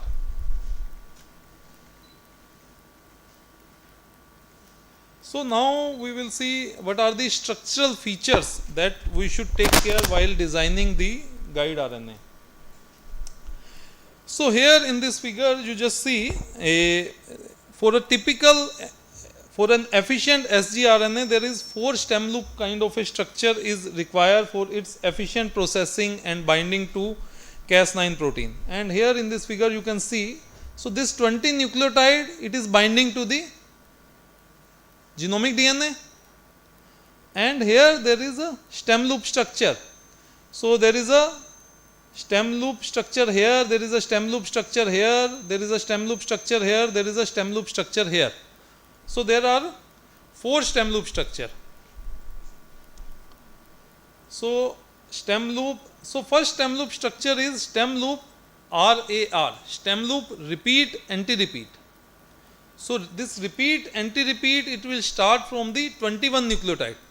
20 तक तो design कर लिया, 21 to 50 it will form a stem loop repeat anti-repeat. So here 21 to 50. So here you can see there is an interaction between these nucleotides takes place. So this is a stem loop repeat anti-repeat structure. Then again there is a stem loop 1. So this is a small stem loop. So it starts with the 56 nucleotide, it will go to 63 nucleotide. So here there is a again small stem loop 1. Then again, so here there is a 71 to 82. Again there is a stem loop 2. So from 71 to 82 there is a stem loop 2 structure. Again there is a 84 to 98. So there is a stem loop 3. So we are having these different stem loop structure in the guide RNA. So whatever the 20 nucleotide you are designing, that should not hamper this stem loop structure. So how that hamper? So here you can see this is a guide RNA where these kind of a stem loop structures are present. So this is a high performing guide RNA where these stem loop structure are present. Here this is a low performing guide RNA where that stem loop structures are missing. So if you have designed guide RNA with all that sequence rule and you have not taken care about that structure rule, तो कुछ भी कर लो, कितने भी plant बना लो, कुछ नहीं होने वाला. We have to take care of these stem loop structure also, because that guide RNA, so it should interact like after that 20 nucleotide, it should interact, and a small portion will interact with the Cas9 also. So intact stem loop structure, so this is a crucial for high activity of this guide RNA. So 21, so there is a extended stem loop structure happen sometime, and this result in a low efficiency. So here you can see the target guide RNA. So stem loop structure of nucleotide at 21 to 50 nucleotides, so that is a crucial, the stem loop repeat anti-repeat. So if you have designed, if you have put some nucleotide to 18 to 20, so remember that sequence part, favorable, disfavorable. I told some nucleotide are highly favorable, some nucleotide are disfavorable. So 18 to 20 of that sgRNA and 51 to 53 of this. So they can result in the formation of extended stem loop structure between 18 to 53. So if we have put some kind of a nucleotide which is highly unfavorable at the 18 to 20 nucleotide, so this can result in a extended stem loop from 18 to 53. So this may result in a low efficient guide RNA. So that's why that 18 to 20 nucleotide is very, very crucial, and we have to take care that there should not be an extended stem loop structure formation. Extended stem loop structure in this region makes them less accessible for pairing with the target sequence. So if there is an extended stem loop structure happen between from this 18 to 53, then this kind of a guide RNA is less efficient.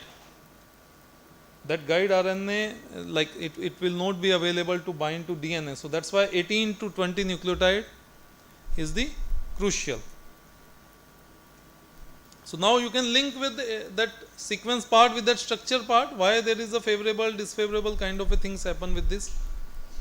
The second thing is secondary structure. So first thing is that guide RNA, that whatever that stem loop structures are present, so that should be intact. That 4 stem loop structure, it should intact. That 20 nucleotide that you have designed, it should not form an extended stem loop, or that 20 nucleotide, it should not bind to other guide region, so that there won't be a kind of a stem loop structure should not disrupt. Other thing is secondary structure with this 20 nucleotide. So if there is a secondary structure formation takes place within this 20 nucleotide, then what is the result of this? That guide RNA, that 20 nucleotide is not freely available to bind to genomic DNA. If that is not freely available to bind to genomic DNA, तब तो कुछ भी कर लो. If it is not binding to genomic DNA, तो editing होगा ही नहीं, cas को कुछ भी करी चलो, कुछ भी. Our first is GPS तो पहुंचाए जगह पे, cas तो बाद में कट करेगा. GPS हो गया तो कहाँ खोते रहेंगे, जितना बड़ा जीनोम है 3000 MB, कहाँ जाएगा, कहाँ करेगा. So first thing is our GPS should be perfect. So in a secondary structure analysis, if a guide RNA is showing more negative delta energy, so all of you have done this delta G calculation for primer design. So secondary structure we are taking care when we are designing the primer for binding to DNA. So there also we are calculating this delta G. So there will be more possibility to form the secondary structure within this guide RNA. So if there will be a secondary structure formation within this guide RNA takes place, so that guide RNA is not freely available to bind to the genomic DNA. So this will make the guide RNA less accessible for base pairing with the target sequence. So your guide RNA should not form a secondary structure. So it should be available, that sequence should be available freely to bind to the target genomic region. So similar to primer, so here also that guide RNA should bind to the genomic DNA. Then only that Cas9 will come into picture and it will cut the genomic DNA region. ठीक है, secondary structure भी नहीं होने दोगे, stem loop pair भी नहीं होने दोगे. So there are some kinds of tools available for secondary structure. You can explore these tools, like I have written here one tool, RNA fold web server. You can just check these kind of a tool for secondary structure and other kinds of a thing. So RNA fold web server, it will predict secondary structure of single stranded RNA, DNA. So this is a not only for genome editing, but for general, like for RNA secondary structure, DNA secondary structure, so all that things. So nowadays we are not only talking about the structure part in case of a protein, but in case of a RNA also secondary structures and all that things matters when we are talking about their function. So again here there is one more tool, RNA structure. So here also you can try this tool. It will predict the lowest free energy structure and a set of low free energy structure for a sequence. Just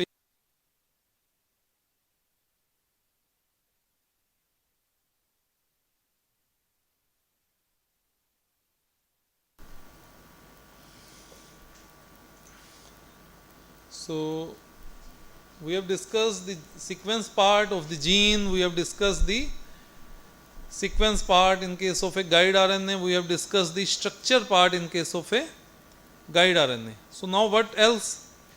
क्या रह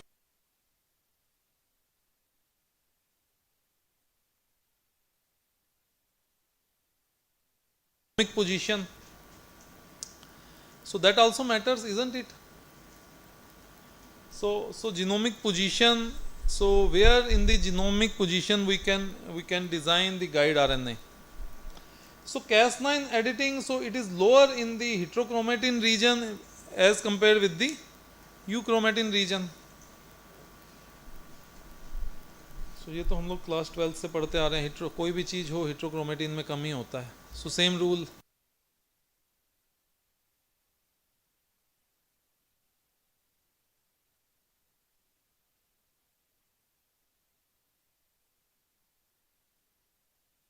Heterochromatic signature.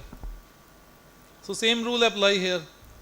So heterochromatin region editing efficiency is lower, euchromatin region editing efficiency is higher. So genetic and epigenetic feature like chromatin accessibility, gene position, expression, so all that things, so they matters here, because that DNA, whatever the DNA is present, this guide RNA should go and it should bind to that genomic DNA.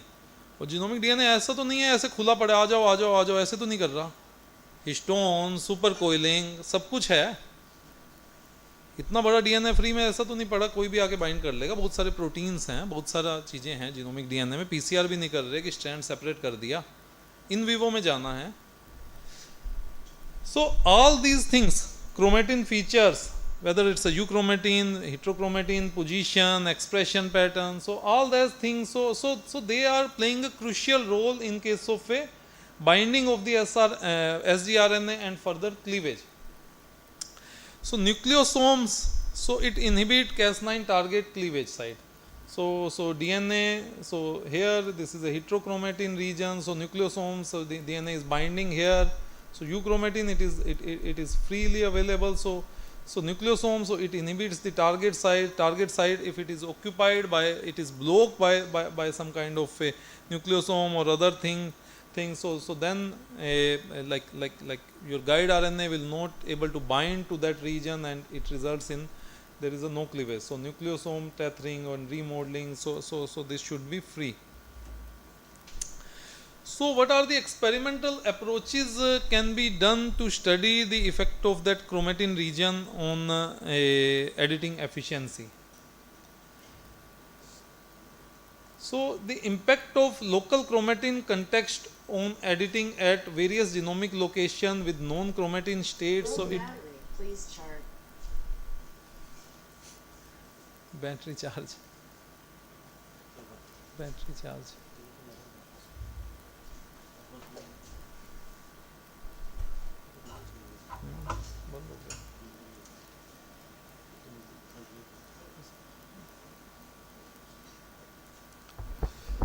So impact of local chromatin.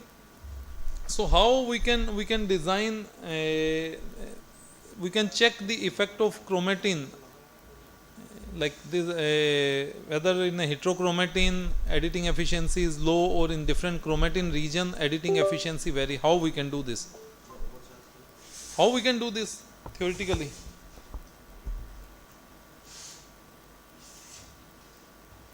कैसे कर सकते हैं? We can design multiple guide RNA. You are getting or no? No? I have to write. Sir board मंगाया क्या? Board है.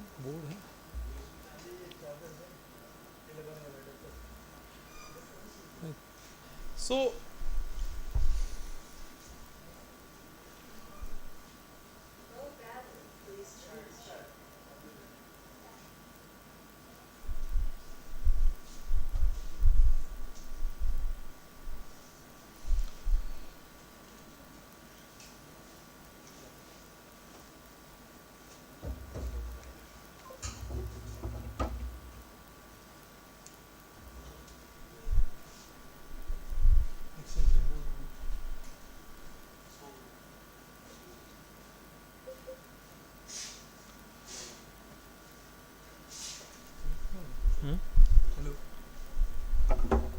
Bluetooth connected.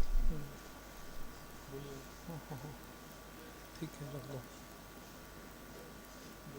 हाँ हाँ हाँ ठीक है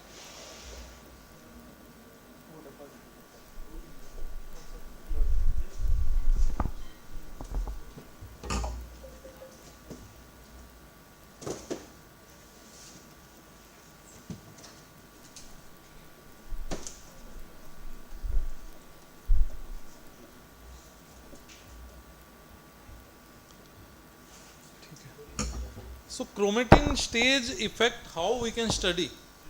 So first thing is we should know this is a chromatin region, heterochromatin, this is a euchromatin. So that is our requirement. Then we can design some guide RNA with the heterochromatin region with euchromatin region. Okay. 10 guide RNA we have designed for heterochromatin, 10 guide RNA we have designed with the euchromatin. And then we can check the cleavage efficiency. That euchromatin guide RNA is better, heterochromatin is better. By that we can check. Isn't it? Is it okay? ठीक है? So that's what I was telling. If we know the chromatin region, that this is a heterochromatin, this is a euchromatin, then we can design the different guide RNA, 5 or 10 guide RNA from the euchromatin, 5 or 10 guide RNA from the heterochromatin, and we can check the, we can make a rule, okay, heterochromatin is having a less editing efficiency, euchromatin is having a higher editing efficiency. So that's what it is written, the impact of local chromatin context on editing at various genomic location with known chromatin state, it can be designed by designing guide RNA. But here there is a problem. If we will do this kind of a study, so it is difficult to study the effect of chromatin context from the sequence context because both vary simultaneously along the genomic region. So if you have designed the 10 guide RNA from the heterochromatin region, 10 guide RNA from the euchromatin region, so you are making conclusion, okay, heterochromatin is editing efficiency is low in heterochromatin, editing efficiency is high in euchromatin. But here that sequence, the genomic region sequence, so that is different in heterochromatin region, that is different in the euchromatin region, isn't it? Then how you will conclude? You are getting my point? Euchromatin, we are telling the euchromatin and heterochromatin, in euchromatin editing efficiency is high, in heterochromatin editing efficiency is low. But how these kind of experiments are done? So for these kind of experiments, someone might have designed some 5 or 10 guide RNA from the heterochromatin, from the euchromatin. There they know, okay, this region is heterochromatin, this region is euchromatin. And then they have concluded. But now someone has asked, okay, this is here the sequence context is different, the target genomic region sequence is different, the guide RNA sequence is different, okay, this is not the same region. Then how you can do this? If someone has asked, okay, ये conclusion ही सही नहीं है आपका, paper भेजते हैं ना, reviewer बोलता है ये तो गलत किया है, ना गलत एक्सपेरिमेंट का परफॉर्म ही गलत किया है. Then how you will perform, which kind of experiment you will perform?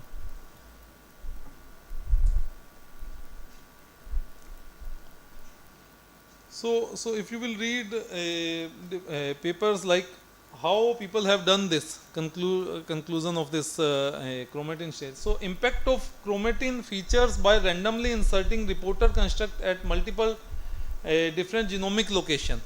So here they have firstly insert the reporter construct at multiple different regions, different genomic regions. So there they know the chromatin stage, whether this region is heterochromatin, this region is euchromatin. And then they have designed the same guide RNA. And then conclusion has been given, okay, the heterochromatin effect is matter. So the impact of chromatin feature by randomly inserting reporter construct at multiple different genomic location and then targeting an identical site with the reporter for cleavage. Same site, initially reporter construct has been transferred at multiple places in the genome where we know, okay, it has been gone to the heterochromatin region, this has been in the euchromatin region, and then the sgRNA has been designed, and their finding demonstrate the previously finding heterochromatin has a negative impact on the CRISPR-Cas9 mediated genome editing. So position also matters, sequence also matters, structure also matters, and The first thing is your gene sequence and other things. So all these informations are required for designing of a guide RNA for further genome editing. सो लंबा चौड़ा हो गया, इतना ज़्यादा चीज़ें याद रखने की ज़रूरत नहीं है. Life has made simple by bioinformatician. Tool पे कॉपी पेस्ट करो, आगे बढ़ो, दैट्स इट. अभी तक जो सुना था सब भूल जाओ. All the things are useless. So now the tool name will come, just copy and paste the things there. So this is a database we review. So here you can find all the tools of CRISPR-Cas9. Just you can check this database. I think 105 or 106 tools were available at that time for the designing of guide RNA. You can check this website for the whatever tools you want to check for the CRISPR-Cas9 mediated genome editing. And there are many reviews people have written for designing of guide RNA rules. So you can read these reviews. I have highlighted two here, but many reviews has been written for designing of guide RNA. If we will talk about various tools of designing of the guide RNA, it has been divided into three parts. First is the alignment based or candidate retrieval. So here the suitable guide RNA, so they are aligned and retrieved from the genomic sequence by locating the protospacer adjacent motif. So here the main criteria is PAM sequence. So protospacer adjacent motif, so they are taking care and upstream to that protospacer adjacent motif 20 nucleotides, so that is nothing but the guide RNA. Second is certain hypothesis driven or rule based. So we have discussed two papers where they have designed around 1841 sgRNA for different mouse and human genome, and they have made certain rules and certain software, so they are designing on these kind of a rules. So the guide activity is predicted according to empirically derived handcraft rule like GC contains and many other at particular position, which is favorable, which is disfavorable. And third is the learning based. So here guide RNA, so they are scored by a models trained on database of CRISPR experiments. So here there are certain models has been trained on using the various kinds of a database in CRISPR experiment, and based on this guide RNAs has been designed. So here I will just tell some of the tools, and you can try yourself using these tools designing of the guide RNA. So this is one of the tool, CRISP-OR. So here you can around I think 840 or 900 genome sequences is available.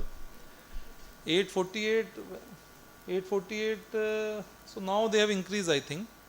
So around 848 or 900 genome sequences is available here, and you can just, and if you are working on some new crop where genome sequence information is not available, and you find okay some sources in NCBI or somewhere there is some kind of a genomic sequence is available, you can write them, mail them, and they will immediately add this. So that is the advantage using this CRISP-OR tool. So here just you have to paste your gene sequence, you have to select the target region, you have to select what is the PAM sequence you want, NGG or any other PAM, and they will give you a list of sgRNA, and along with this sgRNA list they are also giving certain kinds of a primer for confirmation of editing, upstream and downstream primer, in vitro cleavage assay, all that primers also you can get using this CRISP-OR tool. So many things you are getting using this, and it integrates a Don't score, so which is one of the most robust efficiency prediction system, along with many other algorithm which allow a direct comparison of a result, making the prediction more reliable. And it contains 15 nucleases, not only Cas9 but other nucleases also it contains, and it provides not only that sgRNA but sequence for in vitro expression and cloning of sgRNA using different system, as well as primer for amplification of on target, off target. All these things you will get in a single software, and this software it also includes the repair profile, prediction of repair profile and frame shift. So sometime you will get in frame deletion also when we are designing the guide RNA. So that's why sometime in some software, so they are giving a frame shift score, that whether after the prediction you will get out frame or in frame, because here if we are doing the knockout, so then we are depending on the non-homologous end joining repair system of the cell. So they are giving a frame shift prediction here in this case of CRISPR-OR. So this is the one of the commonly used tool for designing of sgRNA. Other tool which is exclusively for plant is CRISPR-P.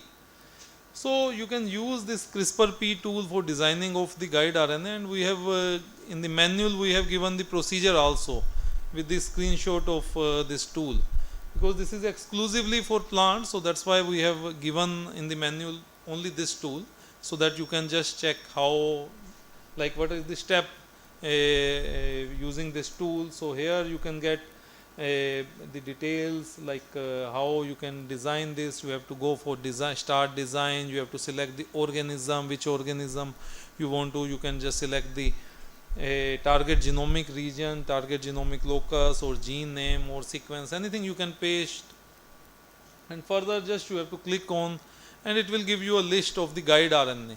Along with the guide RNA, it will give you off target also, what is the off target, at which position that off target is coming. So all these information you will get, and not only this, but that secondary structure information, so secondary structure prediction, so all that information you will get using this tool. So that's why in manual I have given only this tool, a screenshot of this tool. So CRISPR-P, and this is exclusively for the plant's genome. So you can try this CRISPR-P tool also. So there is another tool you can try, that is a chop. So here also you can identify the guide RNA, you can design guide RNA, what is your purpose of the experiment, the target organism, the genes. You can just write the target gene, whatever target gene you are working, and you can design the guide RNA using this.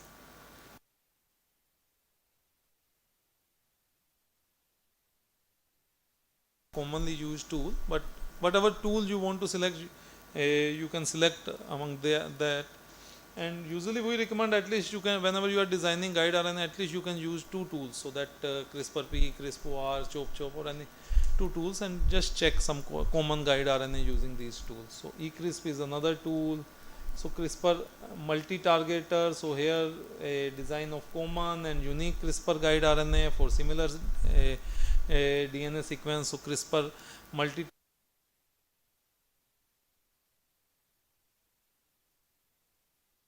genes.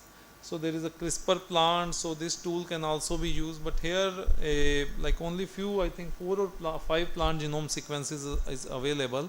So if you are working on that plant, say Arabidopsis, rice, maize, so only 4 or 5 genome sequences is available. If you are working on only that 4 or 5 plants, so then you can use this CRISPR plant. So there are many other tools are also available for this CRISPR designing of this genome editing. Since time is less, so just I will skip all this part of designing the guide RNA using various tools. So shall I take this, or last slide? Okay.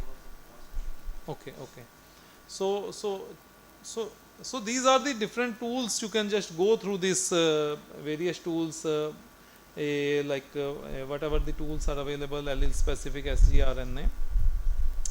So now after this, all these tools, so what are the, at last, what are the challenges in designing of sgRNA? So we have discussed sequence part, structure part, and other things. So what are the challenges still we have for designing of this sgRNA? First thing is, if our purpose is certain application, so then we should know the what is the that gene function. So gene function we should know. Okay, this gene is involved in this phenomena. If you are doing certain using CRISPR-Cas9 for basic study, so then your purpose is to identify that gene function. But if you are using for certain applications, say if you want to improve certain kinds of a trait, so at that case you should have a knowledge of the gene function. So next is naturally occurring genetic variation. So this I told in the first slide when we are talking about the gene structure. So naturally occurring genetic variation, if you are not considering that part, If you are dependent on the available genome sequence for your variety where you are doing genome editing, you are not go ahead with that target gene sequence, so then it may create a problem. If there is some kinds of a genetic variation present in that variety, if suppose some kind of a SNP present, so then it may result in the non-targeting of that gene, and thus SNP and mutation in target sequence so may have considerable effect on cleavage specificity, either by disrupting the target sequence or by creating unexpected off-target sites. So both things can happen. At the other sites, it may result in the more off-target site also. At that same genomic region, it may result in a low on-target efficiency because of that natural genetic variation. And this may lead to unintended edits of essential genes. And if there is more kinds of off-target, suppose you have designed a guide RNA and that guide RNA sites are present in your variety, more sites are present, so then it may also be harmful. So that's why we have kept one specific lecture by Dr. Kishore. So he is going to talk about the genome, importance of the reference genome for the genome editing. So we should have a clear information of genomic sequence as well as the genome for the variety where you are working. So it leads to unexpected PAM, absent or across the genome. So this is a challenge, like whatever that genetic variation, because we are working on the plant, so that's why we are not worried about that off-target effect, other locus, because we can segregate out. But if anyone is working on like human and other kind of a system where off-target, like it may be a dangerous. Exact role of chromatin structure. So still we do not know how that chromatin structures and other things play a key role. Like we have discussed heterochromatin, euchromatin. But if your target genes come in the heterochromatin region, that region is not free. So how to target how to design that guide RNA in that particular region? So that is still a challenge. Nucleic acid thermodynamics. So this is a challenge. Like here we are. It's a RNA-DNA hybridization, isn't it? So DNA-DNA hybridization, RNA-DNA hybridization, that RNA will go and it will bind to DNA. So more understanding of this nucleic acid hybridization, nucleic acid thermodynamics, it will give rise to like more insight about this guide RNA designing and further its binding to the genomic DNA. So these are some of the challenges with the available tools of the guide RNA design. So thank you. If you have any question, just try yourself how we can design the guide RNA.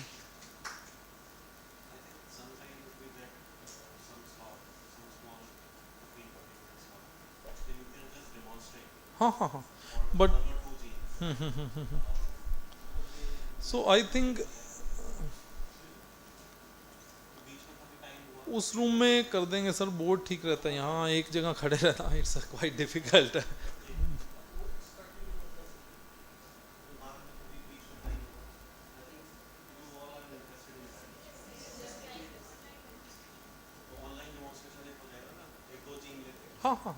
Hello.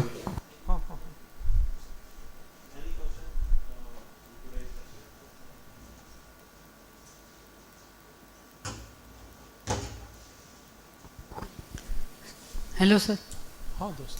Sir जैसा कि आपने बताया कि जिसका GC content ज़्यादा होता है उसके लिए sgRNA बनाना मतलब डिज़ाइन करना थोड़ा प्रॉब्लम होता है. तो सर जो मेरा रोल है वो बायो कंट्रोल एजेंट पे यूज़ कर रहा हूँ. मैं पैथोलॉजी का स्टूडेंट हूँ और मैं actinomycetes as a bio control agent की तरह यूज़ कर रहा हूँ.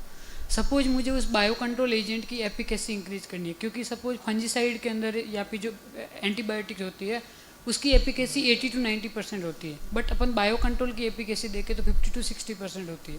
अगर मैं उस एफिकेसी को इंक्रीज करवाना चाहता हूँ तो कुछ जीनोम एडिटिंग टूल्स यूज करके मैं कर सकता हूँ क्या? अगर कर सकता हूँ उसके लिए sgRNA कैसे मतलब कर सकता हूँ? Okay. No suppose sir PGPR जो प्लांट ग्रोथ कैरेक्टरिस्टिक्स ऑल्सो, मतलब एक जो बायो कंट्रोल PGPR प्रॉपर्टीज़ भी होती है, या फिर एंटीबायोटिक के अंदर जो एक्टिनोमाइसिटीज होता है.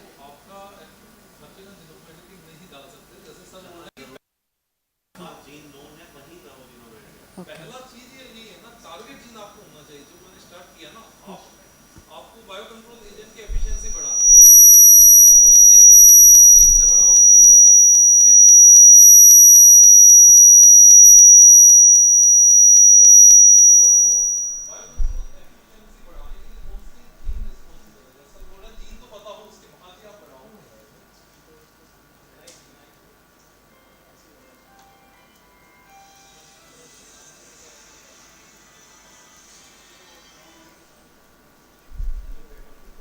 Hello. Hello. Hello, sir. Very good afternoon.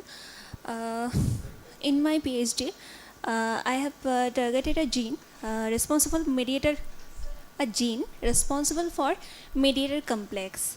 So for exon 1 region, I had tried to make guide RNA, but the scenario is that when I am searching for the best guide RNA, then I saw there is one or two because GC content is too low, off target is too high, so I have to eliminate most of the guide RNA that are recommended in the website CRISPR-P.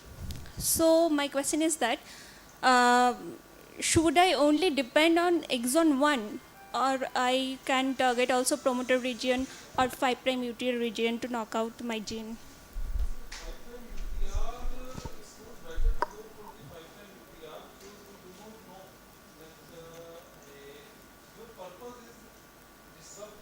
Yes, yes.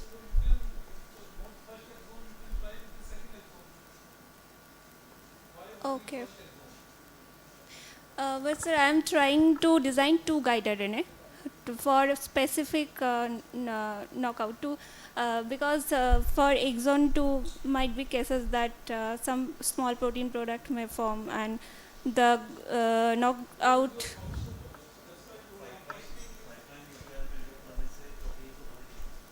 अच्छा for promoter को अगर disturb करता है तो okay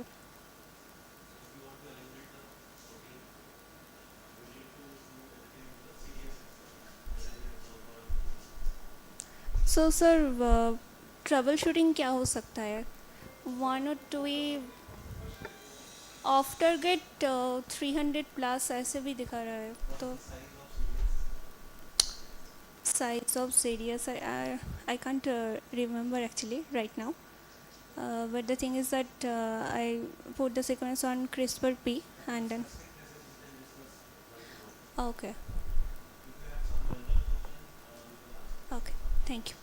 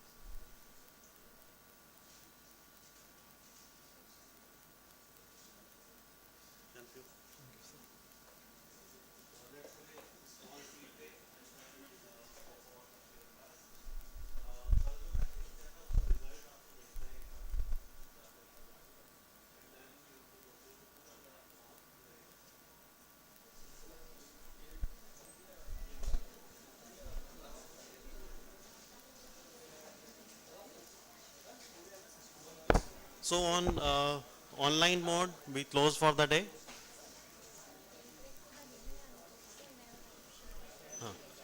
We close for the day for online participants. We will continue experiment in the lab. And please join back tomorrow at 9:15. We will start at 9:15.